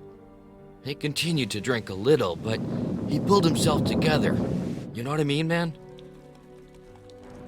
This sordid letter from Isabella to her son Marco gives him a solid motive to kill Walter Jones. But I don't understand. Why did Marco hide this from us? This is really monstrous. Plus, it concerns all three of us. Marco, Sonia, and me. And well, Walter Jones, my bastard of a grandfather, got what he deserved. He murdered my parents. Do you realize? In the absence of a will, this letter from Edward Jones to his wife Isabella makes Marco the principal heir of the Jones empire. Marco betrayed me. He betrayed all of us, in fact. But the death of my jerk of a grandfather puts us on a level playing field. Sonia and I are in a good position to walk off with a part of the estate, don't you think? It's nuts. Money. Always money. It really does make the world go round. And it totally rotted our family. Why did Walter Jones keep this compromising press cutting? Seeing what we know of my grandfather, nothing is surprising anymore, is it? He could very well have given the order to have my father killed. Simbi Laktar. Does this name mean anything to you? I'd like to know if you saw him these last few days. Simbad Lak what? No, Inspector. Really, it means nothing to me. The murderer would have had us all believing in Nolan's suicide if he'd not overlooked this fragment of the letter which changes everything. Okay, it's a long drawn-out affair. My grandfather's crap goes beyond the height of this hellish tower. So from now on, nothing can surprise any of us anymore, Inspector. Don't you find it a bit strange that the housekeeper, Simbi Laktar, could have been closed up in the technical room for 3 days without anyone noticing? Yeah, you're right. It's very bizarre. What do you want me to say? I understand. I just have some questions to ask you. The items deposited in Walter Jones' safe clearly indicate that had he not been murdered, the marriage with Baina would have taken place and the heirs would all have been deprived of the estate. Walter Jones was a real scoundrel. You should believe me, Inspector. But he's dead. In this business, it's old man Colio and his daughter who are the losers. That's what I think. They're just unlucky. But after all, they haven't lost everything. This island and this tower remain theirs until it all disappears underwater.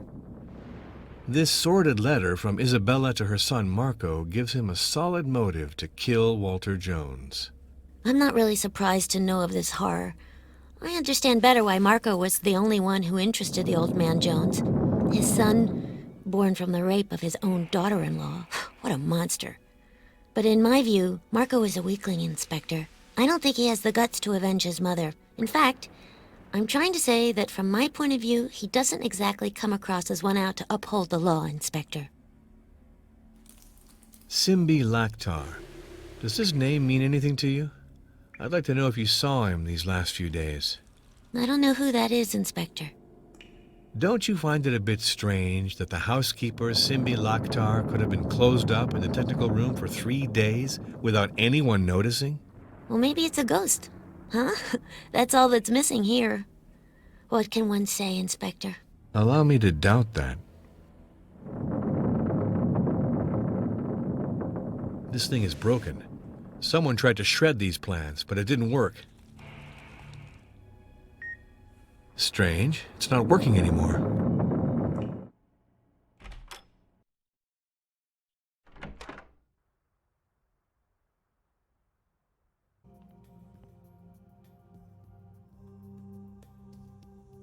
Someone took a good deal of time, it seems.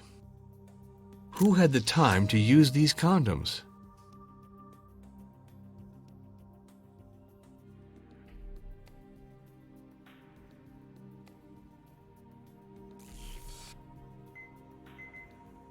Correct match. Martin used these condoms.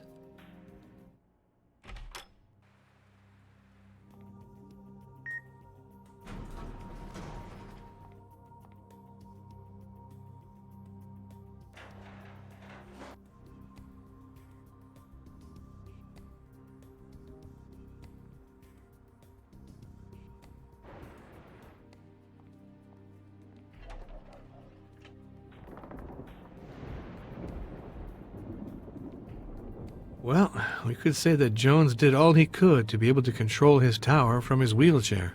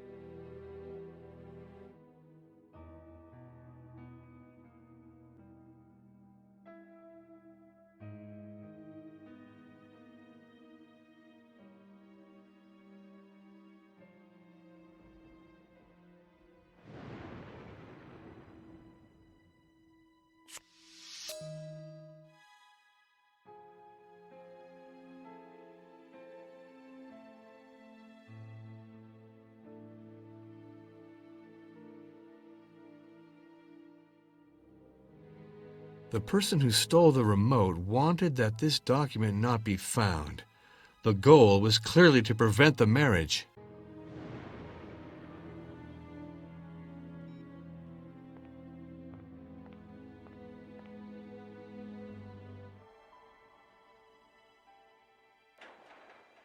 Obviously, you're on my tracks, Inspector. This sordid letter from Isabella to her son Marco gives him a solid motive to kill Walter Jones. I'm not surprised. A man who could pounce on a woman as fragile and defenseless as the young Baina is capable of anything. Anything at all. I don't really like Marco Jones, but I can't believe he had the guts to kill his grandfather. I myself wouldn't have had the guts. See you later.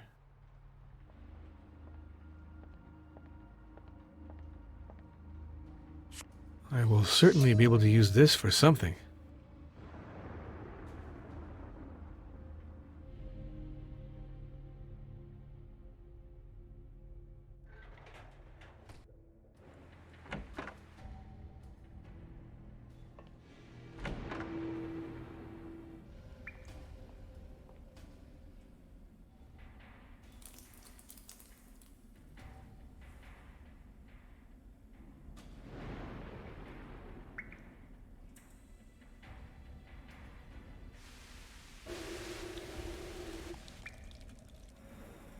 And here is what is blocking the shredder. Someone took this card. Are the fingerprints I found on Simbi Lektar's cards his? These gloves correspond with the sales receipt I found in the trash can of Christina and Marco.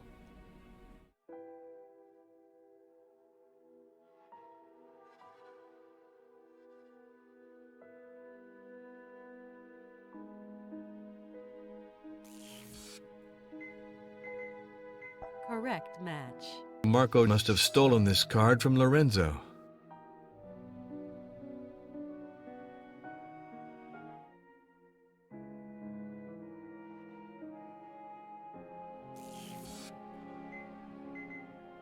Correct match.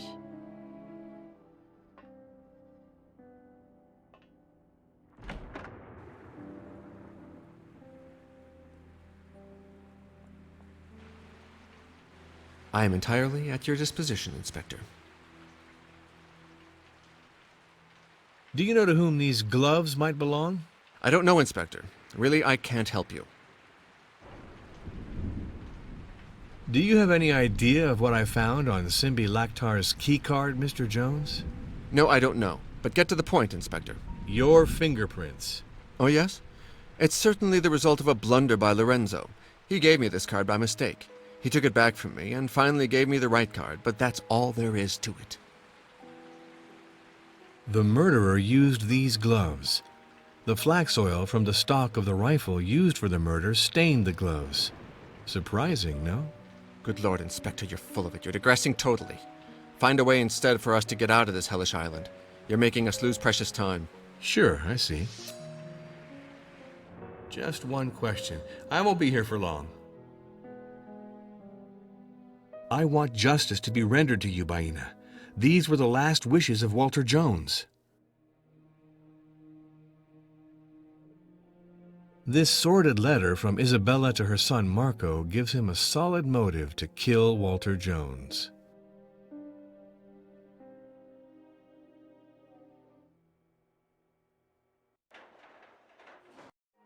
Excuse me, just one question. It won't be too long.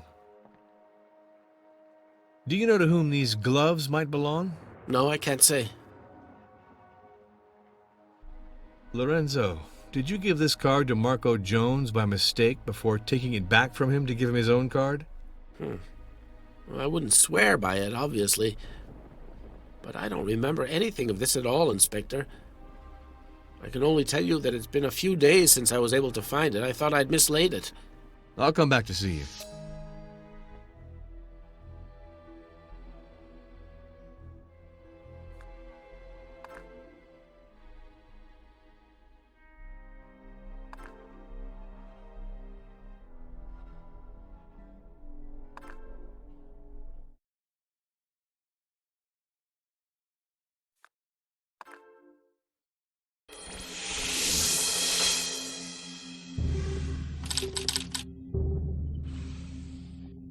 What was Simbi Laktar doing on the island?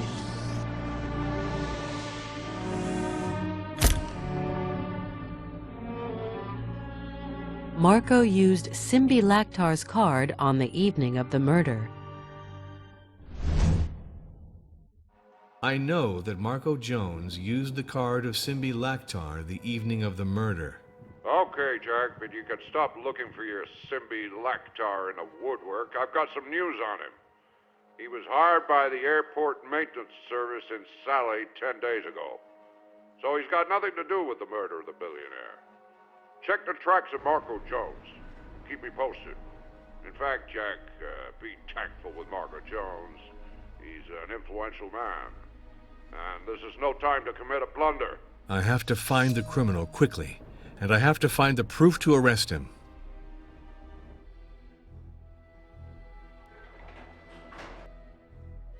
I would like to ask you 2 or 3 questions.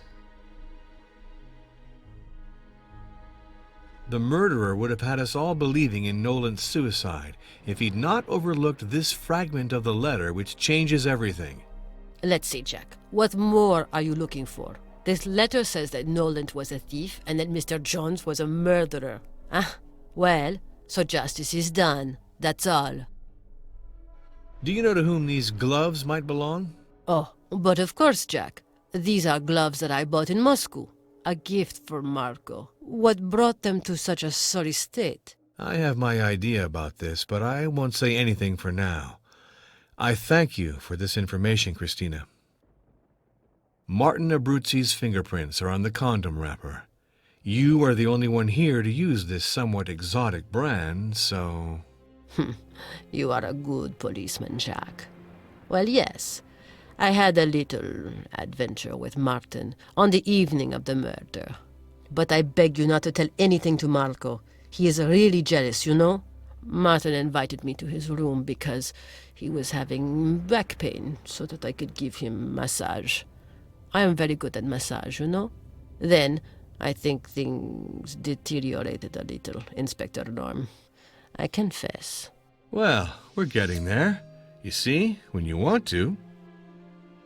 Very well. I'm waiting for your questions, Mr. Investigator. The murderer would have had us all believing in Nolan's suicide if he'd not overlooked this fragment of the letter which changes everything. Without a doubt. I don't know anything. It's your investigation, Inspector Norm. I admit that I'm surprised that Nolan had been so close to Mom. After all, he may not have been as rotten as he seemed. Your husband's fingerprints are on the condoms that belong to Christina. The jerk. It's true that Martin has been scarcely interested in me since we got to this damned island. He's been flirting on the sly with that little slut Christina. I pretend not to know, but I am not fooled, Mr. Norm. And when I came back to my room to tell Martin that my grandfather was dead, I smelled something. The smell of that little slut. Yes, Mr. Norm. I suspected that Christina had come to my room. I see. The interview can start, Inspector. The murderer would have had us all believing in Nolan's suicide if he'd not overlooked this fragment of the letter which changes everything. All these revelations are making me nauseous, Inspector. It's really revolting. I only have one desire, to get out of this nightmare and to leave this cursed island forever. Christina Bromsky is the only person to use this brand of Russian condoms, and they carry your prints. Let me save some time, Mr. Abruzzi, and tell me the truth at last. I see I'm obliged to recognize it, Inspector. I did spend some of the night in my suite with Christina, but I am still free to spend the night with whoever I fancy, am I not? I would be very grateful to you if you could keep this to yourself. It doesn't concern your investigation, does it? And you understand that for my wife, well, it's very embarrassing. I thank you for your help.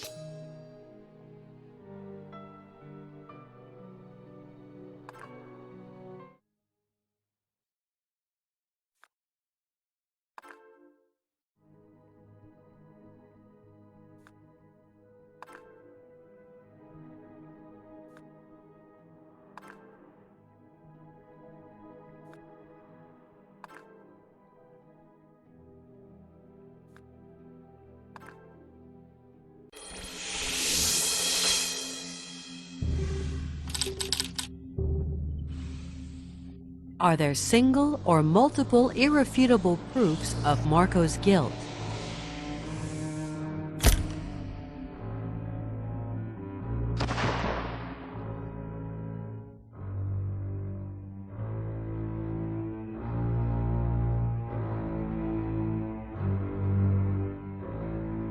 Marco's gloves in the shredder, together with Simbi Laktar's card, make him the murderer.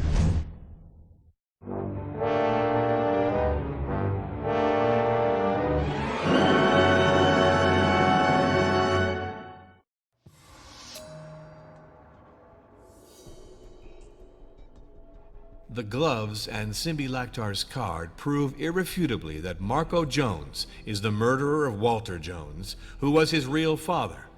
Marco Jones forged a false alibi. He was not with his girlfriend Christina the evening of the murder. She was cheating on him with Martin Abruzzi, Sonia Jones' husband. Marco Jones had several reasons to kill Walter Jones. Wonderful, Jack. Excellent work. Don't lose a minute. Grab that guy and keep him warm for me. The helicopter's having difficulties in Saleh. Problem with a failed rotor that nearly cost the life of 5 refugees and my pilot. He managed to land without too much damage. We're repairing it super fast and we'll take care of you. The mechanic says it'll take at least 3 hours. If you find another way of getting out of there, go for it. Okay, I'll call you. Well done again. Go arrest the jerk. Yes, I'll put myself to it.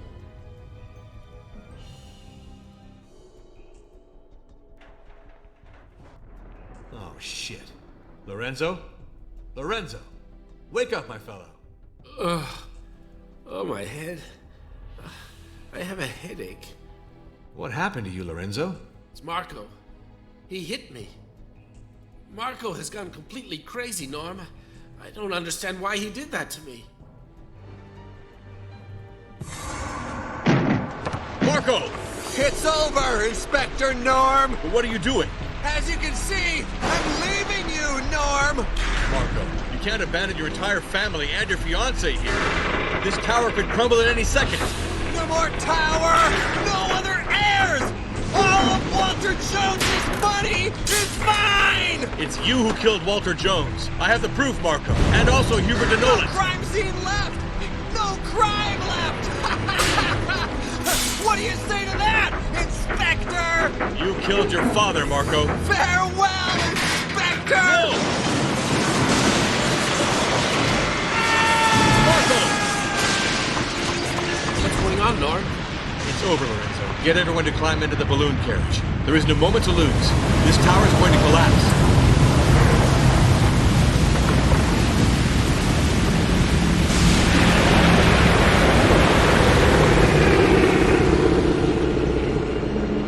Marco, it's horrible. Yes, Christina. Your boyfriend Marco killed Walter Jones, his own father, and also Hubert Denolis. I have the proof today. Of course, suspicion first fell on young Baina, who accompanied the victim on the path on the evening of the crime. Baina, who had to rebuke Walter Jones's advances one more time that evening. While one could evoke legitimate self-defense, Baina is responsible without a doubt for Walter Jones falling onto the rocks, and I confess that for a moment I thought that this fall entailed the death of Walter Jones. I was wrong. Walter Jones remained stuck in the rocks a few meters below the curving path, imprisoned in his electric wheelchair, but very much alive, calling and signing for help. It was almost night, and moreover, there was the sound of the waves. I know all that, Sonia. Let me go on, I beg you. The report from the forensic expert received the next day is categorical. Walter Jones was hit by a .270 caliber short Magnum Winchester bullet in the back.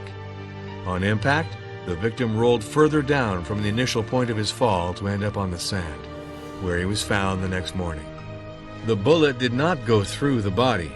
It was lodged in the sternum after it perforated the right lung. On the day that I arrived, I therefore did not notice anything abnormal. The impact of the bullet was invisible.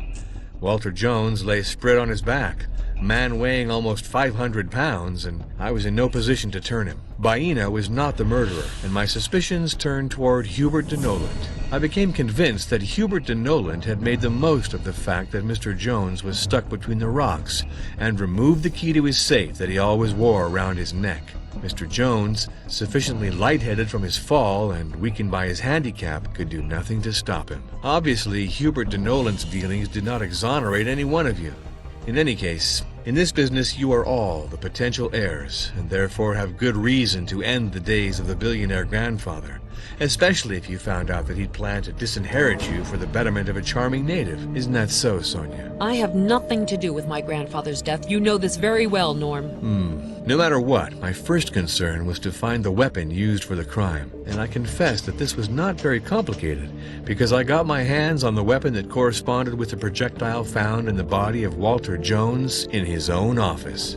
A weapon that, in the hands of a good shot, is perfectly capable of shooting a bullet from the library to a target situated 200 meters below in the shadows. The prints on the weapon condemned Hubert de Noland. Moreover, he had already taken part in Walter Jones's safaris. He was familiar with this type of firearm and was capable of succeeding with a tough shot. But he was not the only one on this island who knew how to use a hunting weapon. Far from it. And Hubert de Noland denied it with vehemence. Moreover, yesterday evening he promised me that this morning he would tell me the real identity of the culprit. Alas, this morning the poor man was dead. The murder of de Noland was grossly disguised as a suicide. Someone did not want him to talk. And then I discovered that there was another person who had broken into the library at the moment of the murder. Someone who used the key card of a former employee who had left the island a while back. Who had stolen Simbi Laktar's card from Lorenzo's drawer and used it to go into the office and then the library at the hour of the crime? Marco, of course. Yes, ladies and gentlemen, Marco slipped into gloves to use the crime weapon and shot Walter Jones. If Marco's fingerprints are not on the weapon, then how can you accuse him, Inspector? How do you explain the imprints of Hubert de Noland? De Noland did take the weapon in his hands, miss, but only to remove the eyepiece and observe the scene on the beach. Walter Jones being pushed by Baena. Walter Jones stranded on the rocks, incapable of moving, seriously shocked, but still alive. Basically, Walter Jones finally at his mercy. And why, according to you, did he not shoot our grandfather? Nolan had good reason to. Because he didn't think of it. Because it wasn't useful for him. Because he believed him to be dying on the rocks. What's the good of shooting at someone who's already about to die? Okay, but Marco then? Marco was in the room. He saw Noland look at Walter Jones, and then he saw him hurry out of the room. To go grab the key to the safe that was around Walter Jones's neck? Yes, that's it, Billy.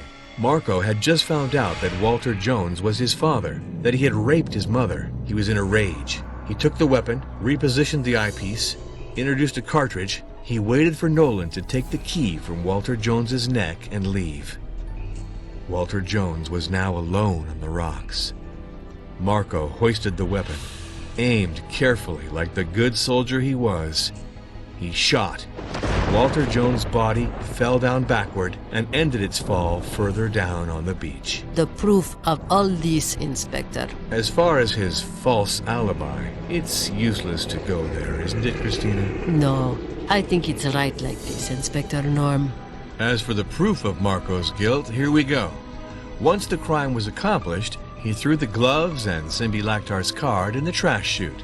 He thus expected to eliminate all traces of his crime. Alas for him, the shredder was conceived for paper and didn't digest the gloves, which remained blocked along with the card in the cogs. The gloves, bought in Moscow, were presumably a gift from Christina and still bore traces of flax oil. This oil is usually used to treat the stalks of precious weapons to bring out the veins in the wood.